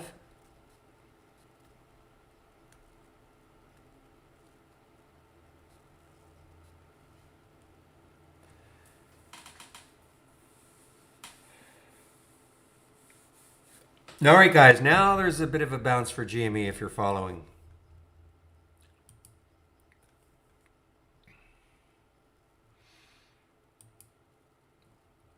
And we have whoop. FWP has just been halted. FWP, what's the volume like? Oh, okay, let's see what this could possibly do. There's another pharma, guys.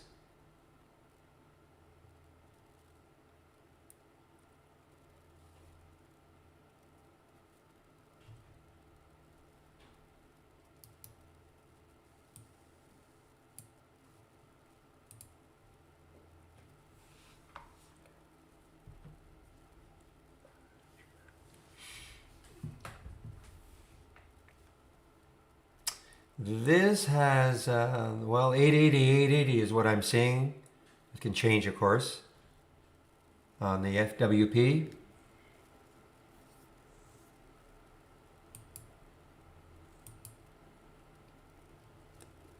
Of course, right here. Halt, it's called Halt Resumes. You can get it from my homepage in the scan section. It's called Halts Resumes.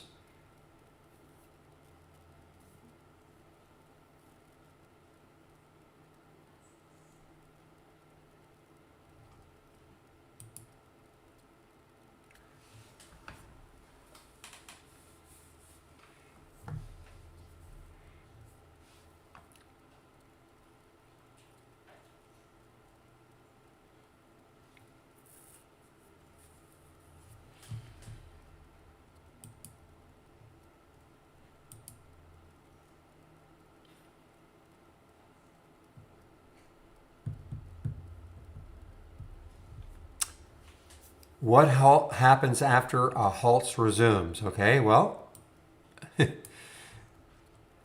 when a stock gets halted, it gets halted usually for 5 minutes, and then it resumes trading. So the halt is due to, it's called volatility. Up too much in a certain period of time, that's typically the reason, okay? So it gets halted, sort of like a pause in the trading. Usually they resume after 5 minutes. And that's all there is to it.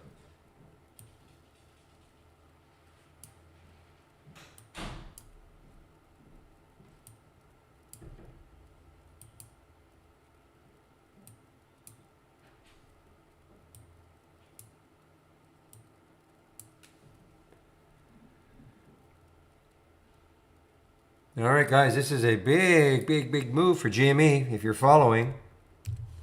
Off that 130, or sorry, 230, all the way up to almost 250.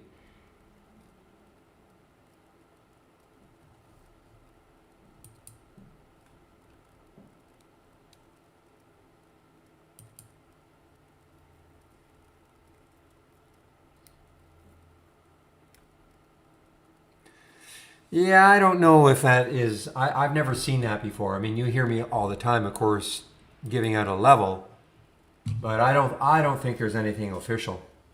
You know, a certain percentage. I mean,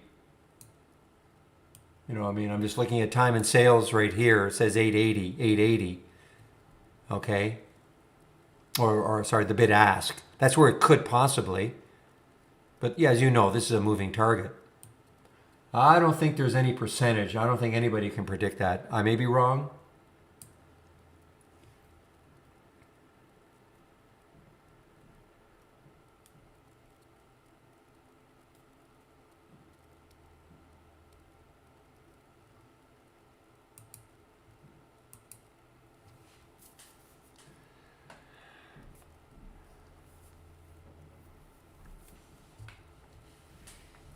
Only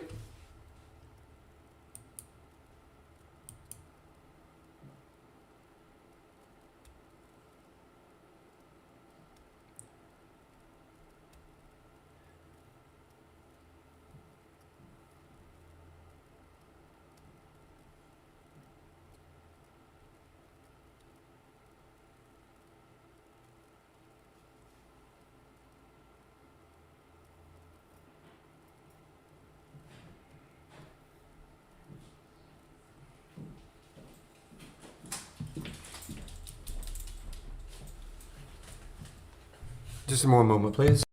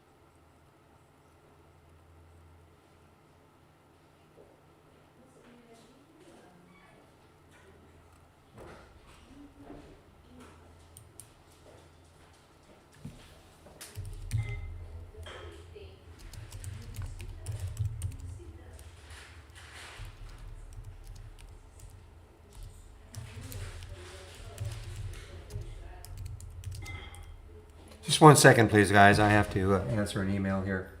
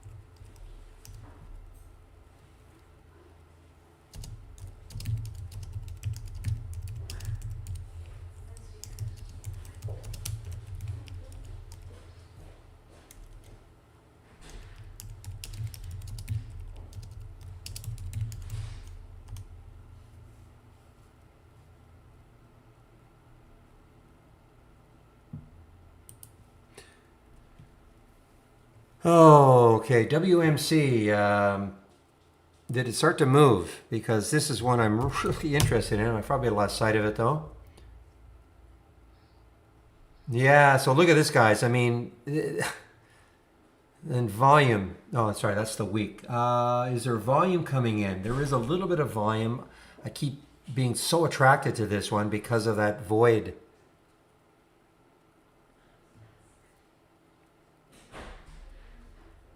Boy, I.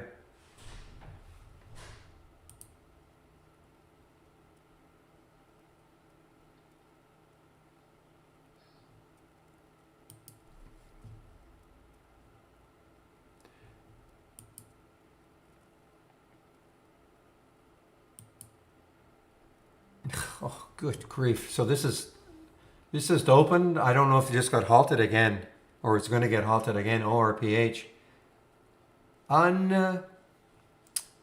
What's the word I want? Flippin'? Believable. My goodness. $4.30. Why not? And you know what? This is not like a crazy low float. It's 24, at least we have 24 million in the float. I mean, that's low, but it's not like a 1 or 2 million. You still don't see any news. Still see no news on it.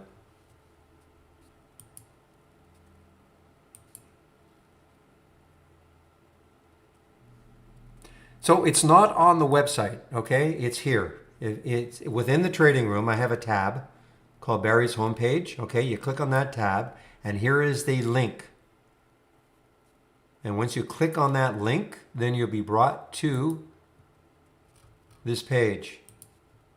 I mean, listen, guys. I know I'm seeing some comments about how you want my scans and all that. Great. You got to go to my homepage first. And then I've got all these sections. And, look, obviously, am I trying to promote? Sure. I have a subscription link here. You can also get the trade of the week, get the stock of the day, all my scans, and education. I don't have a separate link for my scans. I'm directing you to my homepage. I'm not just talking to you, but I'm seeing our support people are saying, they're getting questions about that. Well, you can hand out my homepage link, and then once you're in, here it is.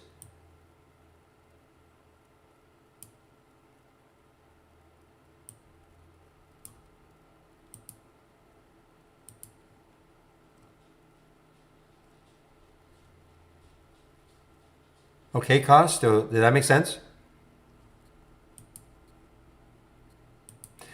The only thing people sometimes cannot find is that tab for some reason within the trading room. So in case you can't find the tab, here is the link to get to my homepage.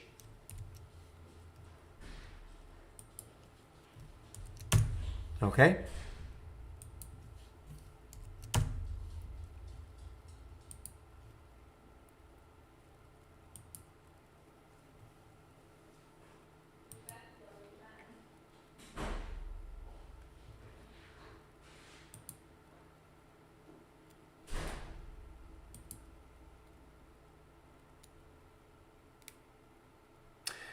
When you say incorporate, what do you mean by that? We cannot establish. What do you mean by that? Incorporate with Robinhood. You can use trade ideas with any broker, okay? But if you're talking about using this window here called Brokerage Plus, no. The only ones it works with is Interactive Brokers and E-Trade.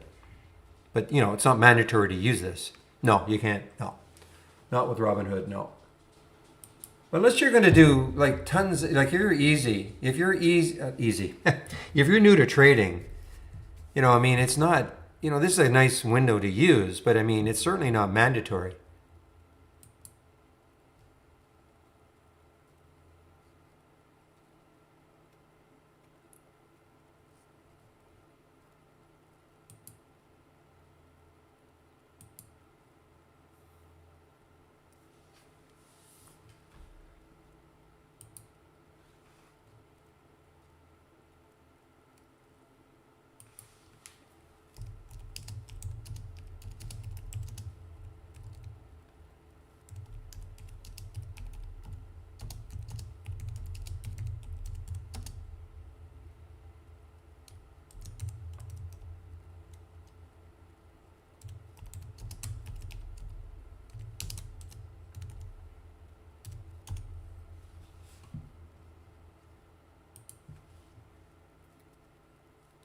No. Oh, well, wait a minute. Wait a minute. Now, not hot buttons, okay? But you can set up at the bid, probably. But you can set up by one-click trading, okay? So if you want to buy 1K at the bid, you can probably set something like that up. Not as a hotkey here, though. Okay, but you can set up what we call one-click trading. How? Oh, I'm just going to show you a video. Or not going to show it to you, but give you a link. Okay, there's a link. 2 videos there. First video shows you how you can connect to your Interactive Brokers or E-Trade account. The second video shows you how you can do things like setting up one-click trading. Okay? Second video is about 26 minutes long, so it's well worth it because you may have other questions too.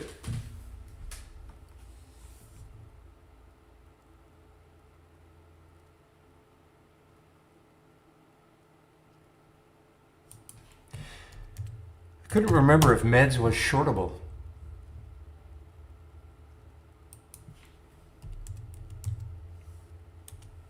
For me, no, that's right, it was not shortable.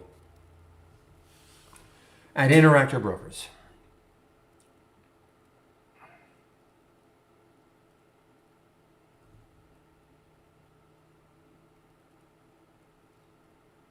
Yeah, I mean, it's not easy to borrow. Yeah, I mean, when I see the faded green dot, I just back off. I don't even try.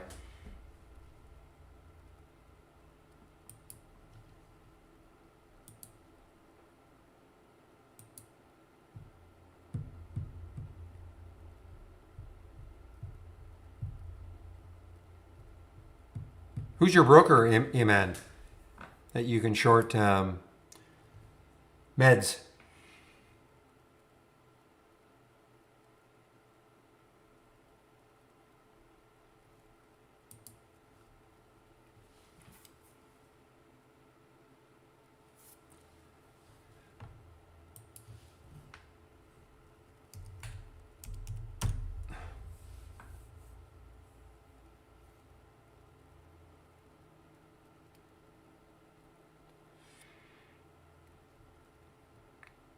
Now, I do notice that Urenda, remember we were talking about Urenda earlier and how it may struggle to get through 6. What did it get to?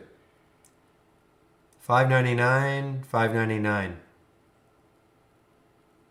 You know, I thought maybe it might struggle to get through 6, and it certainly did.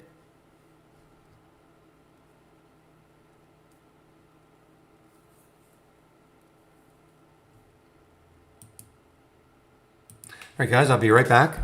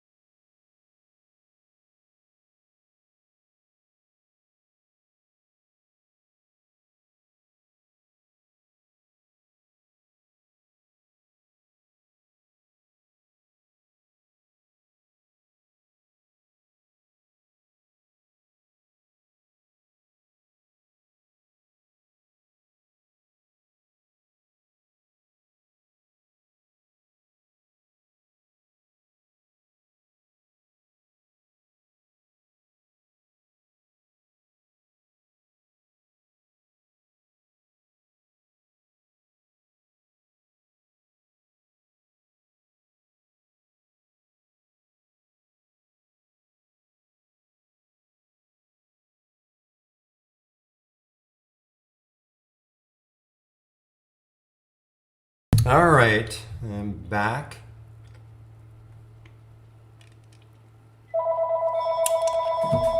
Oh, there's the phone call. Just a minute.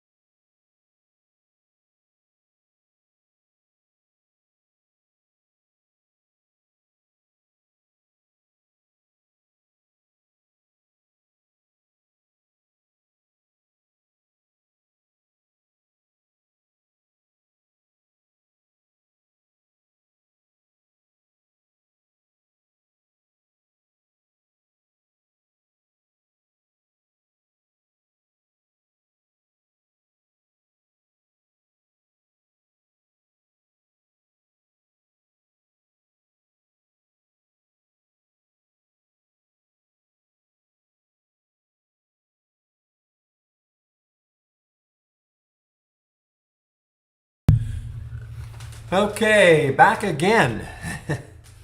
Today is, I don't know if I'm going to go to the marketing meeting today.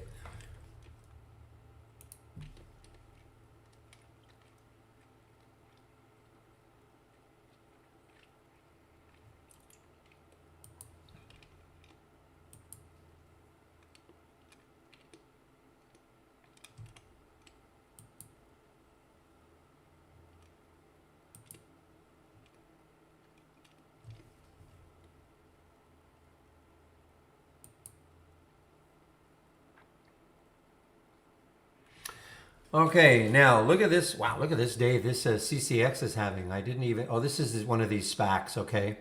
Um,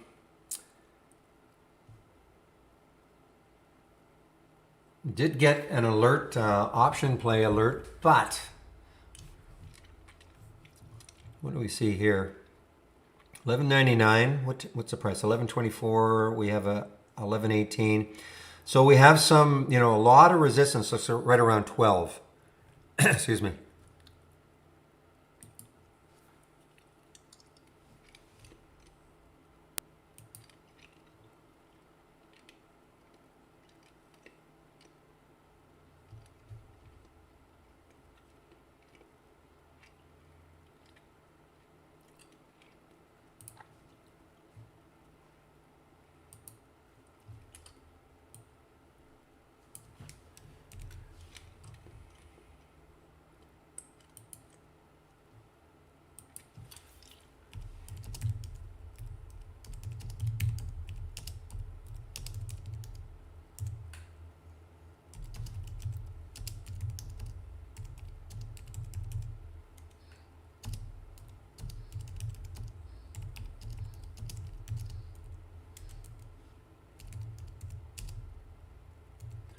There it goes, guys. CCX is on the move here.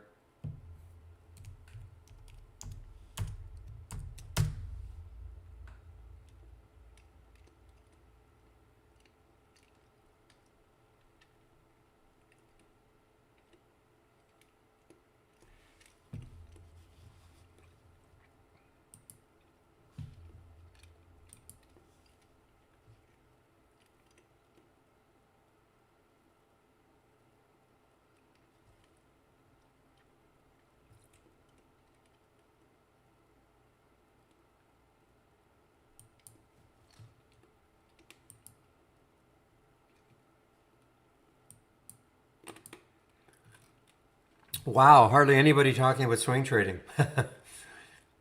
Just going to the swing trading tab. Hardly anybody talking about swing trading.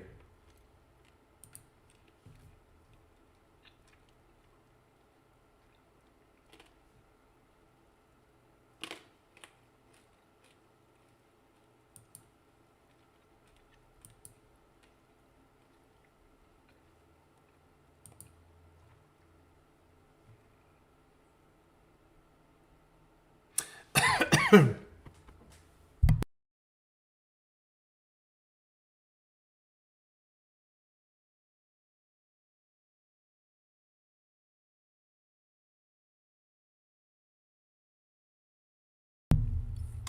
normally there are hundreds of posts in there, though.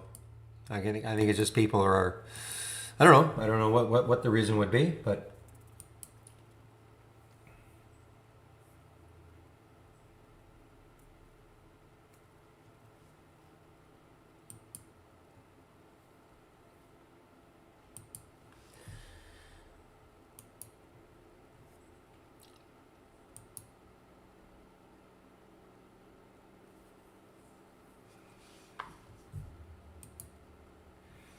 Yeah, maybe PJ's not in today.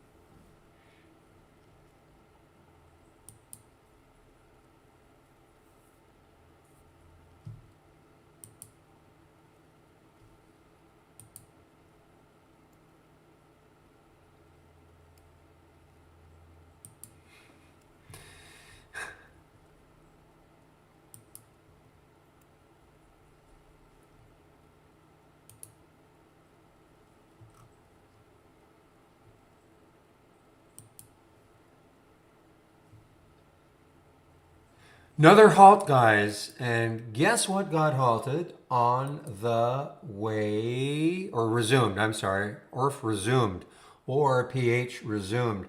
This is going to be one heck of a short for somebody. And that somebody could be Zach. Could be Zach. Though I don't know, Zach. Man, look at this. I'm seeing 40. I think, is it halted again? I'm seeing 40, 70, 40, 90 on the bid ask. And it just got halted. It ain't coming down yet. Wow. Well, yeah, there's no news anywhere, Cam. You're absolutely right. I don't know if this is a meme stock. I really don't. I mean, it doesn't seem to. I mean, it's not. Well, I don't know what their short float. Somebody said 113%. Let me just do a quick check on some other website and see what I can find.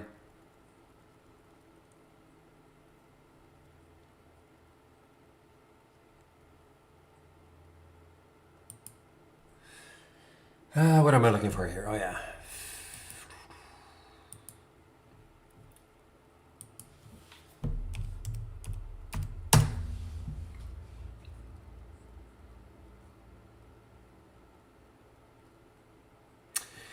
Yeah, so I'm going to FinViz as an example, and it only sees point. It says, basically there's no short float. I mean, it's 0.14%. So there's not a big. According to FinViz, I don't know other websites. Did somebody say they saw 113% or 143%?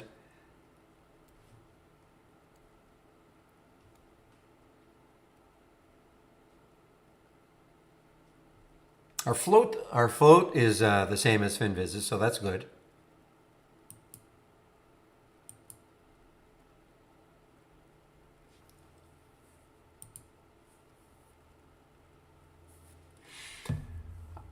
I don't know what they're working on.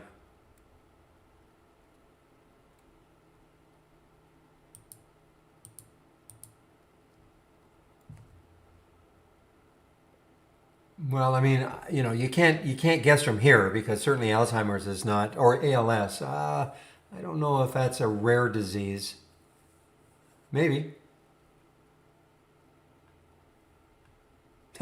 Well, again, I may be wrong. I thought somebody said they had a short float or saw a short float somewhere of 113% or 140%. But it might be another stock. It might be another stock. So don't quote me on that. All I know is that we've got nothing and neither does FinViz. So there are a couple of...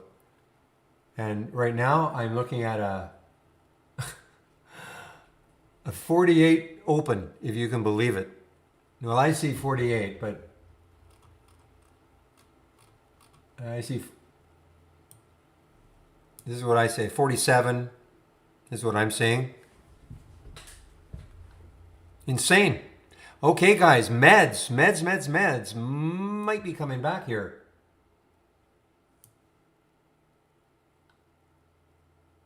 Well, if this holds, you're going to get way more than that, but I would be really quick, Pima.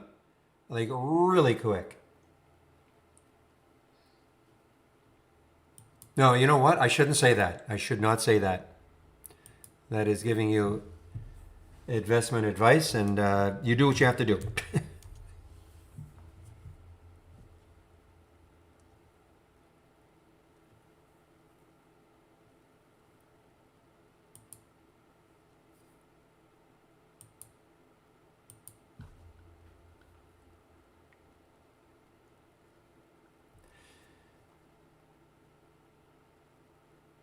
Yeah, there is the VWAP. You're right. 823 got all the way down to the VWAP, bounced off it.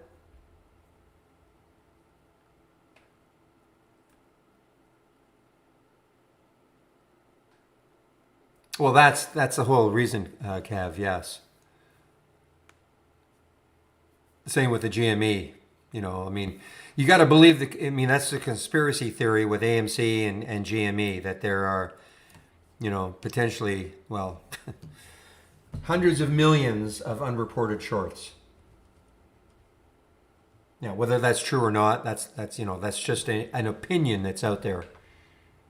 Whether that's true or not, I don't know. Yeah, look at the GLTO, guys. GLTO. I mean, could it 14? You know, 14.8 in the float. And we saw ORPH yesterday. I mean, ORPH yesterday. I remember. I mean, you can hardly see the daily candle because it's.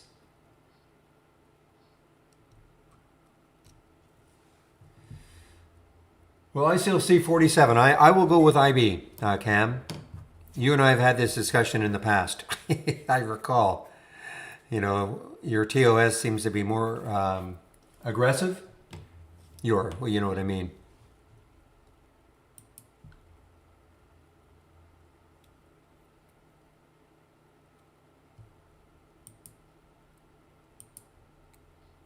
But we shall see if this is going to be a 5-minute halt.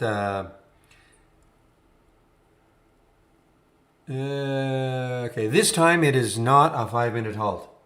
It is going to be at least a 10-minute halt. It was halted at 138.09. So that would have opened at 143.09, and it is now 143.58. So if they're not 5-minute halts, typically they're multiples of 5. So this could be 148.09 that it opens.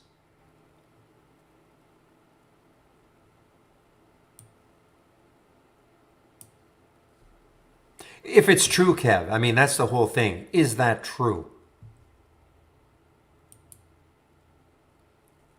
All right, William, we've missed you. Not that Emily has been a very able stand-in for you, but we do miss you.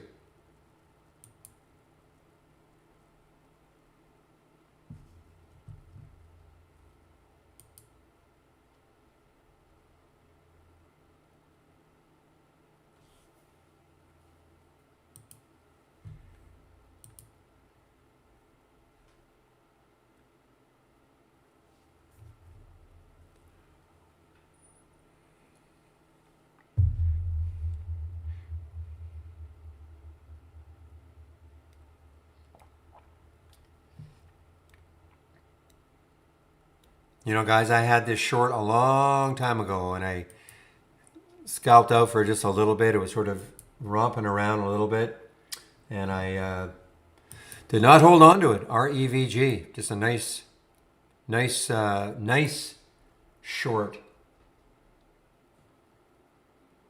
Pretty steady.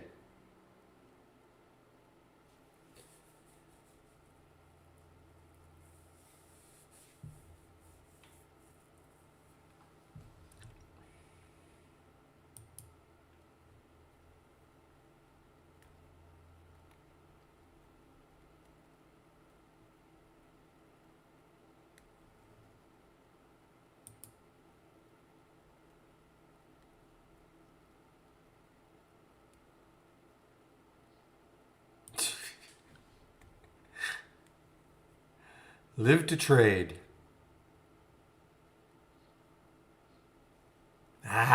REVG picking up.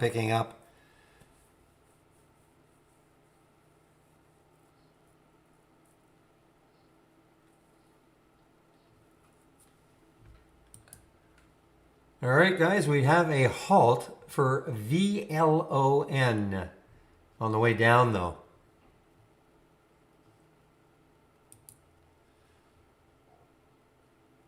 Where did I catch the? That was at from the unusual. I don't think it really moved that much, though, did it? Yeah, not bad. I mean, it's not terrible, but I mean, 1126 at 128 for CCX. That came in my option scanner. It may have come in other scanners, but that's where I did see it. So it's inching its way up. But when I saw, I mean, it's got a lot of resistance right around 12.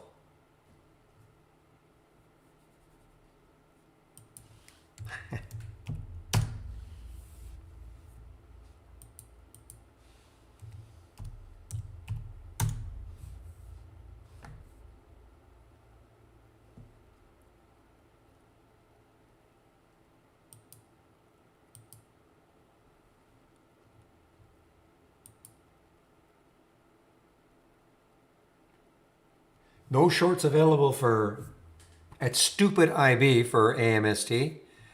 And we'll see how stupid it is.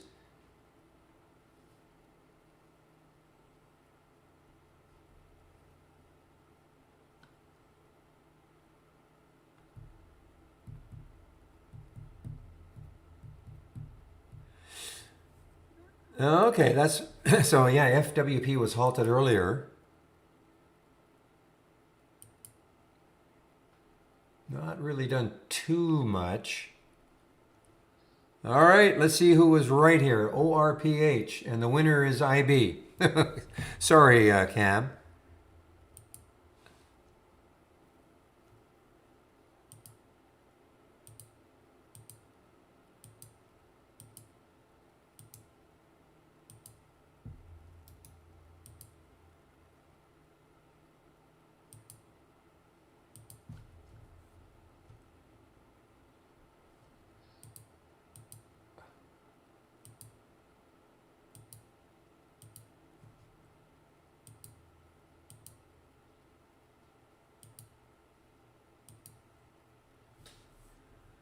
Some serious movement now for GLTO, yes. Yeah, maybe the rumors are right.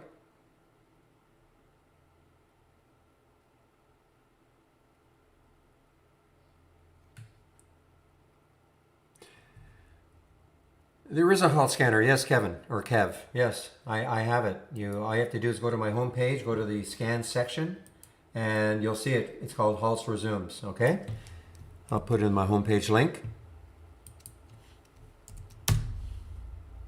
When you say a halt scanner, I mean, this is what it's doing. It's showing you when, the halts and all. Halts and the resumes.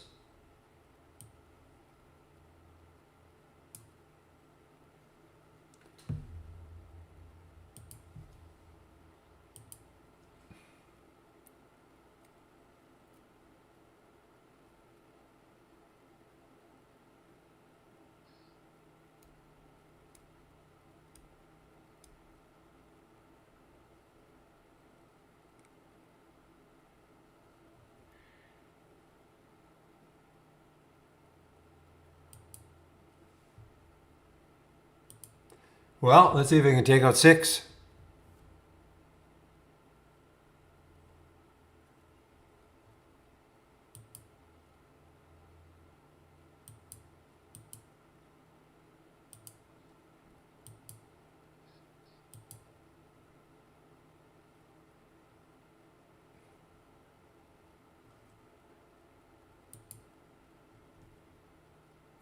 The scanners are not free, Joe. The room is free, but the scanners are not free. No, you do need a subscription. You can always try us out for a month.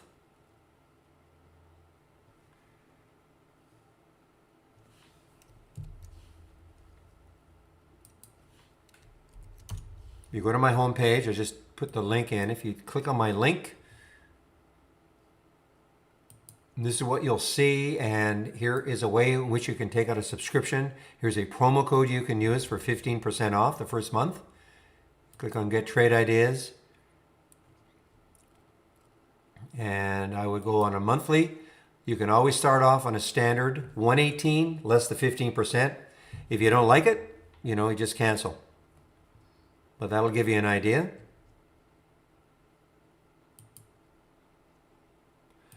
ORF, no, ORF is, yes it is. Yes it is halted again.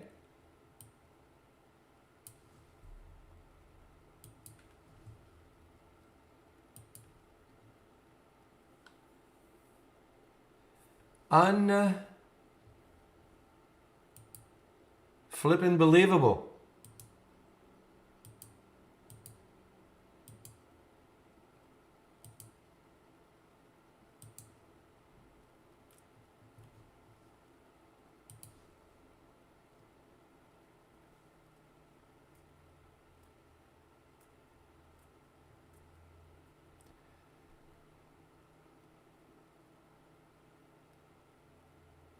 Well, the rumor mill is definitely taking a hold of this one then. If, the rumor that this is going to be the next ORPH.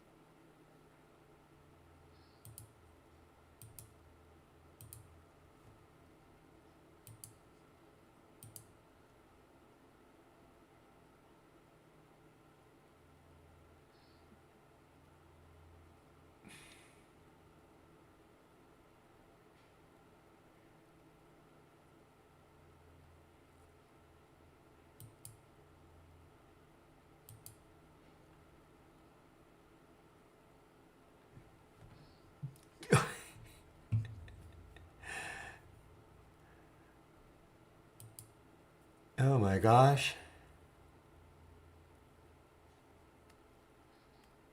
Yeah, I don't. Oh, we used to have. I mean, the odd one. Yeah, there were the odd one even before January of this year. Sure.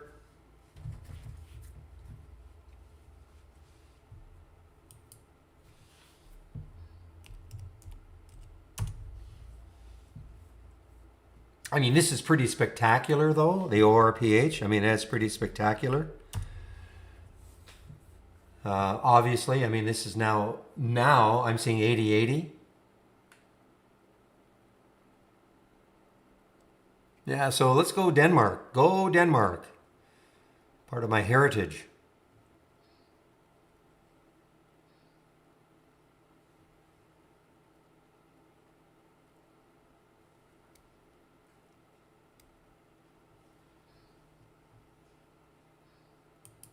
How about HTBX? Let's get a rumor that this is a pseudo-Danish stock. Who knew that Denmark would be have such an active bio community?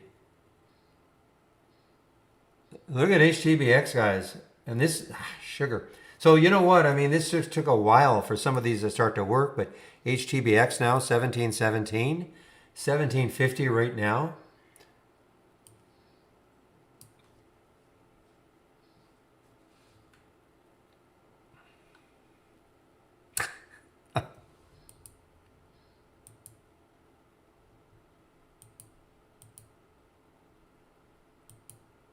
That's a funny one, real.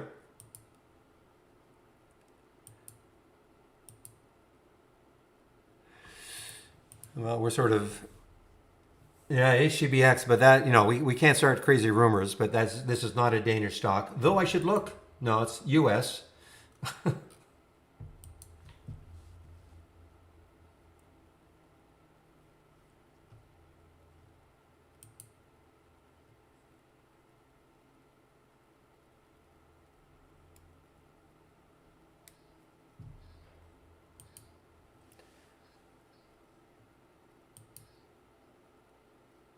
Wow, HTBX off that 717 alert. I mean, it took a while, but an hour. There was the alert right there. Nothing, nothing, nothing, nothing, nothing. Boom!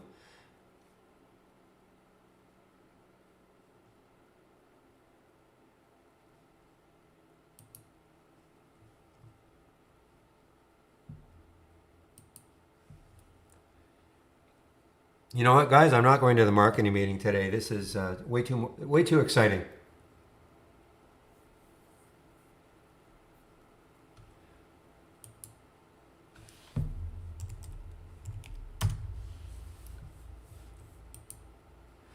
All right, what are you going to do now, GLTO? Let's see if you can take out that 623.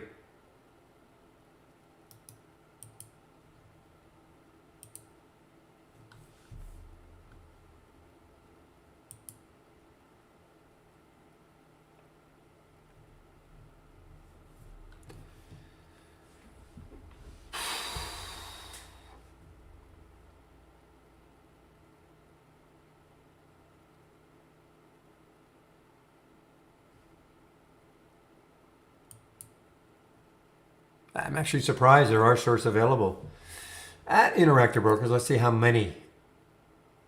91,000.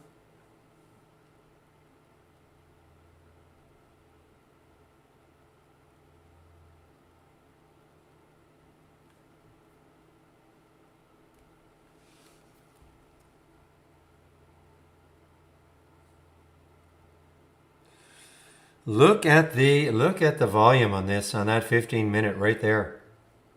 Look at what in the world is the HTBX doing? Files for, okay, so there was news. They filed for a patent application titled, this is the news for it, guys. So they did have, I mean, whether this news is warrants this sort of a pop doesn't really matter. At least they did have some news as opposed to the other one that we do not. Oh, green trades. That is a groaner.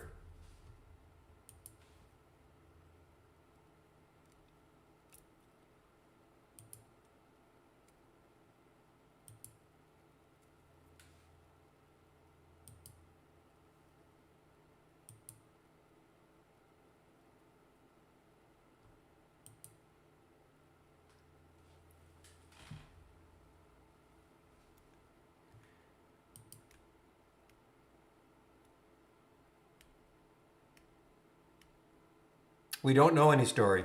We don't have a story on it. If you're talking about news, nobody can find any news on it. Well, I shouldn't say nobody. Nobody in this room has been able to. Now, the bid ask has dropped from 88 down to 67.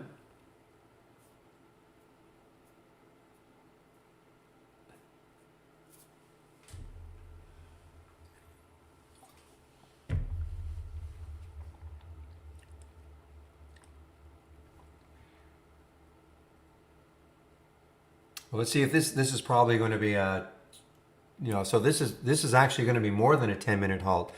So here's the last halt, guys. 138.09, open at 148 plus 3 seconds. So there was a 10-minute halt. But now this is more than a 10-minute halt now. Maybe this is going to be a 15-minute halt. I'm just amazed that it's not halted like for news. And when I say news, that the SEC says something like, okay, why are you going up? We don't see any news.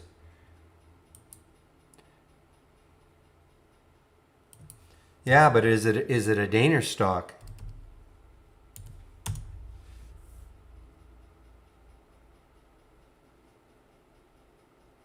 Okay, so this is an Israeli stock, CMMB.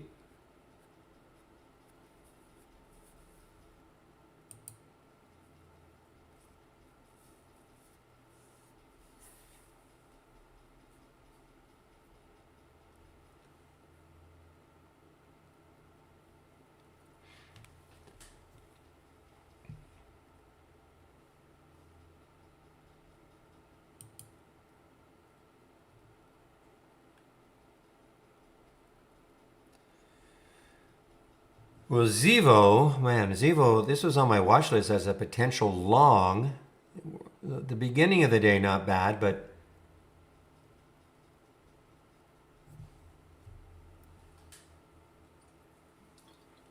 it's not shortable for me.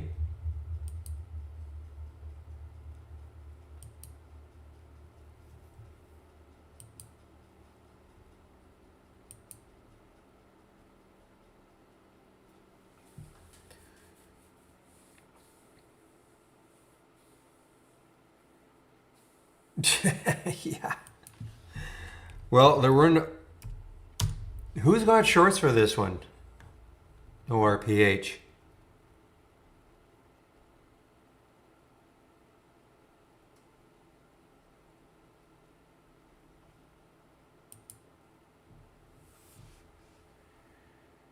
Okay, well maybe it's wearing down a bit. I see 60-60 now. The bid ask 60-60. So it's halted at 51.43.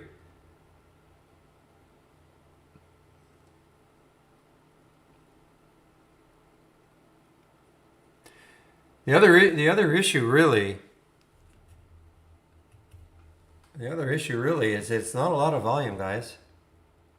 Relative volume, yes, 102 times, but this is not a lot of volume. 4 million shares for something that's up 800%. That's why you watch. I mean, when this drops, it's going to drop.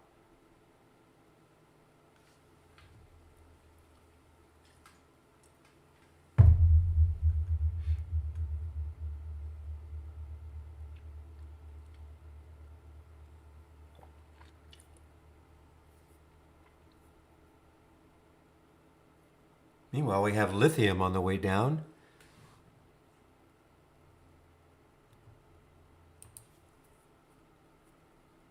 I haven't seen this one for a while. Used to be a wild and crazy one.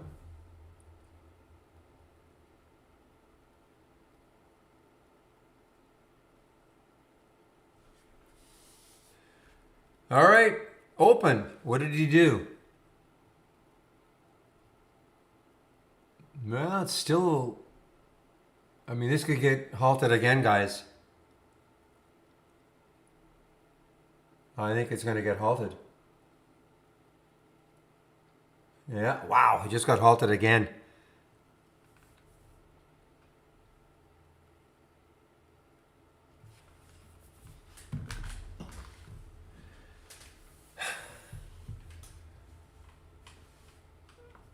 And now I do see 70-70 on the bid ask, 70-70.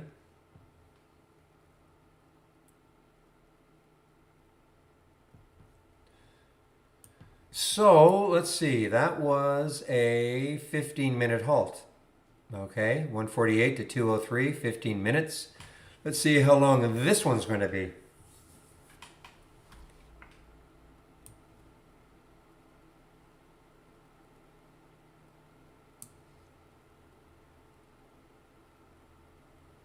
Isn't that insane? In the Copen. So tomorrow,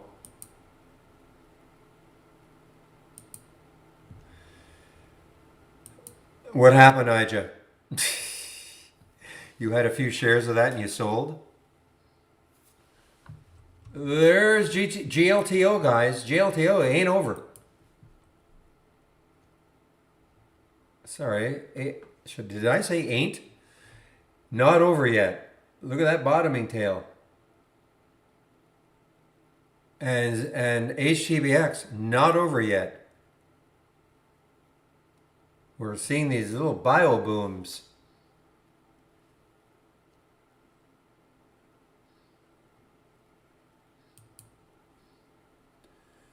All right, well, their patent application obviously is fueling some excitement. Another relatively low float, 24. Again, not a lot of volume. 2 point. I mean, it's a lot of times when you see. Well, of course, it's only up 18%. Okay.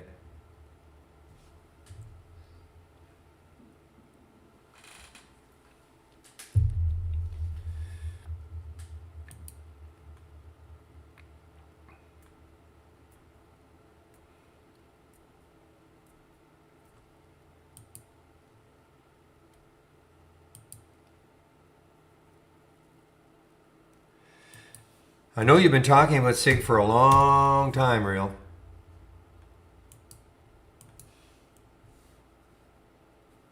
Now I see what you're doing. So this is off the lows here.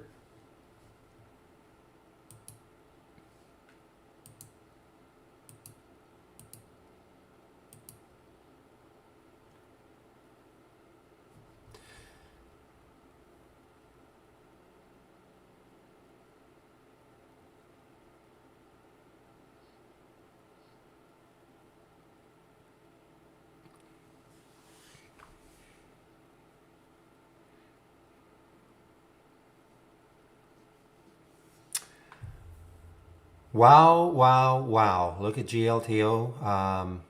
You know, again, the rumor mill.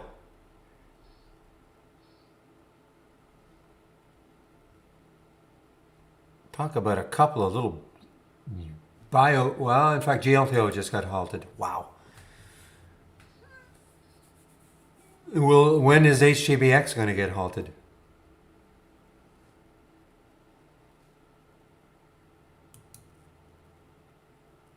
I mean, at least it had some news. You know, you can say, okay, this is a reason.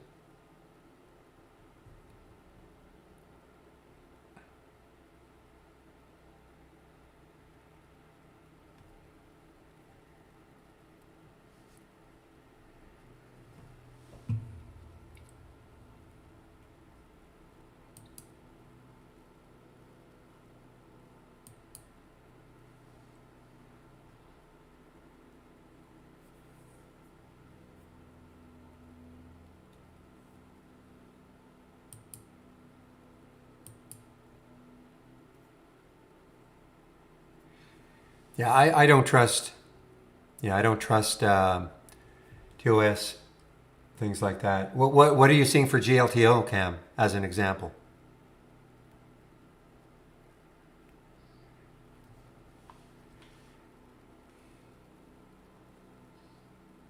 No, GLTO.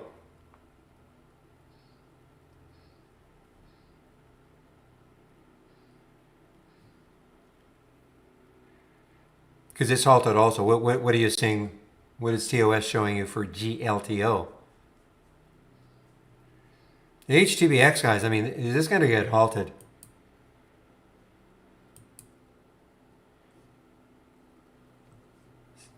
$7.96. Yeah, again, that is very. Well, I've got $6.97. $6.97.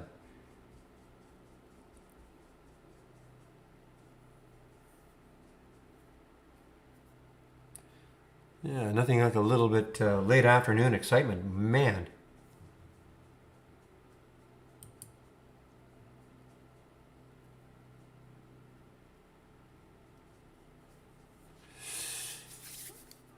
And this is, well, you know what it is, Kev. I mean, they filed for a patent.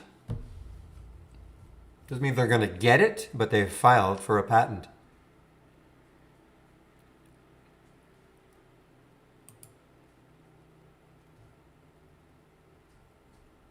Don't know, but all I can say is that IB always seems to be.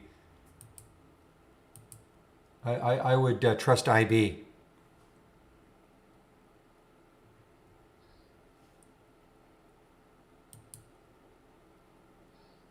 Look at the volume now coming in. Look at that 15-minute HTBX eyes. I'm waiting for this to get halted.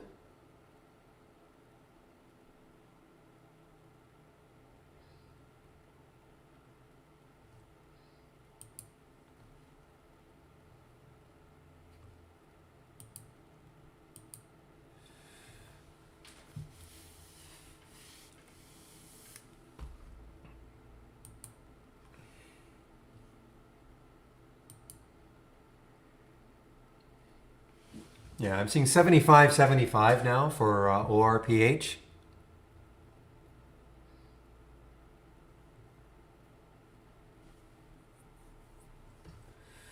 Well, I guess that is a winner, guys, from the option scan. 717. 855 now.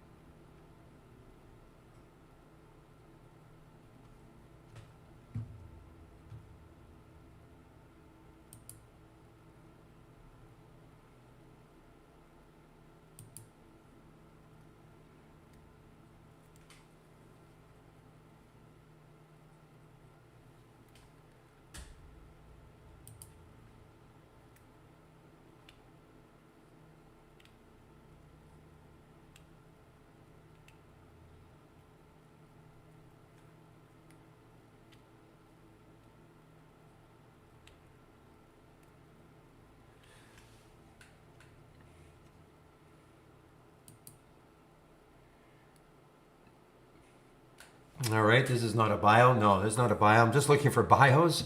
IKNX is popping up on little volume though.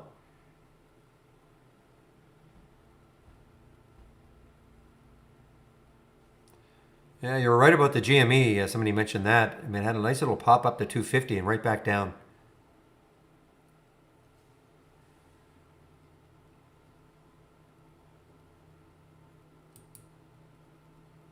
Well, CCX actually turned out not too bad. I did not take this one. Did not take it. It came in on the option scanner. 1126. It's 1170 now. Fairly steady.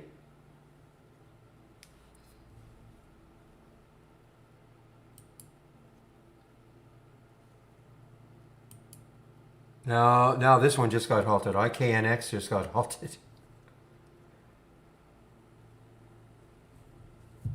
Not very much volume. And this is not a bio.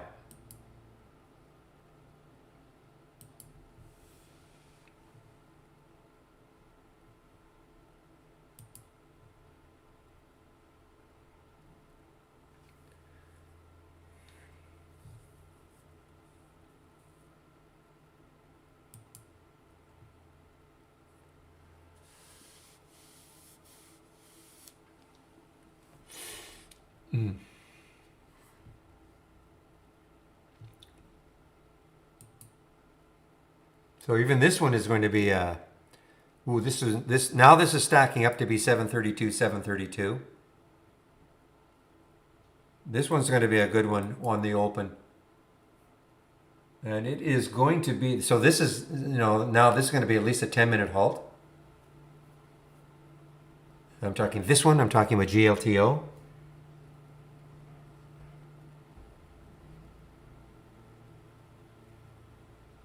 Ever? Yes.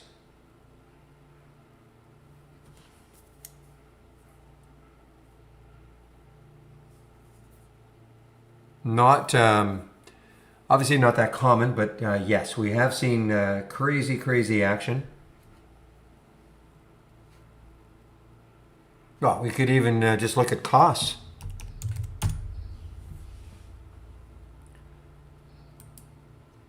On this day here. Kodak, yeah, Kodak. Kodak.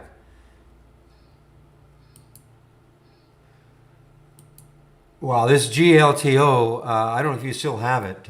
Chris, I'm going to call you Chris. Wow, this is going to be a huge open. 788, 797, 797. At least, wow, look at HTBX. I'm saying wow a lot, guys. I mean, this is just wow. Wow.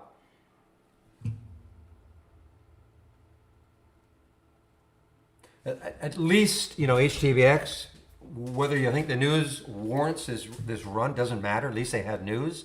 Kodak had that news, the government giving them several $100 million. So, I mean, at least there was some news. I would say something like this ORPH with absolutely no news. Oh, man, this GLTO. Whoa.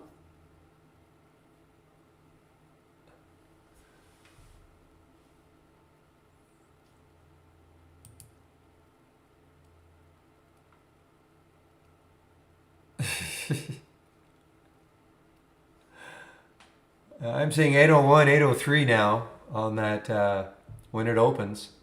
806.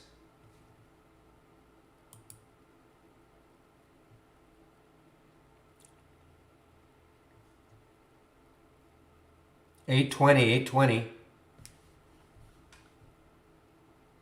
What was that other one that you guys were talking? ASTMS or something?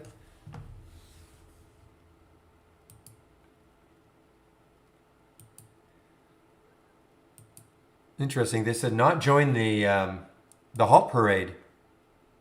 HTBX. Just not quite up enough in the period of time that will get it halted.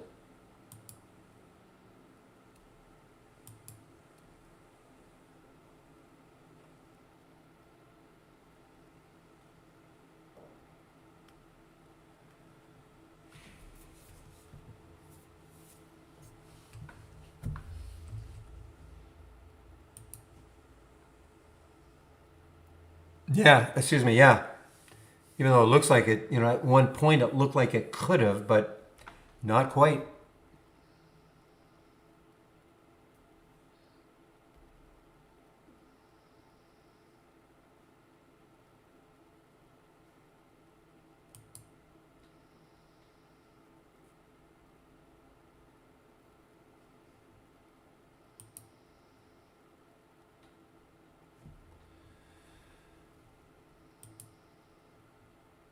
I see 820, right? I see 820.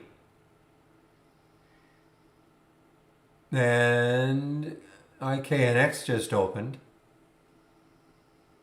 Well, this is what I see for GLTO, 830, 830.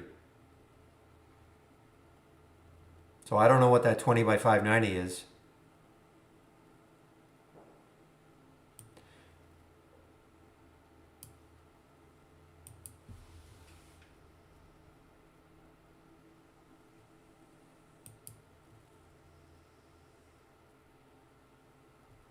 You might be right, Peter, but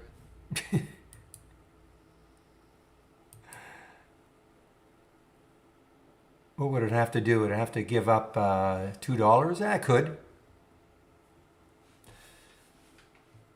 Okay, guys, here we go. ORPH just opened. What are you doing? And what? A red candle? Are you kidding me?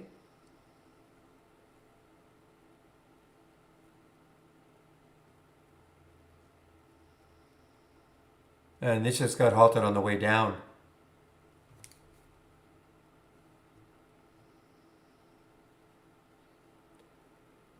Yikes.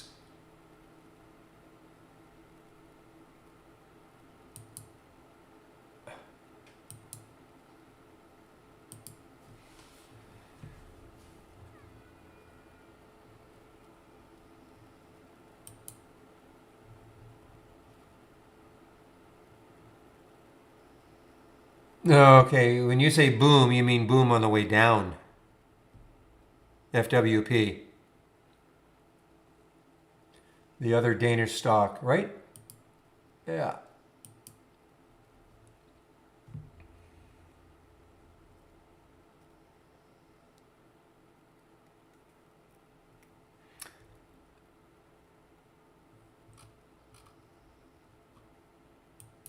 So you gotta be careful. Well, GLTO. I mean, I'm seeing 850, 850 now. I mean, that is a huge percentage. And now we have another halt. Let's just keep. We're going to play the halt game. V on the way down. VRPX on the way down.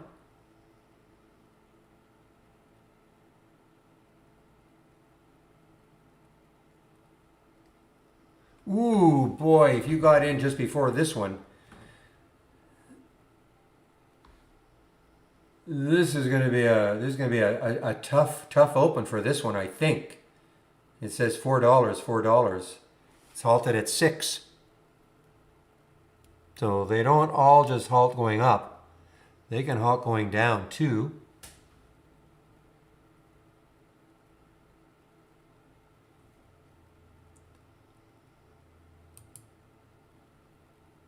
This is not looking as good now for the JLTO with some of these other ones that have been halted and then moving down. They should want to open in the worst way right now. Clove. Great alert from the AI early. There we go. Clove now 17%, 17.5%, 1739. This is a great day for the AI guys. Not too many alerts. Some nice big percentage moves up here. You got to want to short though. You got to be able to short.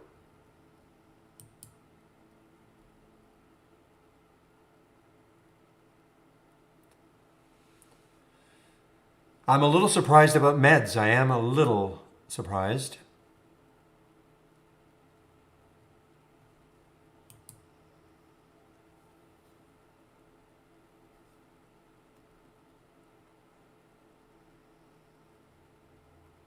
Whew.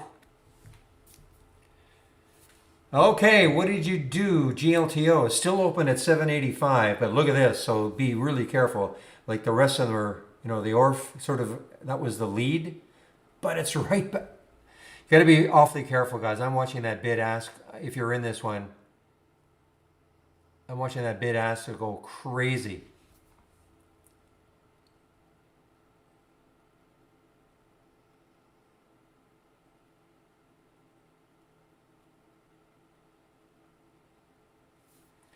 There it goes right back up. I mean right back up.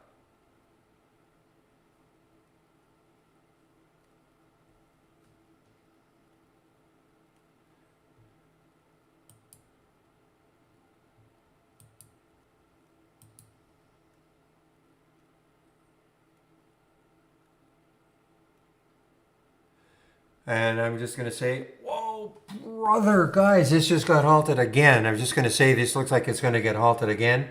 Anybody without peeking, see what the bid ask is?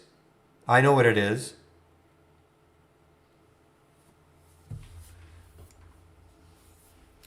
I guess I'm looking for guesses. You're not going to believe it. Yeah, but you peaked.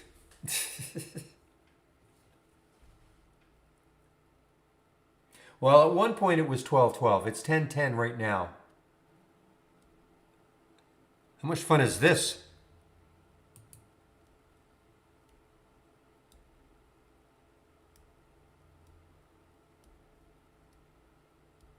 I don't know if they can be modified. You might have to actually delete the order and do it again. See, there's the orders. No, I don't see a way in which you can. Yeah. Yeah, I think you have to, because there's no way. I'm just clicking. There's no modification.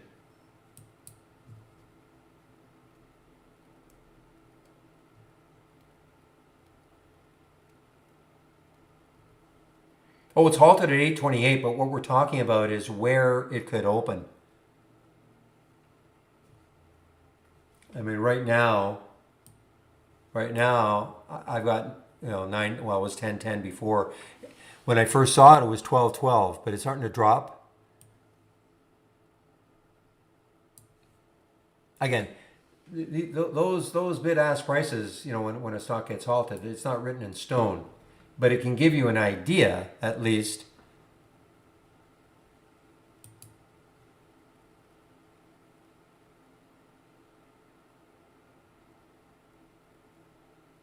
No, guys, I'll be right back.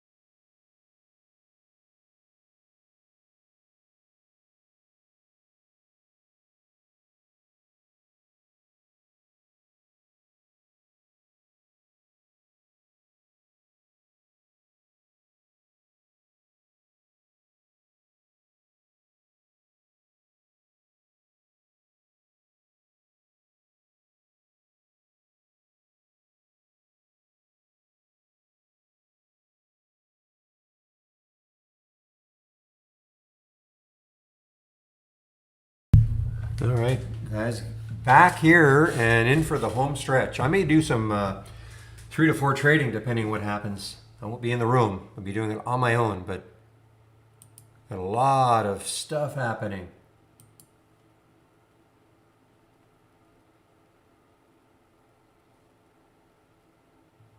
All right, real. We'll see you tomorrow. Thanks for all the great ideas again, as usual.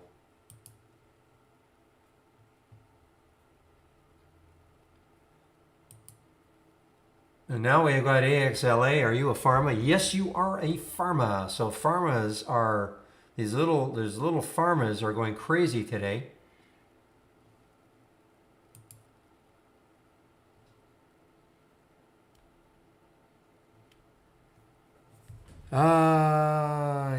Let's see, Playboy. Oh, sure, okay.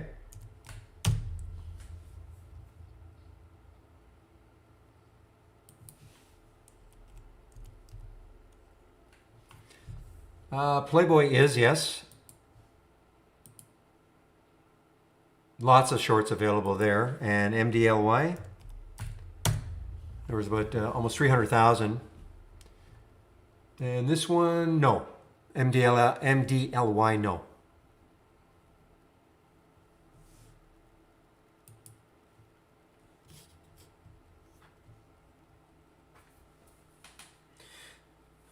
Yeah, absolutely. I mean, you get one like this ORPH, and everybody is looking for the next one. Could this one do it,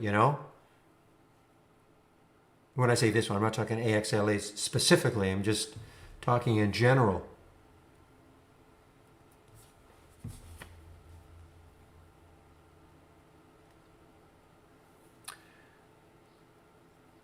Okay, so this one just resumed. Did it pop up at all? No. So this is now you got to be careful about these. Though, let's face it. Anybody who was lucky enough to get in here and hold for a bit, is now exiting and looking to park their money somewhere else.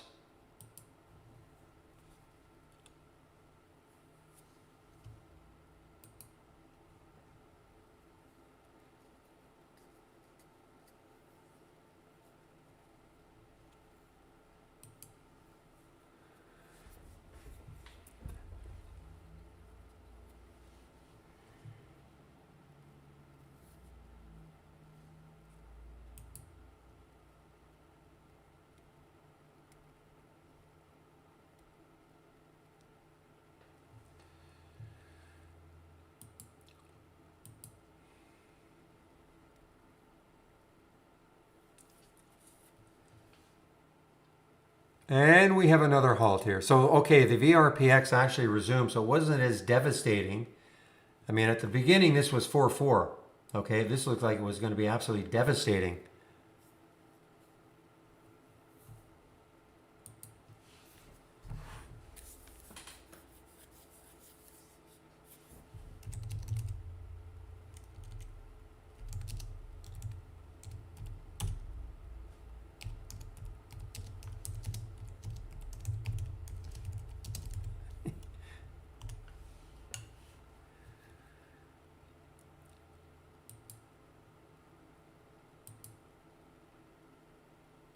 No, you won't. You will not. I was going to do some trading on my own between 3 and 4, and not have to babysit everybody. Yeah, short growth. Oh, I think so. Yeah, I'm pretty sure, Ija. The short growth and the short float and the short float percent, they're all updated every 15 days. I mean, it has to be, because otherwise, how could the short growth not be?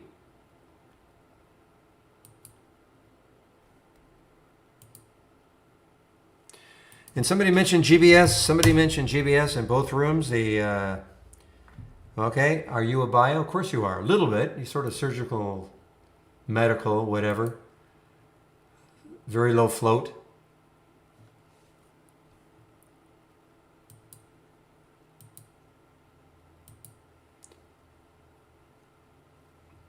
It's funny, yesterday somebody, you know what I'm going to do, just for fun?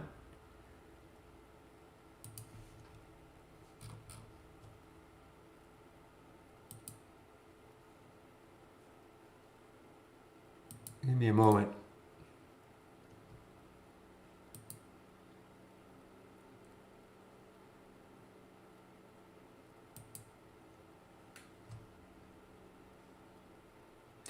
All right, guys, here we go. Now we should have, the question was asked. So yeah, so here are some more Denmark stocks. So or Danish stocks. So the EVAX is another one. EVAX. Somebody asked in the Q&A yesterday about having a country filter.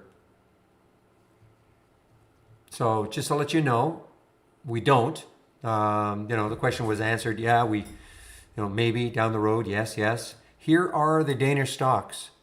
You want to jot them down right now, and before I get rid of this page.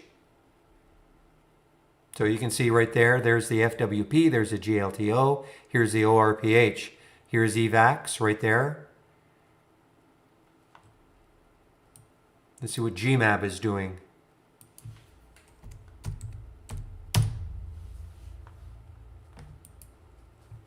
Here's GMAB on the run, but this is way too expensive.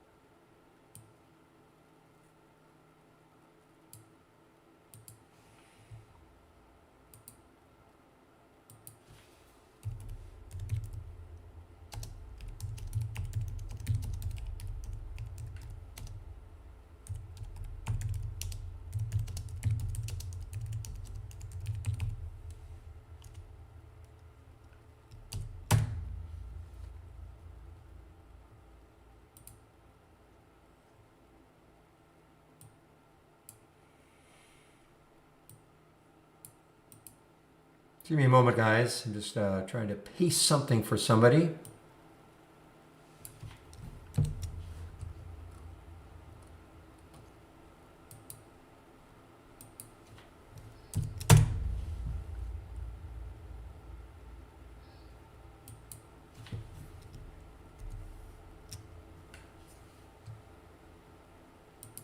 Give me a moment. One moment.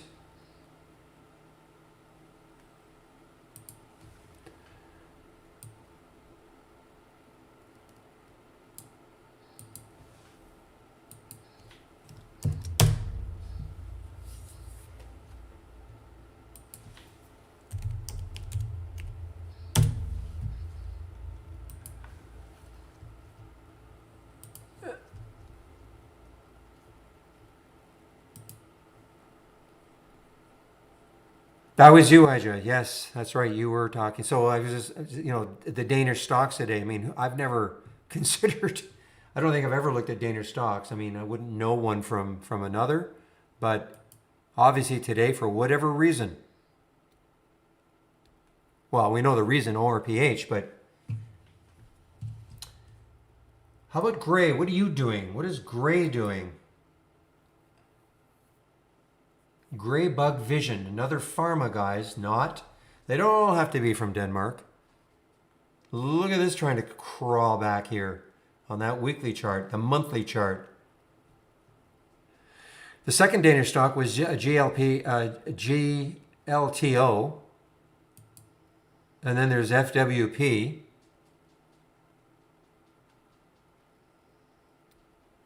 GMAB was another one, but GMAB is more expensive.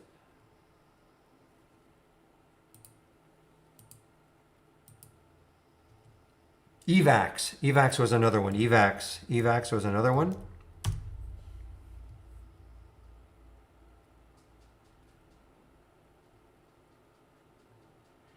NVO is another one. Yes, I think NVO is pretty expensive though.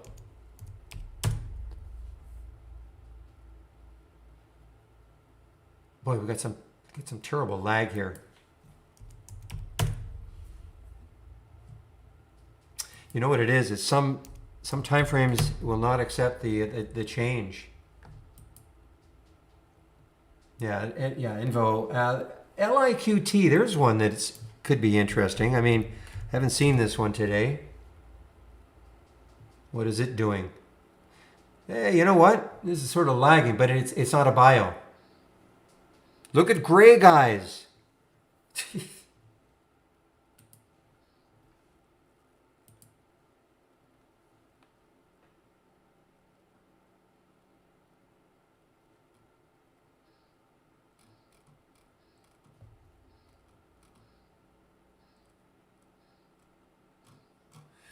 Gray, gray, gray. What the heck? I mean, it's had a slow start to the option scanner, but look at it now. What's SCR doing? And what is it?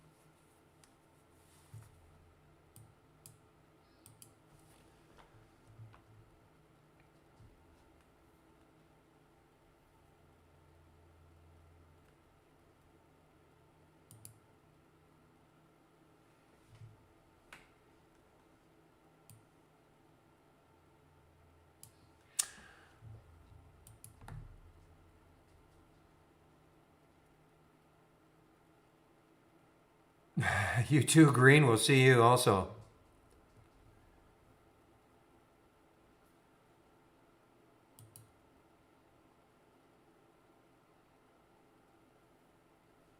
GLTO is still halted. Look at gray still and EVAX. Gray, gray, gray. Are you shortable? Not for me anyway. Oh yes, it is. But do I want to? It's pretty risky right now shorting these little bios that are popping out of nowhere. Just people looking for the next ORPH.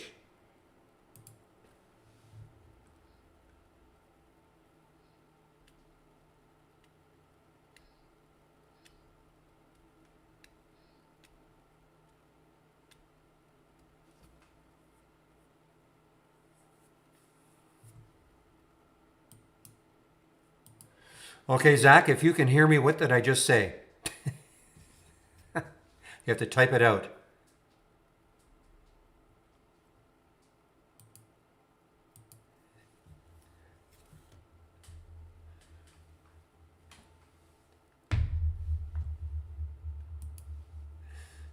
Yeah, you see, he's not listening to me.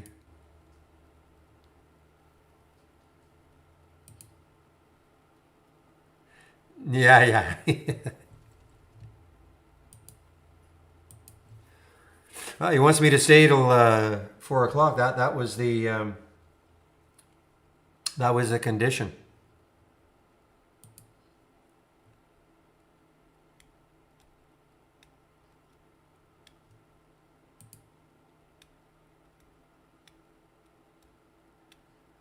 Not at all. Not at all. I mean, there's no signal. These are just all ideas, JP. These are just ideas that are generated, okay? They're not, you get an alert, then you pile in to buy the stock, okay? They're ideas and require some chart reading ability and stuff, okay? Well, there is a difference, between a buying signal and an idea. The AI in theory is the only thing that gives out buying signals because these strategies have been optimized. Doesn't mean every alert you get is going to be tremendous, but they've been optimized a certain way. So when you get an alert, that is in theory a buying signal or a shorting signal, depending, whether it's S or an L. Everything I see here is these are just ideas that have been generated all day long.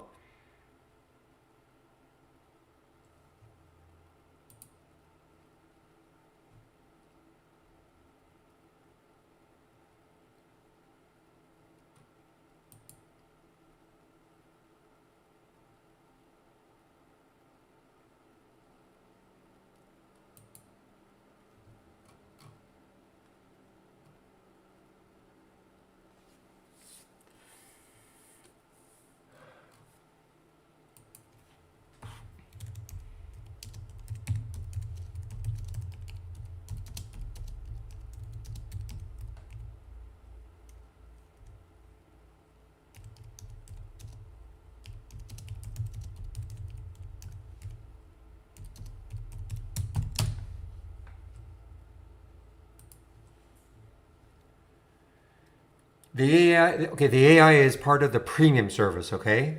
What you're seeing here and virtually everything else is part of the standard service. This is part of the premium service. So I don't display it. Not fair for those who pay for the premium service. But listen, every day is not like this. Okay, I just want to let you know every day is not like this. I'm not trying to dissuade you, but you can always start off with a standard service, and if you want to upgrade later to premium, you can do so.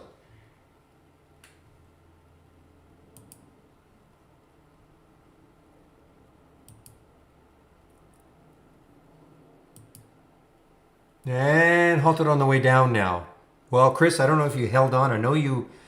I remember when you said you were going to go all in, no stops, no nothing, no limit, no at around 5 something.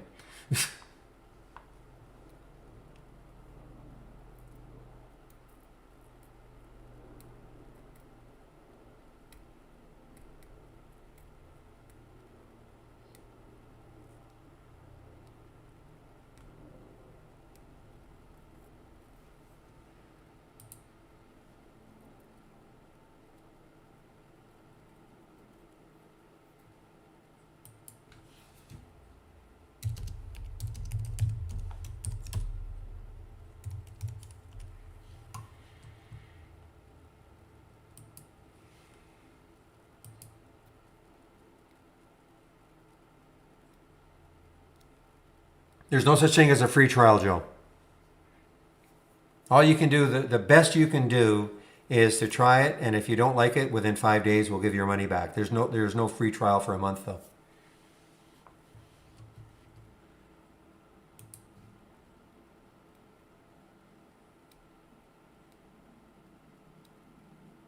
Can't do it yet, Jeffrey. I mean, you can't. It's not available yet, Jeffrey. Okay, it's still buggy. So we cannot release it yet. It is still too buggy. Getting better, but I cannot tell you. When it's going to be released.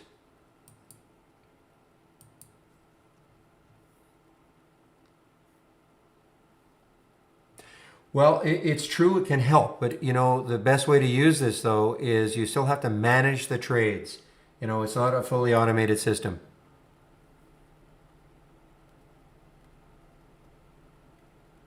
Yeah, no. Too many people, our support staff would get inundated. We're getting close though. I mean, the main bug is in the scaling of these columns, okay? Every day I have to go through this and I have to elongate or stretch out, and sometimes I can't. It's not like the old versions where you just grab and pull it. In some cases it does work. A lot of cases it doesn't work, okay? And then what happens is I may save this just looking like this. When I load it tomorrow, this column could be stretched in so I can't see the price. I mean, it's okay if you just got one window open, but I mean, I've got a few windows open as an example. We can't unleash something like that.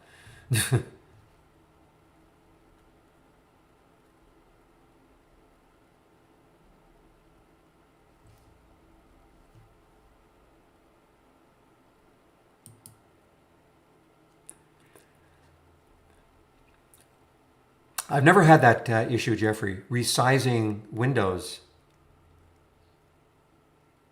on our our release right now, our 4 point whatever, and before. I've never had a problem resizing windows.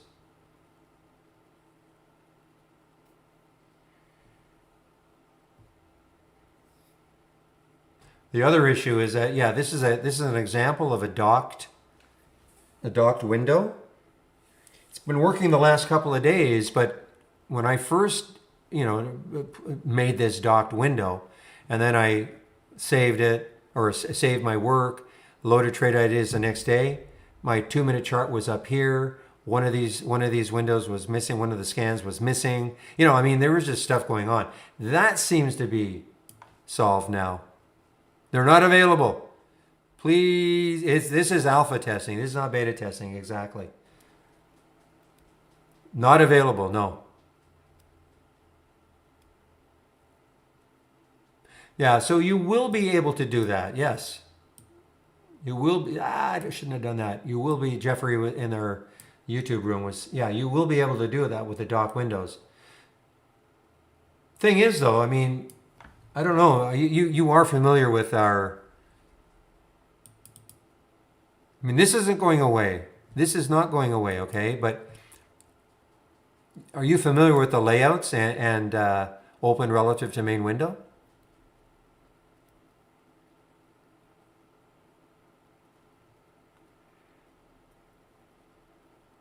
Meanwhile, back in the GLTO, my goodness, not over yet. You are familiar with that, okay? That's all I've been doing, for 10 years. The dock windows is a nice thing. It doesn't really affect me that much, to be honest. But the one thing I do like, I like the look of it. Everything is really nicely spaced in. I do like the look of it.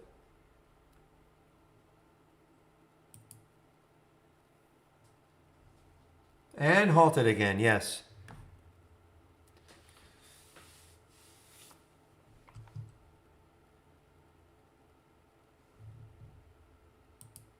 And then there's things like this.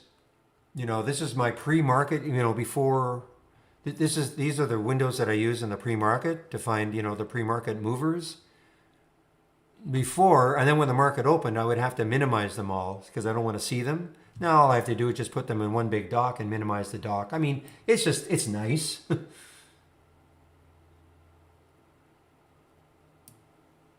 of course, the other big one for a lot of people is going to be with the channel bar, the dock channel bar. And then being able to have as many layouts open as you want. Because see how my layout does not disappear? So here's a layout. You can go through all your layouts. You can have your layout up and running. You can go through the channel bar layouts.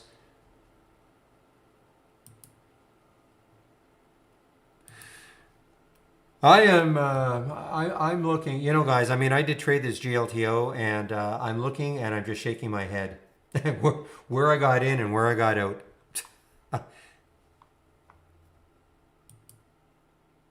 Yikes.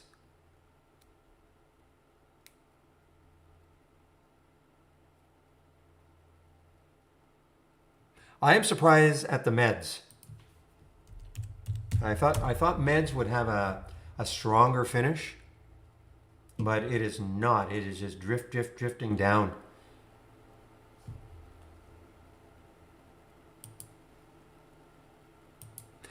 The rationale is just piggybacking. It's another Danish bio, and it's piggybacking. Traders just looking for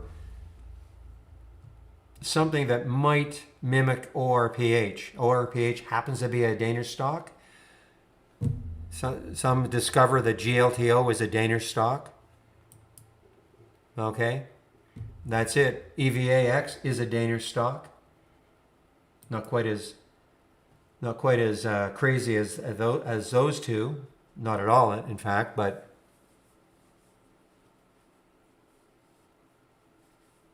that's the rationale, if you want to call that rationale.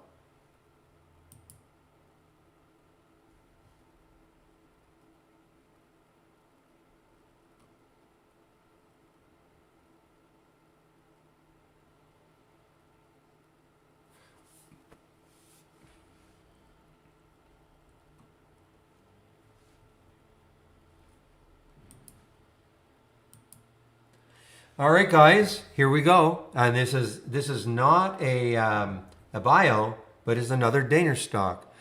Don't ask me why. Danish stocks are just hot right now, but this is not a bio, unless it's been categorized in the wrong way. It looks like it's in the automotive sector. So it's not a bio, but hey, it's Denmark.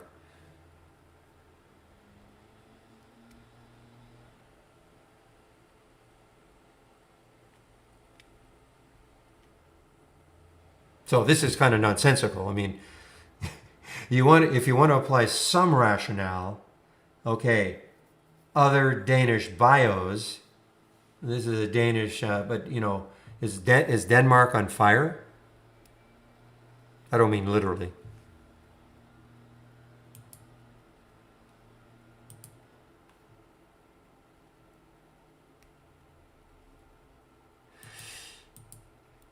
Yeah, we just have to be on the right side of the insanity for a while, Peter. That's all it is. Take advantage of it and move on.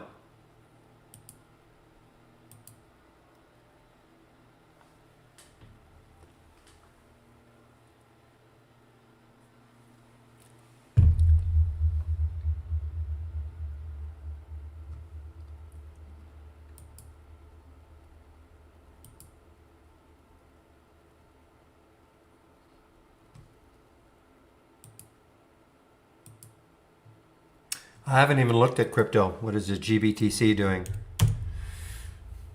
And the answer is, see, even this lag. I don't know if everybody is going to experience this chart lag. It's kind of driving me nuts.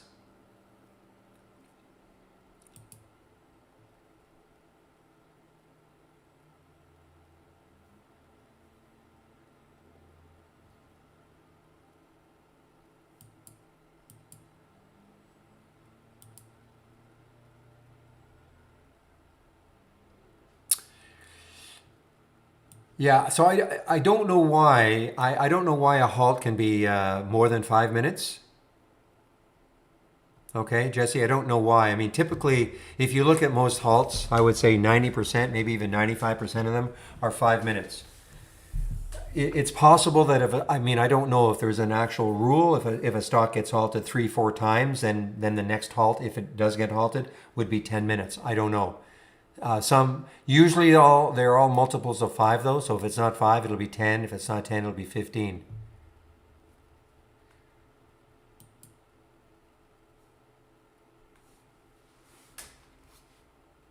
I mean, this cannot keep it up. But so you know, here was the halt. So this was a 5 minute halt, but the one before that was a 10 minute halt, as an example, for GLTO. But I don't know the answer to that. Like, what makes it a 10 or a 15 as opposed to the normal 5? You won't have chart lag because you're not on the docking. This is this new build with the docking. If I went back to to version 4.82, I'd have no chart lag either. But I think the docking, I don't know what it's doing, but it's making just a little bit of a lag. You see, look, I just clicked on the alert. Now this is a long lag.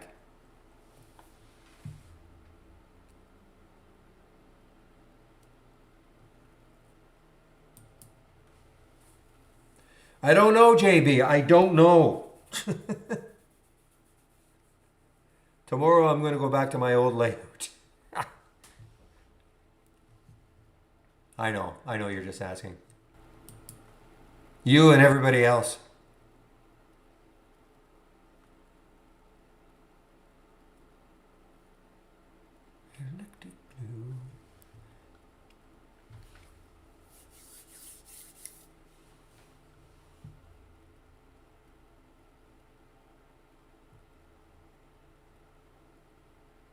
You see this right there? Okay, here's an example of a bug.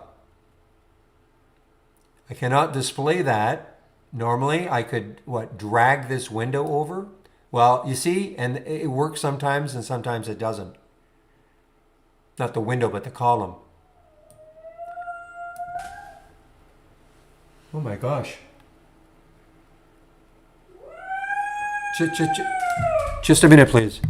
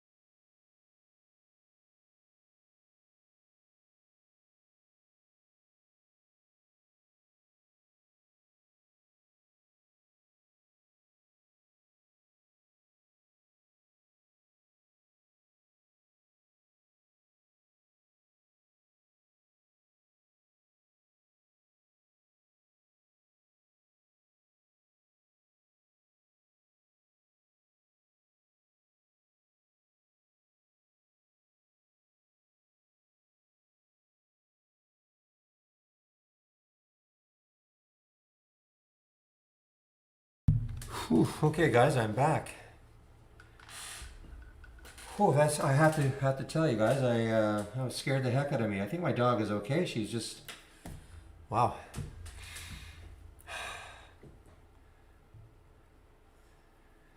Just give me a moment. I gotta collect myself here. Just give me a moment.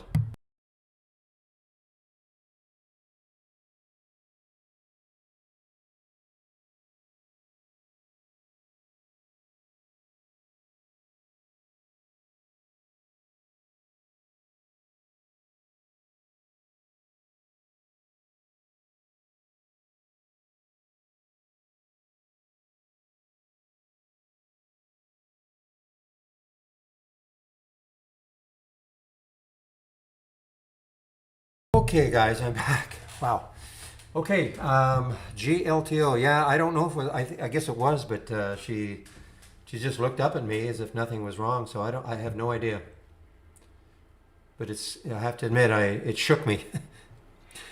Yeah, GLTO is doing, as Zach says, the shuffle. If you can hear me, the shuffle. We're shuffling out of ORPH into GLTO. Whew.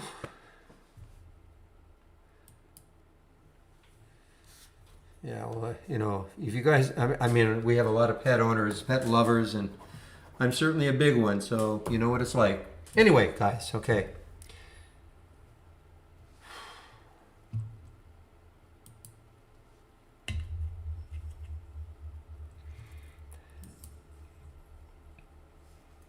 Yeah, thanks. Thanks, everybody. So the next one, CYTH.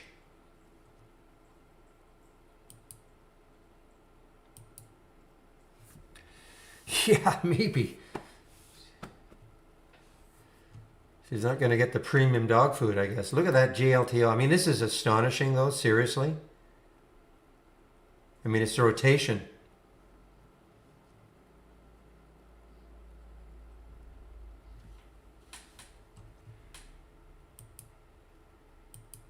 Just give me one moment, please, guys. One more moment, okay?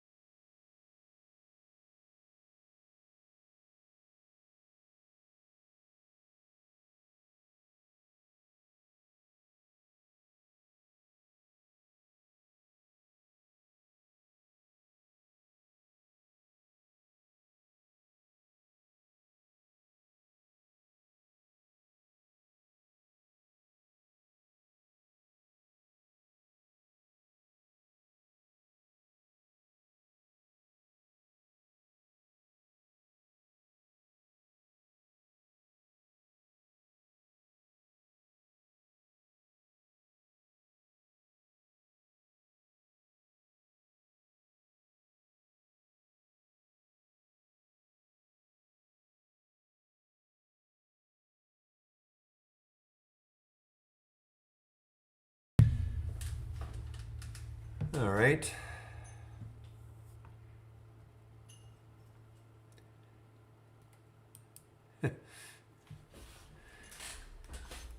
Okay, let's see what else was happening. I saw this just before that happened. I saw this KLXE drifting down, not just drifting down, cascading down.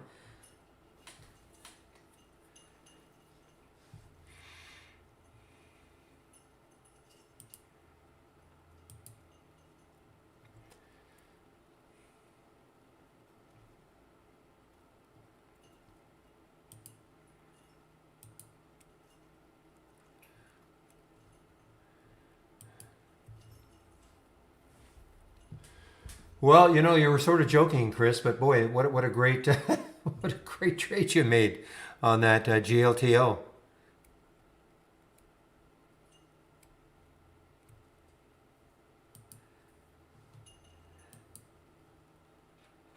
I mean, I guess we should keep our eyes on the evacs, guys. I mean, when the dust settles, maybe with the GLTO, people might pile into this one. 9 million in the float, another Danish bio. No rhyme or reason. Don't look for a reason. What's the float? I'm just going to check the float at GLTO. And now gray continues here. You didn't listen to me, JP, okay?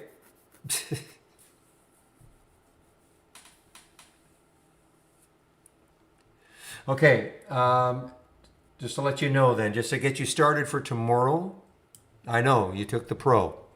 So from the toolbar, click on New and then AI/Holly Strategy Trades window, okay? So from the toolbar, click on New and then AI/Holly Strategy Trades window. That'll be your window that you can watch tomorrow, okay? You don't have to even do anything else. And you can incorporate this, you know, when you save your layout, give it a name, call it JP Easy, whatever you want to call it. JP's first layout, whatever. And then, you know, tomorrow, when you exit trade ideas, when you load trade ideas tomorrow, this window will show up. It'll be blank until, you know, you start getting alerts. The first alert will not occur until at least 9:35. The other thing to do is absolutely for sure take a look at the 20 lessons, okay?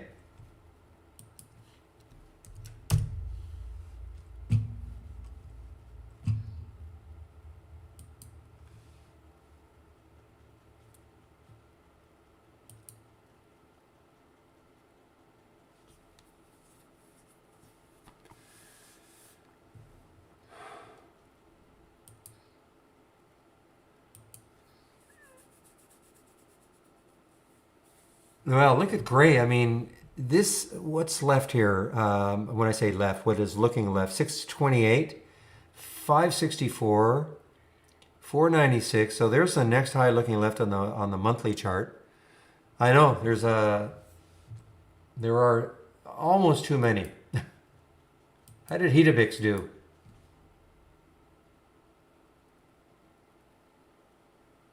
You know, it's still hanging in. I mean, Heatabix is still hanging in. I know it's not Heatabix, but it's still hanging in.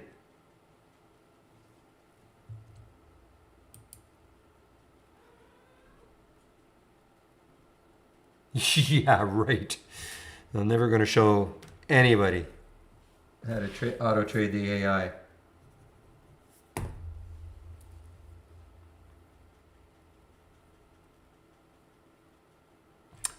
It is the yes.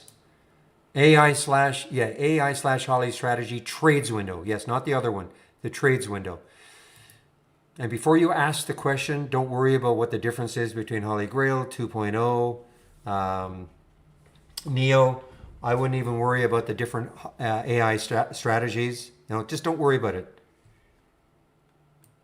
Just have this window as the alerts come in. Like, who cares? You know, why? Where did Clove come from? Who cares?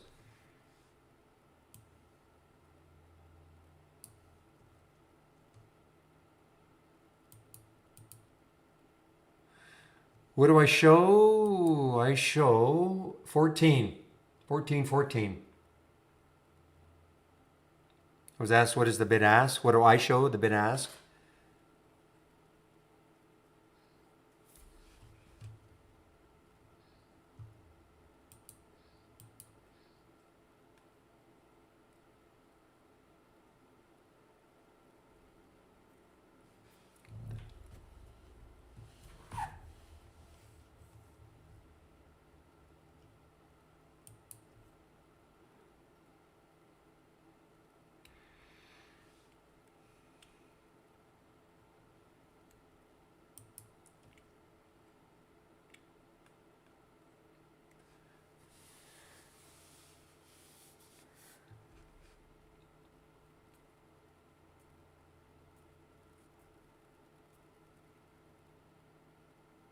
Let's take a look at NVCN.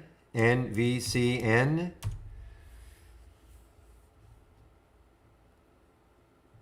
And it's it's halted, I see.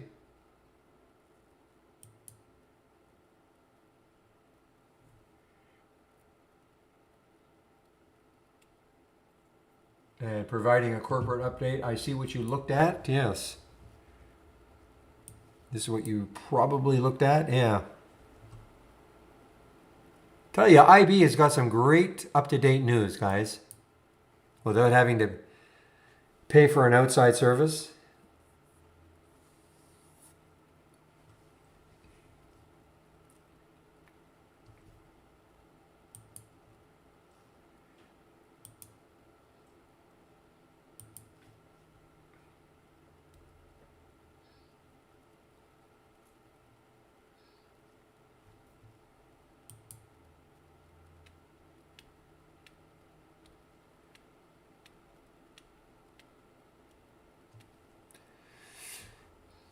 You just go to File,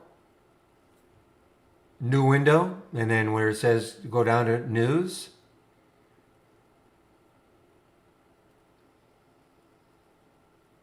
Meanwhile, GLTO, guys, where it says News, and then where it says, and then you're going to another pop up, and company specific news.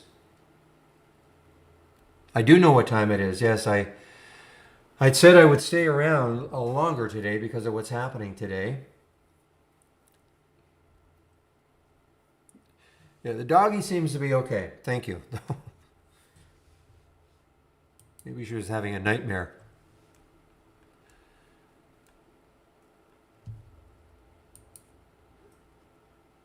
Now this got okay. Now this got halted, but on the way down, maybe. I'm looking at this as yeah. That's a, William, you're probably going to finally. I never would have done what you did, of course, but because who knows, this could have gone to 50. But looks like the bid ask is stacking up to be 10. Just give me a moment, please.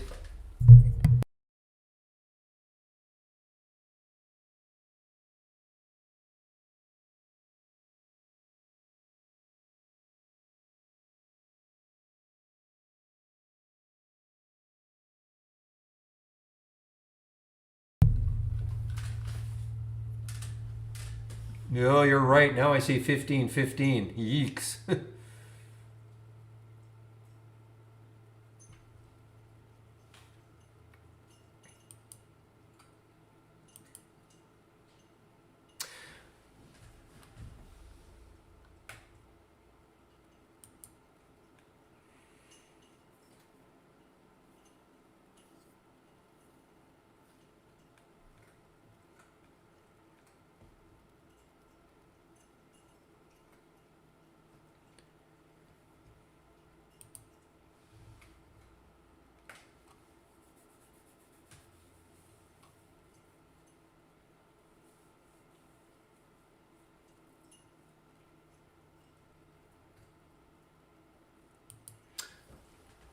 Okay, so McEwen, MUX on the way up, but it's not a bio. Who cares? Gold mining, big float. Well, you know, Dan.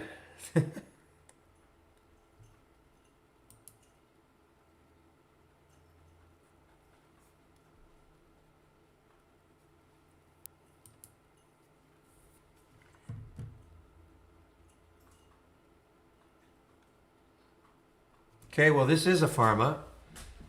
Bio, APTX.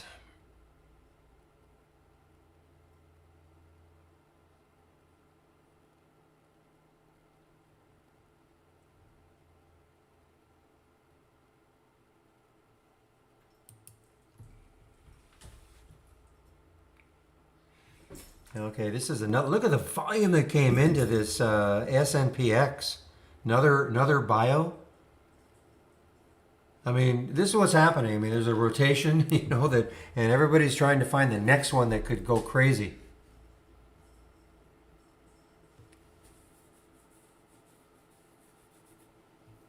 Good for you that you're in it.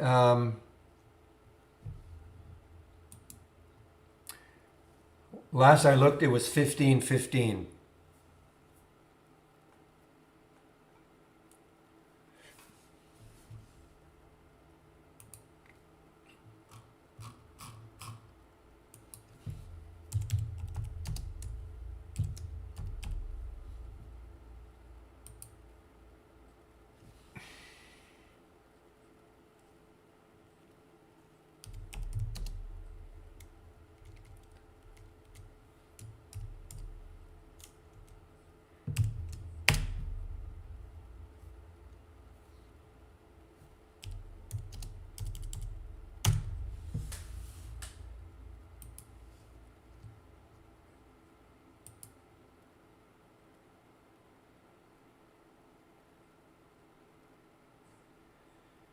Actually, I don't even know where. I forgot this. Is this still halted or PH?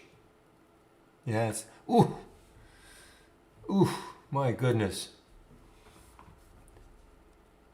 22. I see 2262, 2262. I mean, it wouldn't surprise me if it. Well, I don't know if it get back to the close.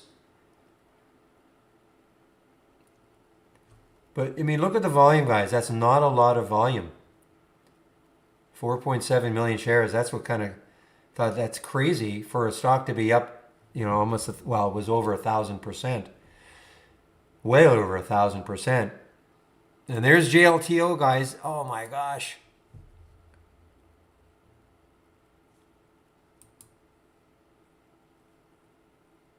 Now this got halted on the way down. It popped. I hope anybody please tell me you took some, because it popped up to almost 17. Now, I think I'm going to call the end of this one now. Well, you can't. I mean, when you say you don't understand, there's no understanding, scum. Okay, scum. There's no magic. Well, this is what you do, and this is what you do, and this is what you do. No, if you're new to trading, yeah, it's exciting, but it's very scary too. Yeah, I think William now is going to be awfully happy.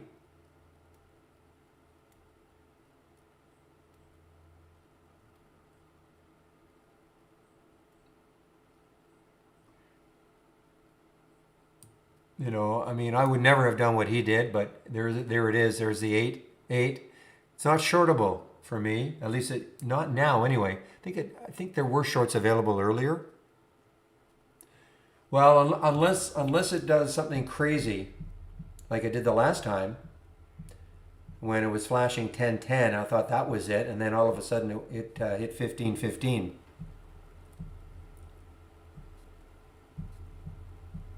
What's your average? So we can cheer you on.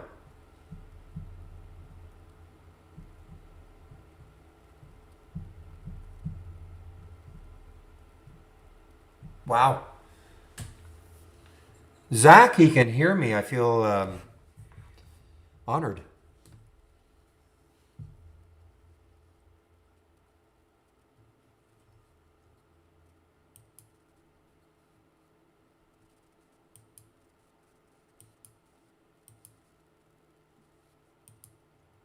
I wish you would. I know you probably listen to music, and you do what I do. I mean, you're listening to music or you're listening to something else.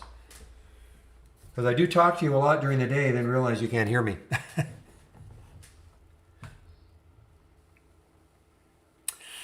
Okay, not to cause any concern, but that bid is now going up.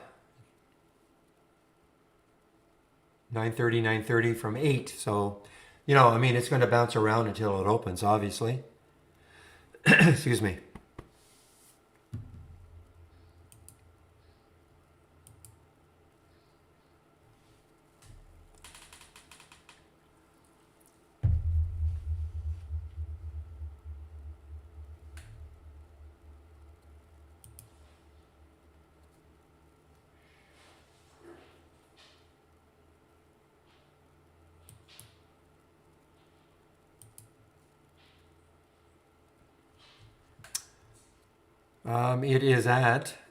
It's been bouncing around, so I see 930.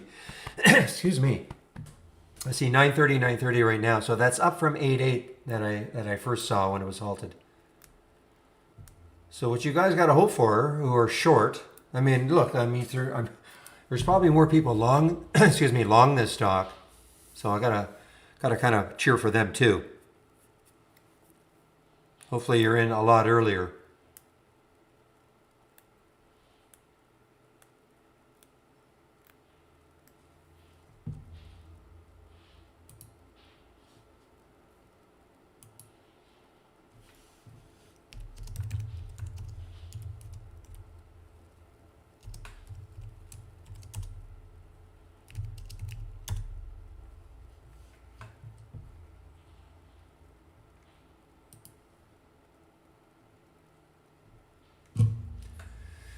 Yeah, 955, 955. Ooh, it just jumped to 1002, 1002.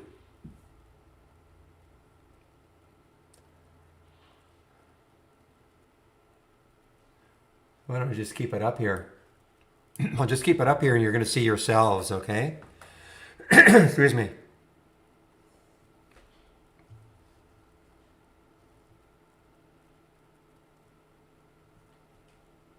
And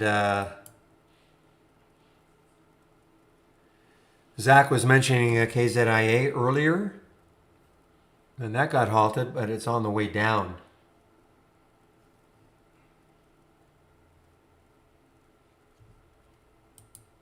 Let me get back to the GLTO. Whoa.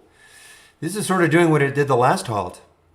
You know, the last halt, it looked really bleak, and then all of a sudden it flashed 15.15, and man, what did it get up to? 16 something.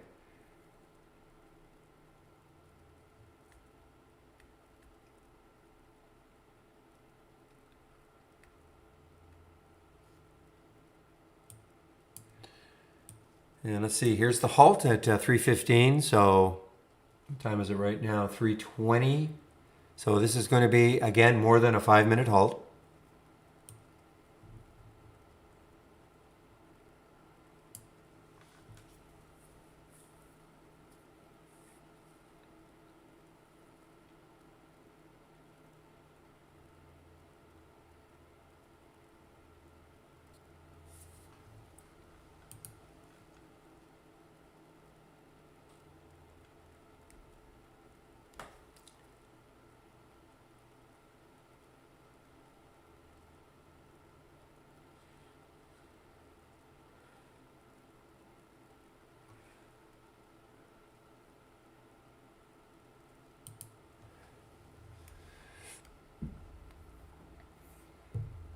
Ooh, sorry, I thought that said 15:21.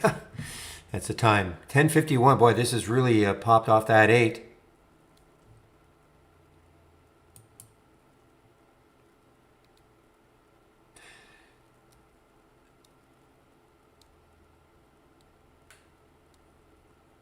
Well, I'm seeing it now. I mean, this is IB. This is just time and sales. Oh, you can't. In your dashboard, I mean, this is just from my broker. Okay, you know, we don't have this sort of information. But your broker, you know, whoever you say you're Robinhood. I mean, I don't know if Robinhood has this, but they should.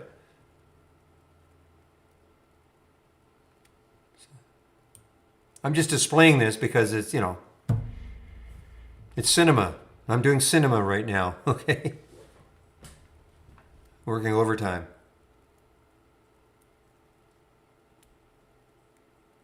So, Chris, when you say that, when you say it won't show the bid ask while a stock is halted, you just have to have your time and sales open.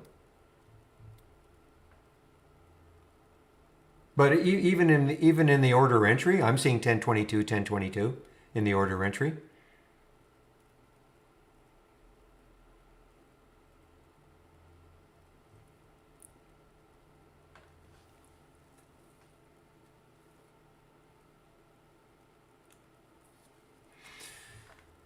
All right, this looks like it's going to be now more than a, well, if it's going to open now, no. So it's going to be more than a 10-minute halt.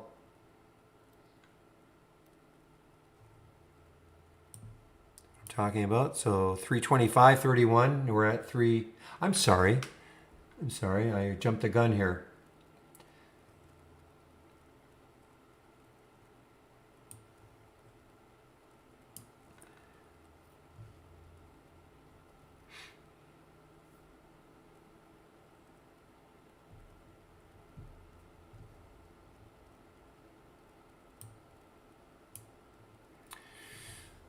A little blackberry on the way down too. All right, well, this seems to be settling in now at 1025, 1025.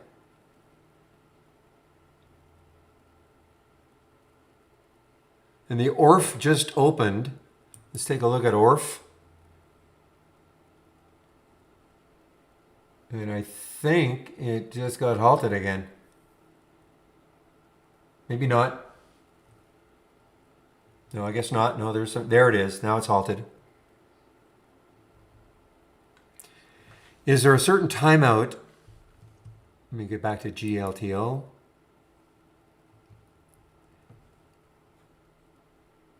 No, it'll never switch to pause unless you do one of three things. So when you have it on surfing, okay, so you have it on surfing, that'll continue unless you do this. If you go to a chart, you can pause the surfing, okay? See how you have to just keep an eye on it here, up here where it says currently ID is surfing. When I go to a chart, it pauses. That's okay. If I click on an alert, it'll stop. Okay, when I click on an alert, it'll stop. And then this is just a toggle on and off. If you don't click on an alert though, or turn that, toggle it off, it'll continue surfing forever.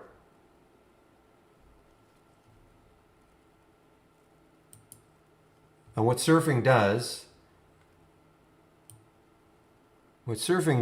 is it'll take a look at any top list windows that you have, okay, and it'll load the top three, one after another, into the charts automatically. Okay, once it's done one top list window, it'll go to the next one, and then the next one, and the next one, okay? It'll just cycle through them all. Also, if you have your price alerts window, if you have it up, it'll cycle through the top three. And when I say the top three, as you have them sorted in your top list window, and it'll just, watch.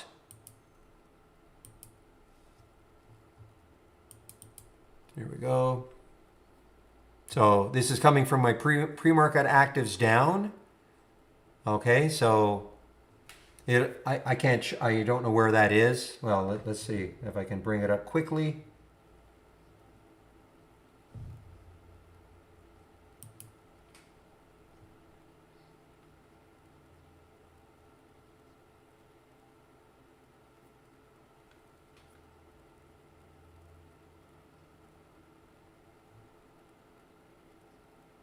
Yeah, I'm just trying to find out where it is. I just don't know what top list window it's looking at right now.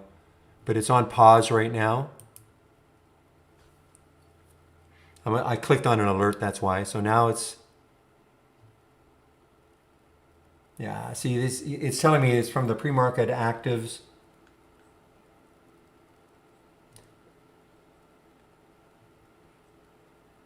Okay, here we go. See, it's right here. Now it goes to meds. You're going to see it'll go to VNAR next.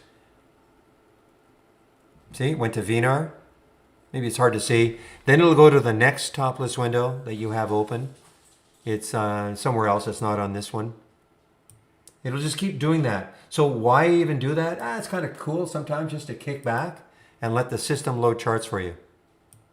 Okay? You see something you like, you can just pause it by going to the chart, analyzing the chart. You want to trade it, go ahead. Otherwise, you back off and it'll continue to surf.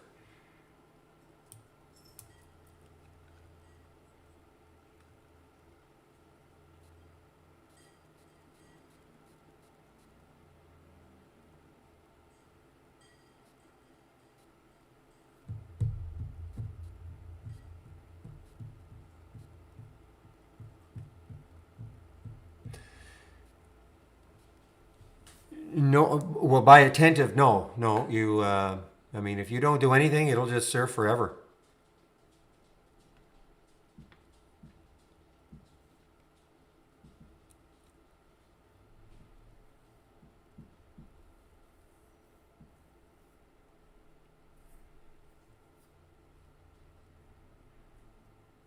Very easy when you know. If you don't know, you could scratch your head forever and try to figure out, why is it doing what it's doing?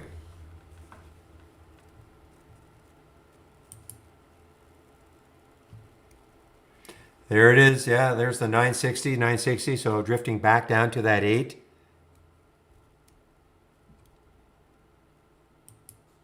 No, I'm going to still say Dries was the biggest pump and dump ever. Avarice.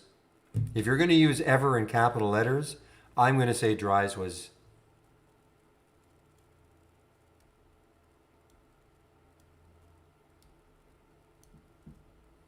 But certainly a big one. HMNY was a big one too, yes. Peter knows them all because he hates them all. Dries, exactly. DRY. It's not trading anymore.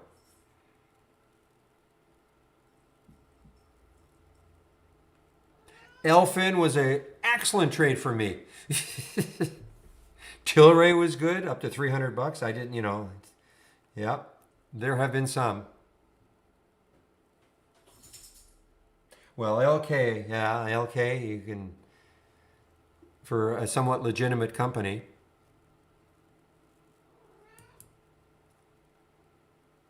NVCN is open. Yes, NVCN is open now.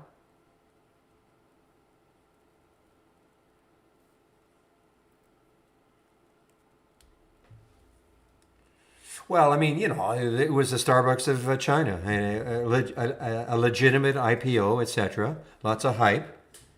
It seemed to be, at the time, it seemed to be legitimate. Ooh, VRX was a good one too.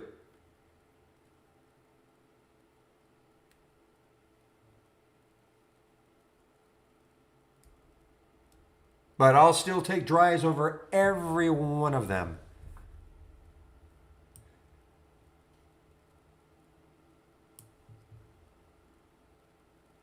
We're having fun with the biggest scams of all time.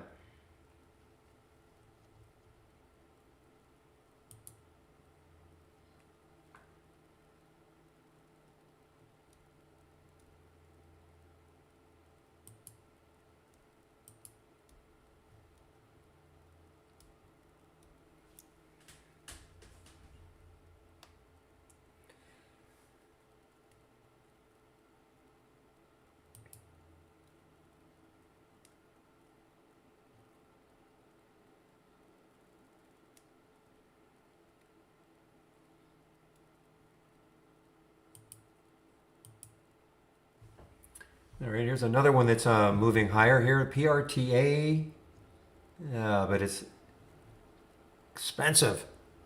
And there's real. Zach was talking about BMRA. It got halted.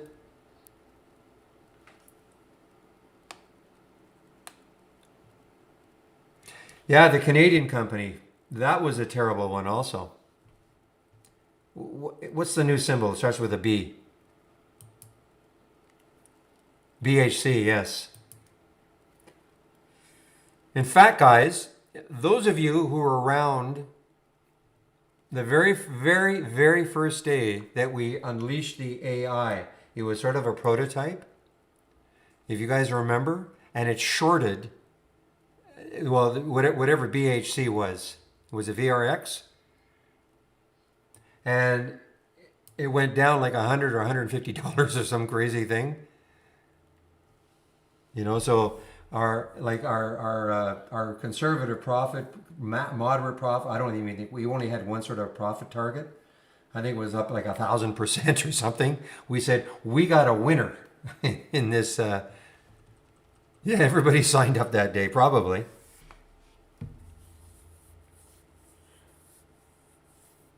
It was unbelievable.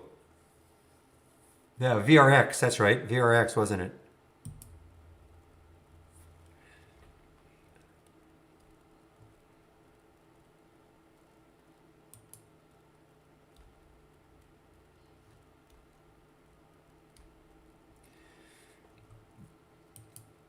Meanwhile, AXLA on the run too. I will check DTST.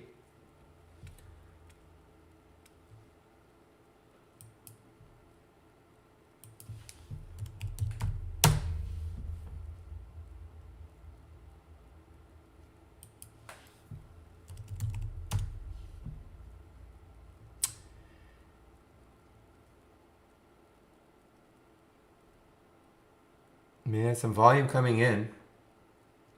Low float, 2 million in the float.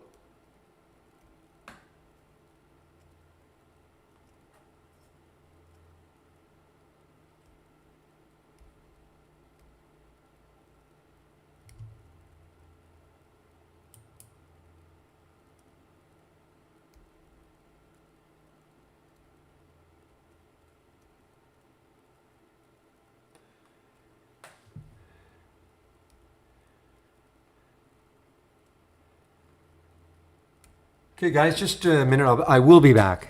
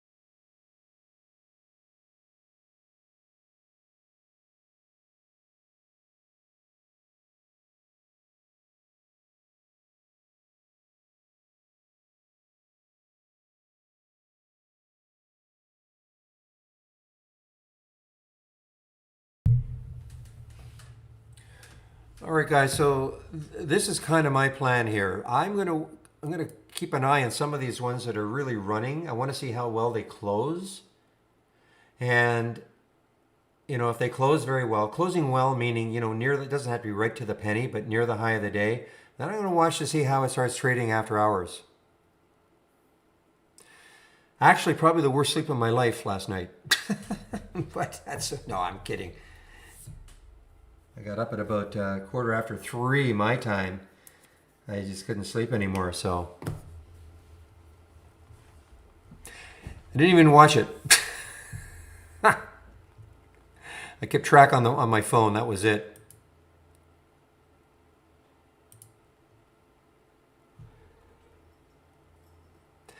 So I'm going to keep watching these ones that are really running. See if they continue at least to the end of the day, closing near the high of the day. And then I'm going to watch to see how it starts trading after hours. Some of these things can really whip after hours. I should not be muted. I don't think I'm muted. I am not muted, right? Well, I know. Not on purpose anyway. I am not muted. Like HTBX, just, as an example. See how it closes.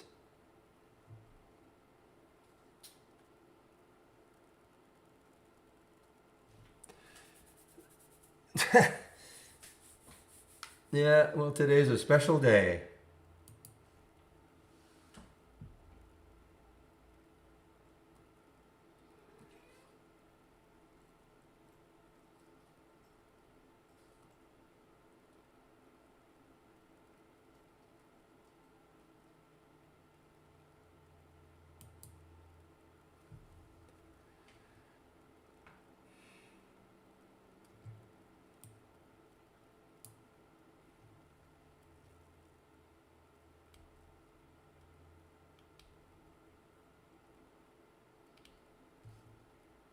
Okay, Zach mentioned Sophie earlier. Now, why didn't it show up? Come on. Here we go. So this was I think Ori said the IPOE. This is one of Chamath's, and I think was it IPOE? Not that it really matters which one.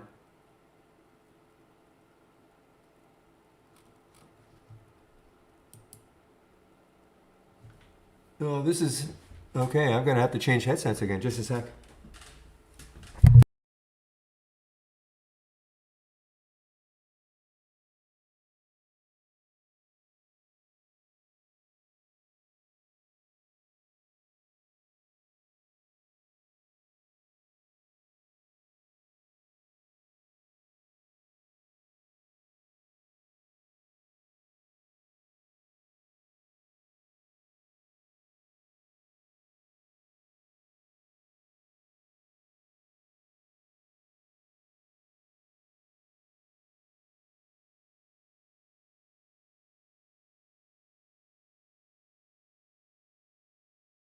Okay.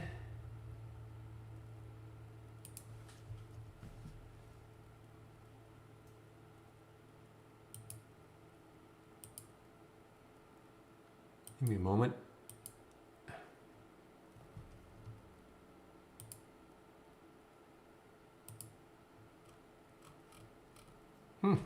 Just give me a moment, okay?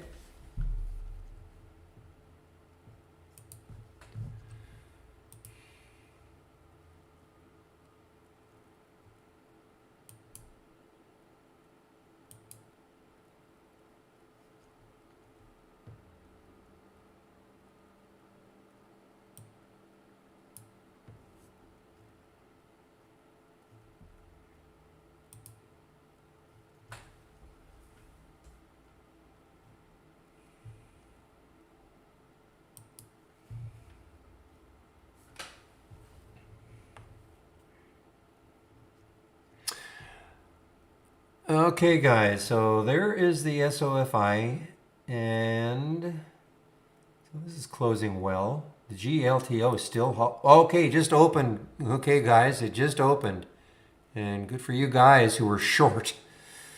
You have more whatevers than I do.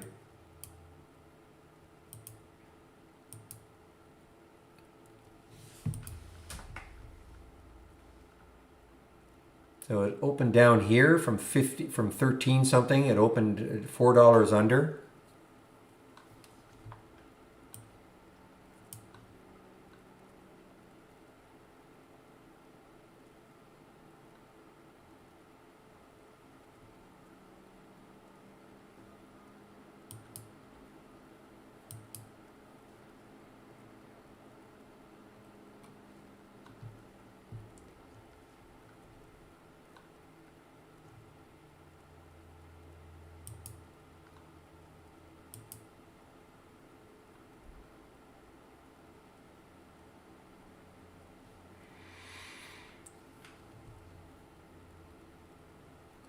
Well, I'll tell you what, William, I was not, I was just hoping to pray. Well, listen, there were a lot of people in this room that were long that also, okay? So had to consider their feelings too, but, this could have kept going to 20, 30, 40, 50.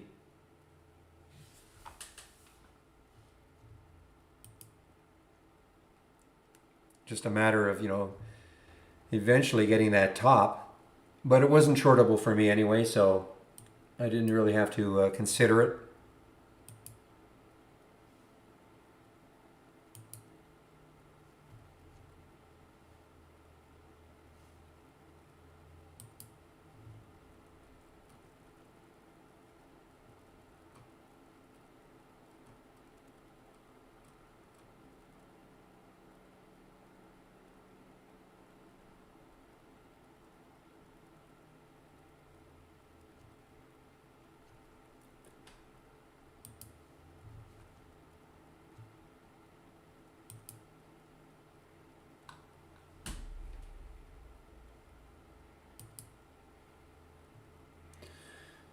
All right, HEPA now. Okay, you're doing something also. Little, a lot of volume coming in. It's a big float, 76 million in the float, but HEPA is starting to move up also.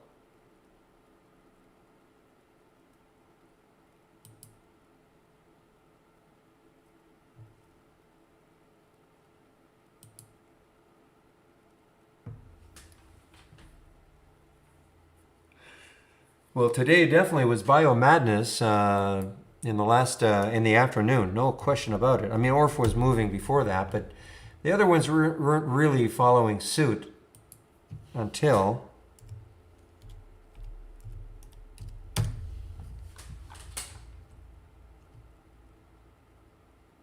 And what time was this? This is 1:30. Yeah, it's about 1:30 right there. Now it had already moved. I mean, from 6 to 14, you figure, well, that's got to be it, right? And not even close.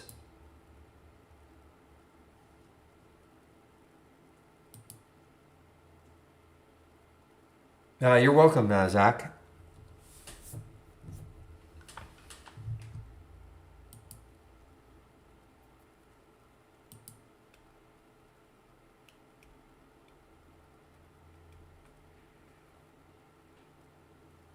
what will tomorrow bring? I mean, that's, the option scan, produced some great winners again. It just took a little bit longer today than yesterday. I mean, look at again, guys, this HTBX. I mean, this could be one. I know, Peter, I know you hate it, but this could be one after hours. I mean, if this continues to move like this, it had several opportunities to drop. There and there, but it still looks pretty strong. It's a low float, 24 million in the float.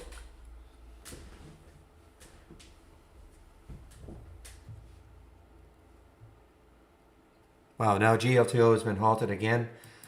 Obviously on the way down.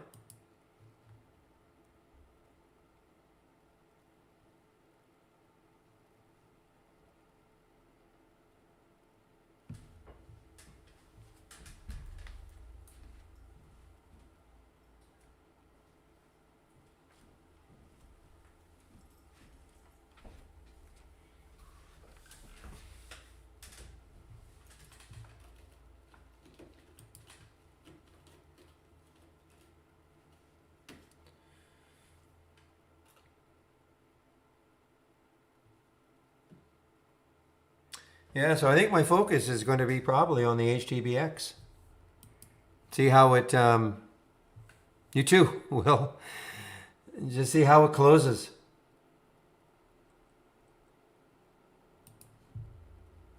It still has some room when you look left on that weekly chart. I mean, it's up, 17 is way up there. Right here is what, 1180 or so. So if it closes well, when I say closes well, I mean it doesn't have to close right at the penny. We're at 347 right now. I'm only another 13 minutes to go.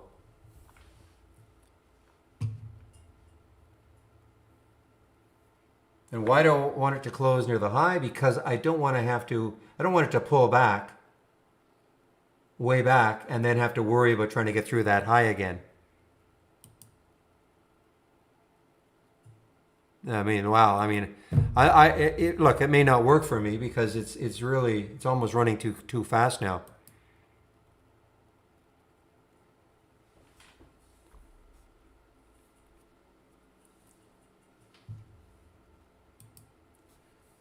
But boy, taking out the magic 10.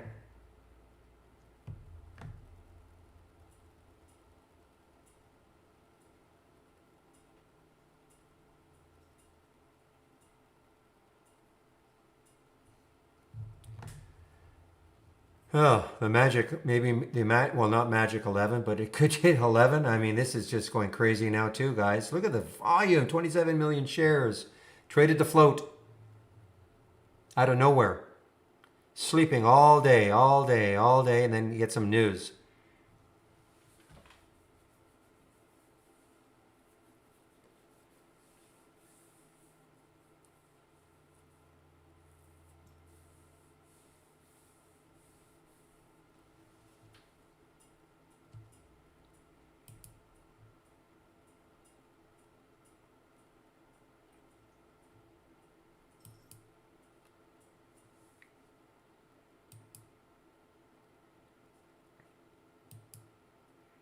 And this is not what I wanted it to do. What I really wanted it to do would be to go up to maybe 10 and just hang tough. Hang tough. And kind of close nicely. And then a little bit of movement in the after hours, a little bit, and that's probably when I would have jumped in. I don't know now. I mean, it's sort of run away.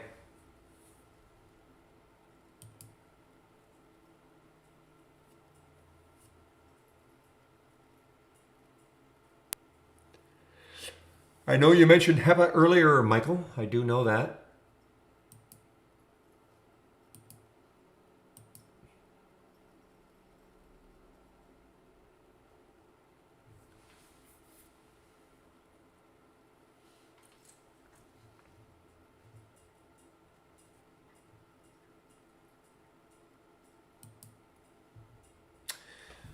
All right, guys. Well, I do think I'll wrap it up now, okay? I'm not sure.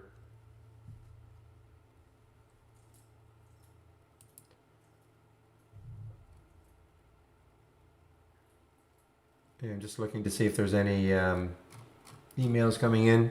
I think I'll wrap it up now. Thanks a lot for all the help, everybody.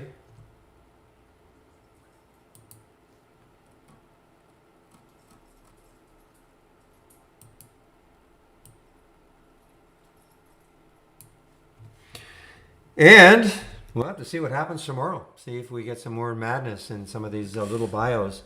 Definitely the memes, I'm not saying they're not dead. I mean, I don't think they're ever really dead, but I mean, the memes, the GMEs, the AMCs, the Blackberries, they're all, right now, I'm sure people are wondering, well, what next? But anyway, we'll have to see what happens going forward.